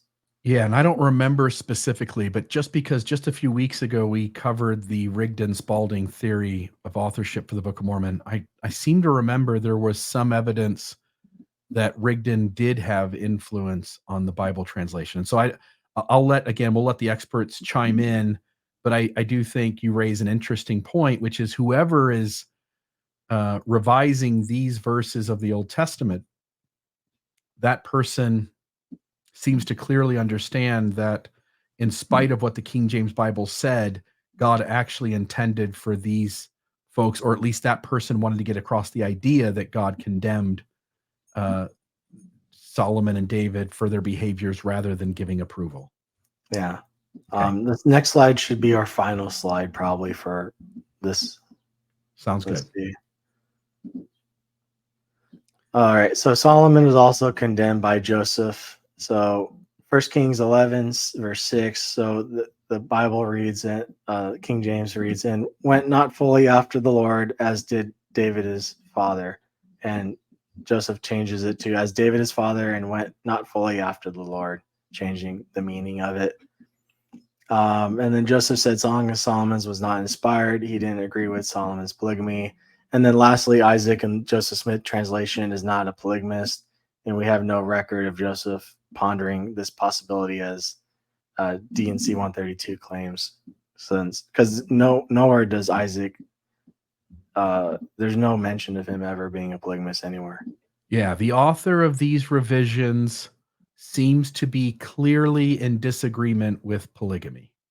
Yeah. Yeah, okay. I accept that as well. So I think that's an interesting point to make. Finding a contradiction between Joseph Smith's early beliefs and those in Nauvoo is not sound argument. Historians know this is the idealist fallacy, assuming humans are always consistent and using that assumption to explain away or reject one side of the contradiction or the other. However, Joseph Smith's ideas on many issues evolved over his career. For example, the Book of Mormon is anti-Masonic and anti-universalist. Yet subsequently, Joseph Smith subsequently developed nuanced versions of these ideas. His concept of the Godhead also developed. So, on polygamy, he appears to have developed a position on plural marriage that he distinguished from Bennett's spiritual wifery. I could show examples in the JST, or Joseph Smith's translation of the Bible, where he made changes where the Father and Son were one, but later made them separate in his theology. Again, contradiction does not prove Joseph Smith is not the author of D&C 132. Condemning David and Solomon in the Book of Mormon and JST and then modifying his views and grappling with the patriarch's living polygamy couldn't be done without nuance and syncretism, which is having ideas that aren't always harmonious in your philosophy. And as the revelation itself says, in nothing did they, Solomon and David, sin, save in those things which they received not of me. Well, some of the wives were, and some of the wives weren't. This was similar to what happened with Masonry and Universalism. People left the church over D&C 76 and the temple endowment because they thought Joseph Smith had changed. Yeah, so the first part here, we're just warming up. The real meat gets into the next couple sections here. So Great. I believe the strongest evidence is about to show up now. Yeah, yet to come. Yeah. So, folks, I hope you're enjoying this. I hope you find our conversation to be respectful. And Clark, I just want to say thank you. You put together a beautiful slideshow. I think you definitely raise data points that we should have, if not concern, at least some skepticism and want better answers for why these things appear to be in some sort of disorder from what we would expect. That's it. Okay. So we're done with part 1. Sweet. Folks, stay tuned. Tune into part 2 of my interview with Clark Aboud. And Dan, I'm looking forward to having you back on, and we'll have a lot more slides to get through, but at least with Clark, we got through those quicker than part 1. And I'm hoping that I'll be just as helpful to that happening in part 2 as well. Yeah. Okay. But there's a lot of material to cover. So I appreciate it, Dan Vogel. Folks, please like and subscribe to the video. Leave your comments. We'd love to know what you think. Do you think Clark had a stronger position on which slides? Do you think Dan had a stronger position on which slides? And would love to know what your commentary is around it. And Dan, again, thank you so much for your time. Sure, you bet. Okay, have a great day, everybody.